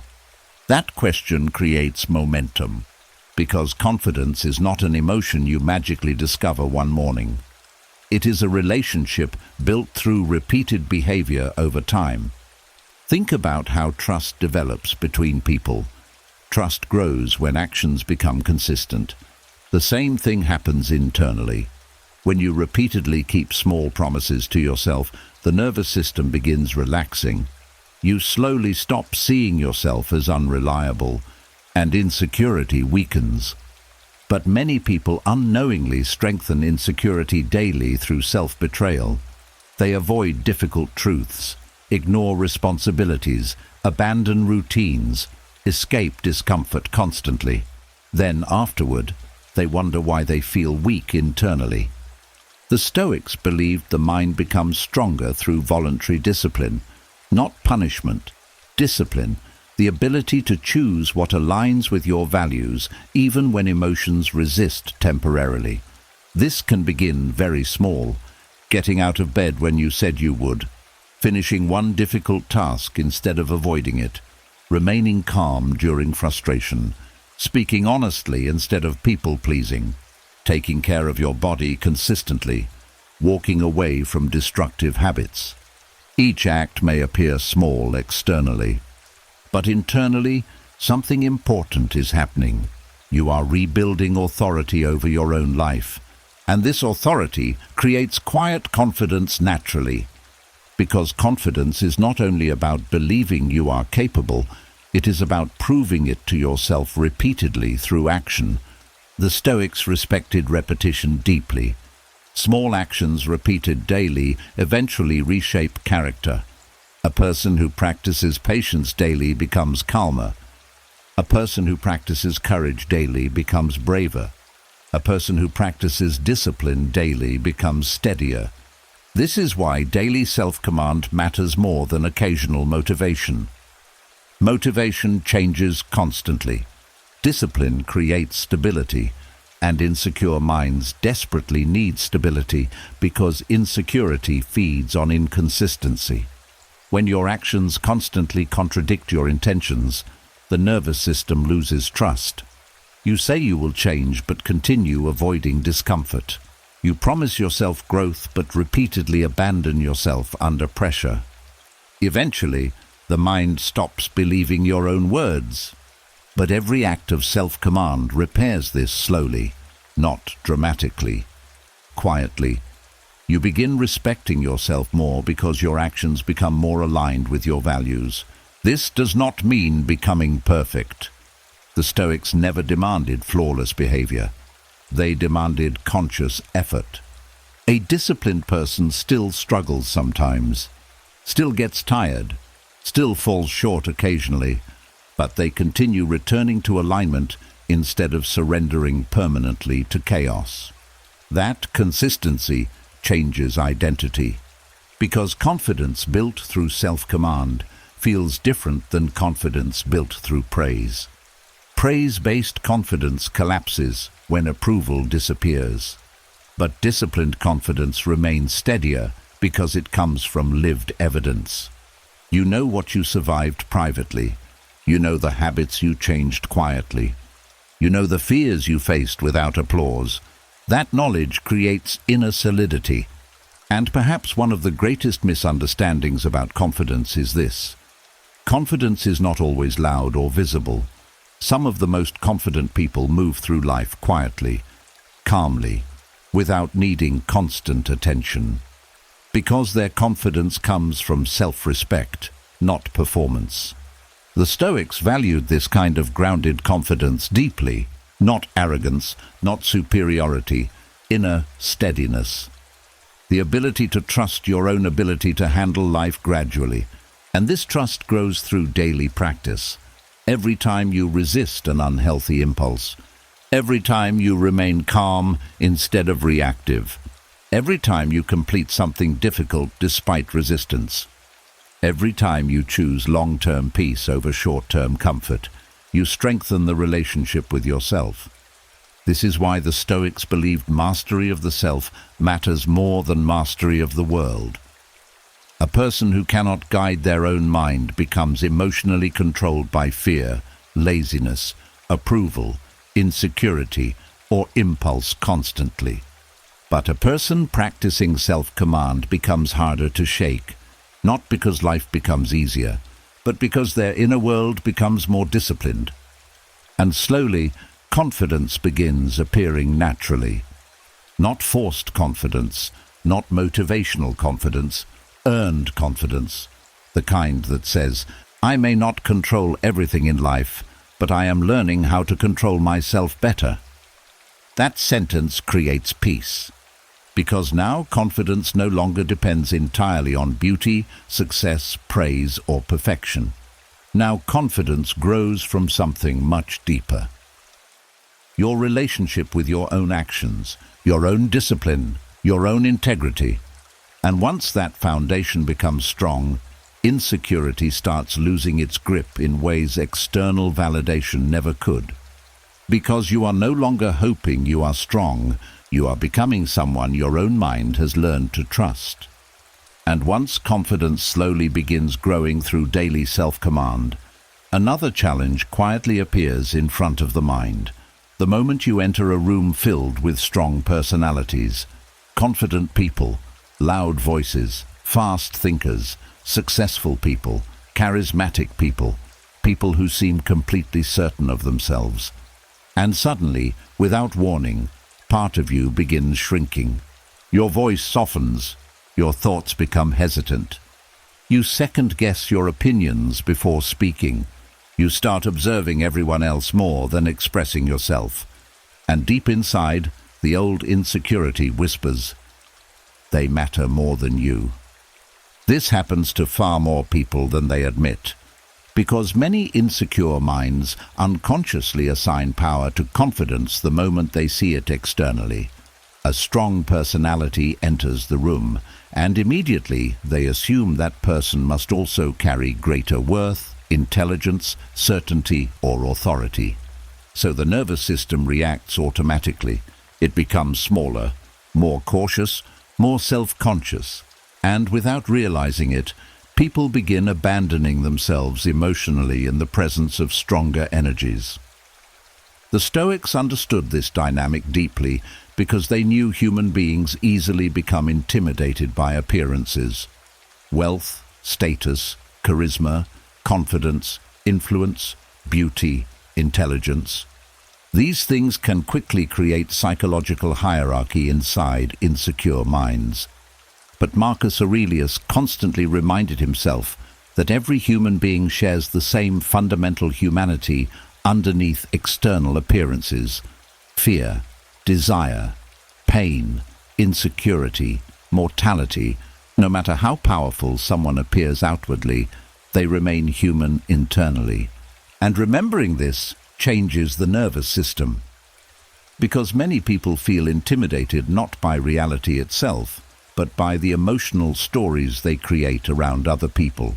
A confident person becomes better. A successful person becomes superior.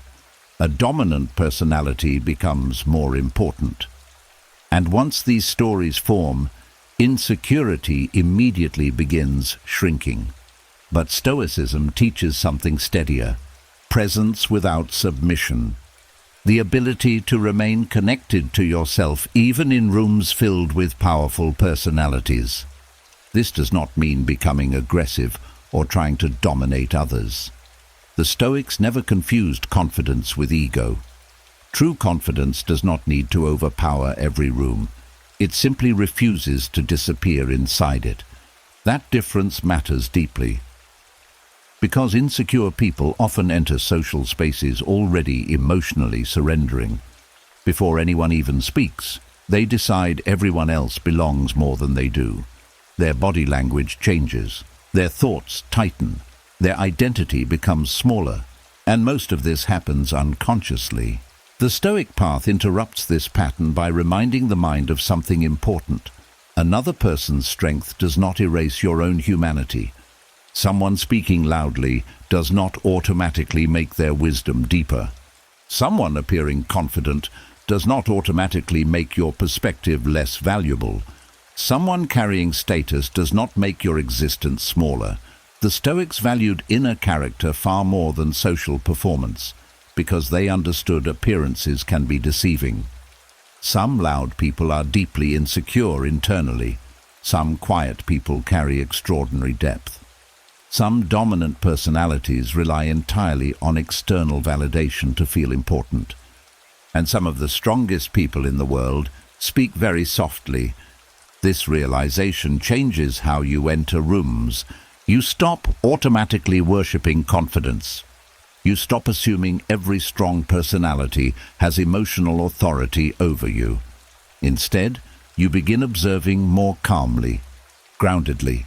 You realize that no matter how impressive someone appears externally, they are still a human being navigating life just like everyone else.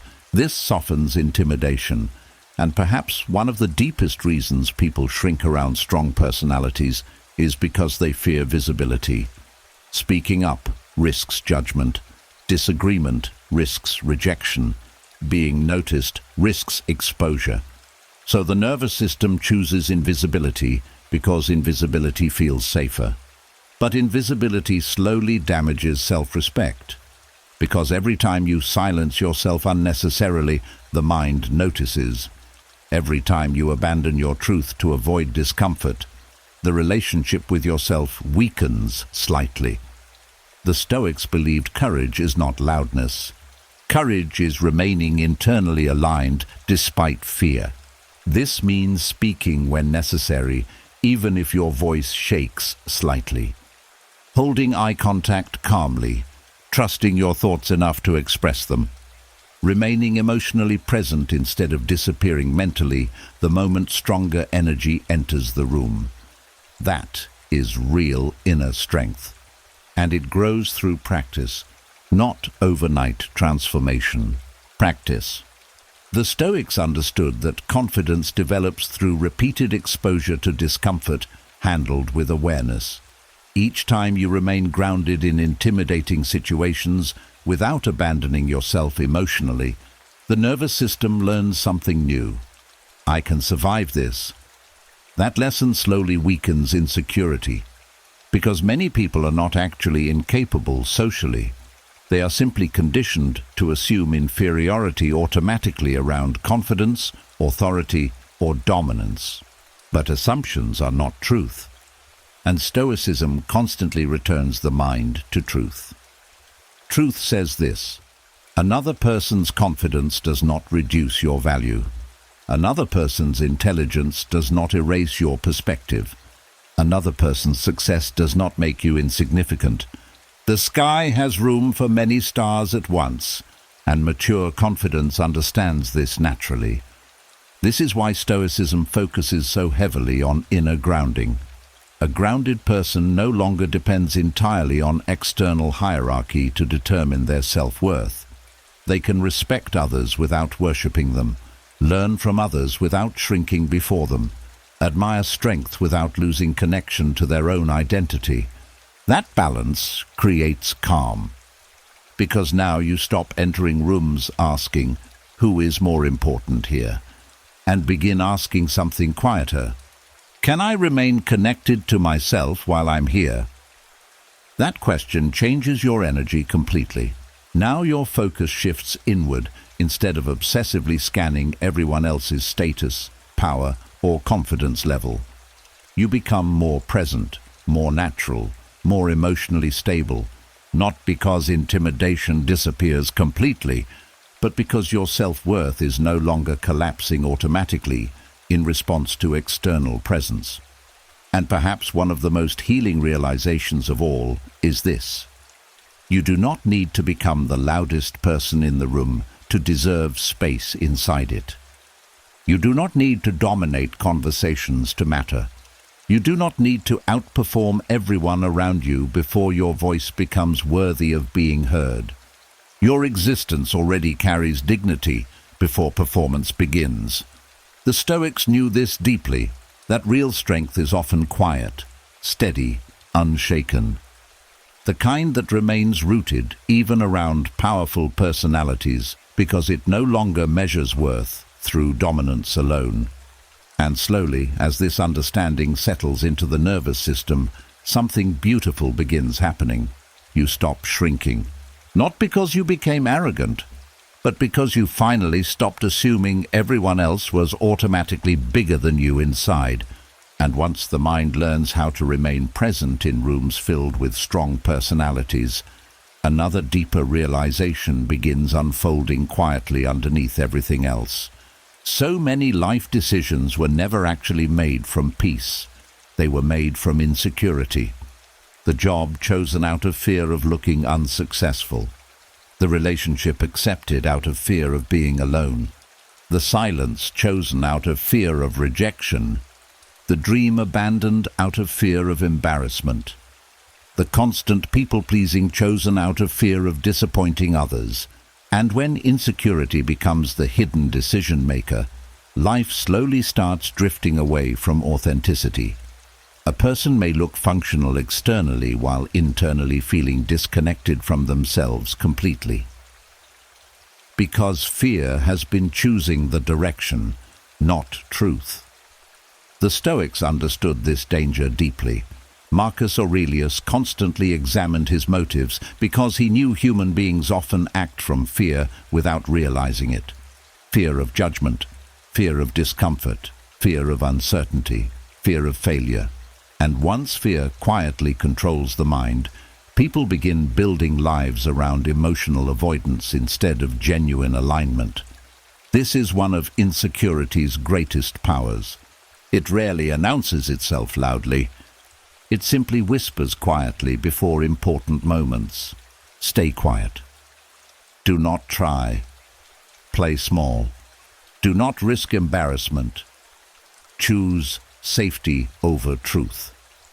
And over time, those whispers shape entire lives. Many people look back years later and realize they were not truly living.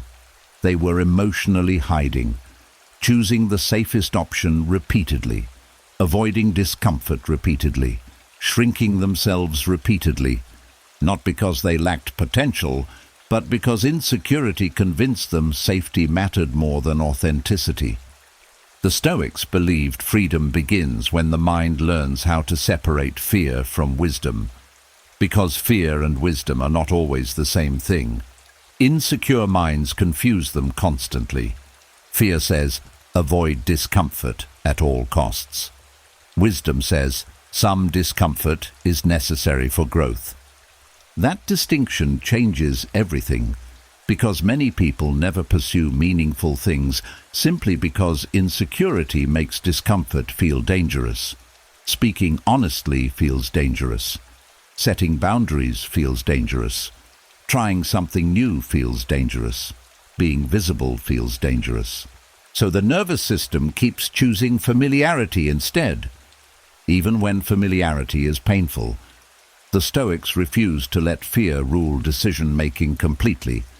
They believed courage was not the absence of insecurity. Courage was the willingness to act according to reason and values, even while insecurity still whispered in the background. This creates a very different life, because now decisions stop revolving entirely around emotional avoidance. Instead of asking, what protects me from discomfort? The Stoic asks, what aligns with truth, growth, and integrity? That question changes the direction of the soul. Think about how many decisions insecurity influences quietly every day. Not sending the message, not applying for the opportunity, not speaking your opinion, not leaving the unhealthy situation, not asking for what you deserve, not expressing how you really feel. Each choice may seem small individually, but over years, insecurity-driven decisions create a life filled with regret, suppression, and emotional disconnection. Because the person slowly becomes a stranger to themselves. The Stoics believed inner peace requires self-alignment. Your actions, values, and inner truth must gradually begin moving in the same direction. Otherwise, the nervous system remains divided. One part of you wants freedom. Another part remains trapped inside fear. That internal conflict becomes exhausting. And insecurity loves exhaustion because exhausted minds stop questioning fear eventually. They simply obey it automatically. But Stoicism interrupts this cycle through awareness. Pause and ask, is this decision coming from wisdom or insecurity? That question alone can transform a life. Because insecurity often disguises itself as practicality. It says things like, be realistic. Do not embarrass yourself. You are probably not capable enough. People like you do not succeed at things like this. And if these thoughts go unchallenged long enough, they begin shaping identity. But the Stoics constantly challenge distorted thinking, not through fantasy, through clarity. Is the fear actually true? Or is the nervous system trying to protect old wounds? Many insecure decisions are rooted in imagined catastrophes rather than present reality. A person avoids speaking because they imagine humiliation, avoids trying because they imagine failure, avoids intimacy because they imagine abandonment. And eventually, the fear of pain becomes larger than the pain itself. This is where Stoic courage matters deeply, because courage is not recklessness, it is choosing truth despite discomfort. The Stoics knew meaningful life requires vulnerability. Every important thing contains uncertainty. Love contains uncertainty. Growth contains uncertainty. Change contains uncertainty. Human beings cannot fully avoid emotional risk and still live fully at the same time. Yet insecurity keeps trying.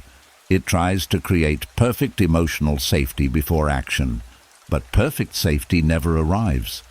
So life becomes delayed endlessly.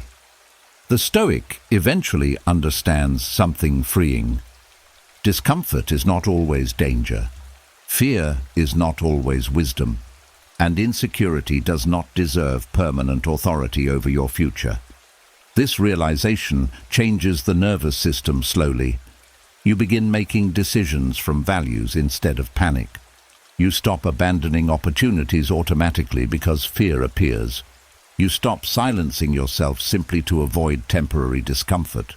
You stop organizing your entire existence around emotional protection. Instead, something steadier begins growing. Self-trust.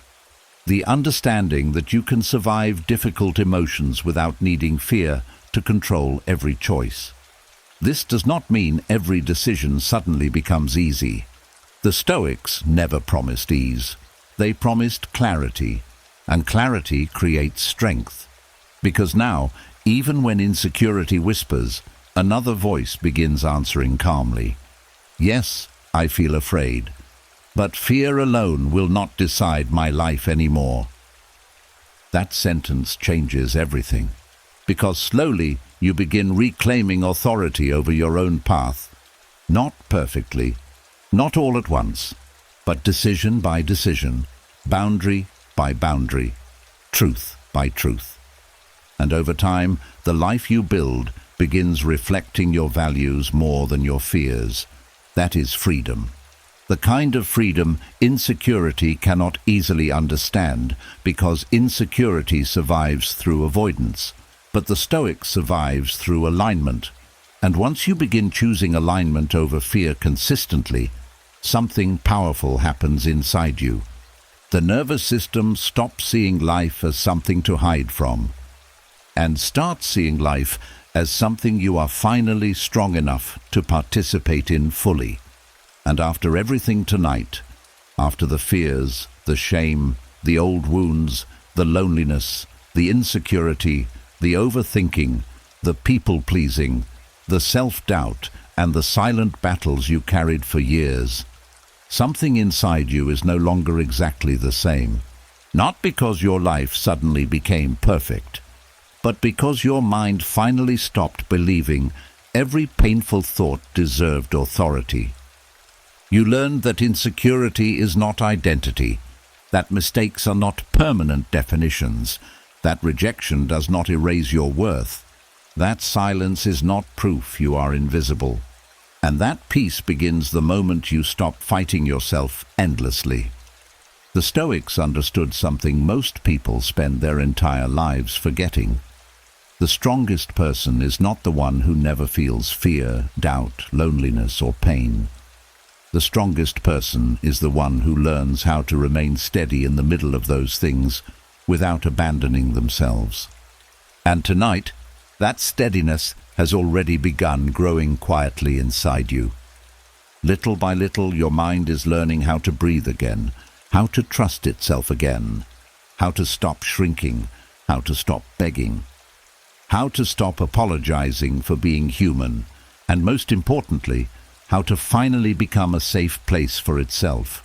So before you fall asleep tonight, leave a comment with one word that describes the version of yourself you are becoming after this journey. Maybe it is calm, maybe free, maybe strong, maybe whole.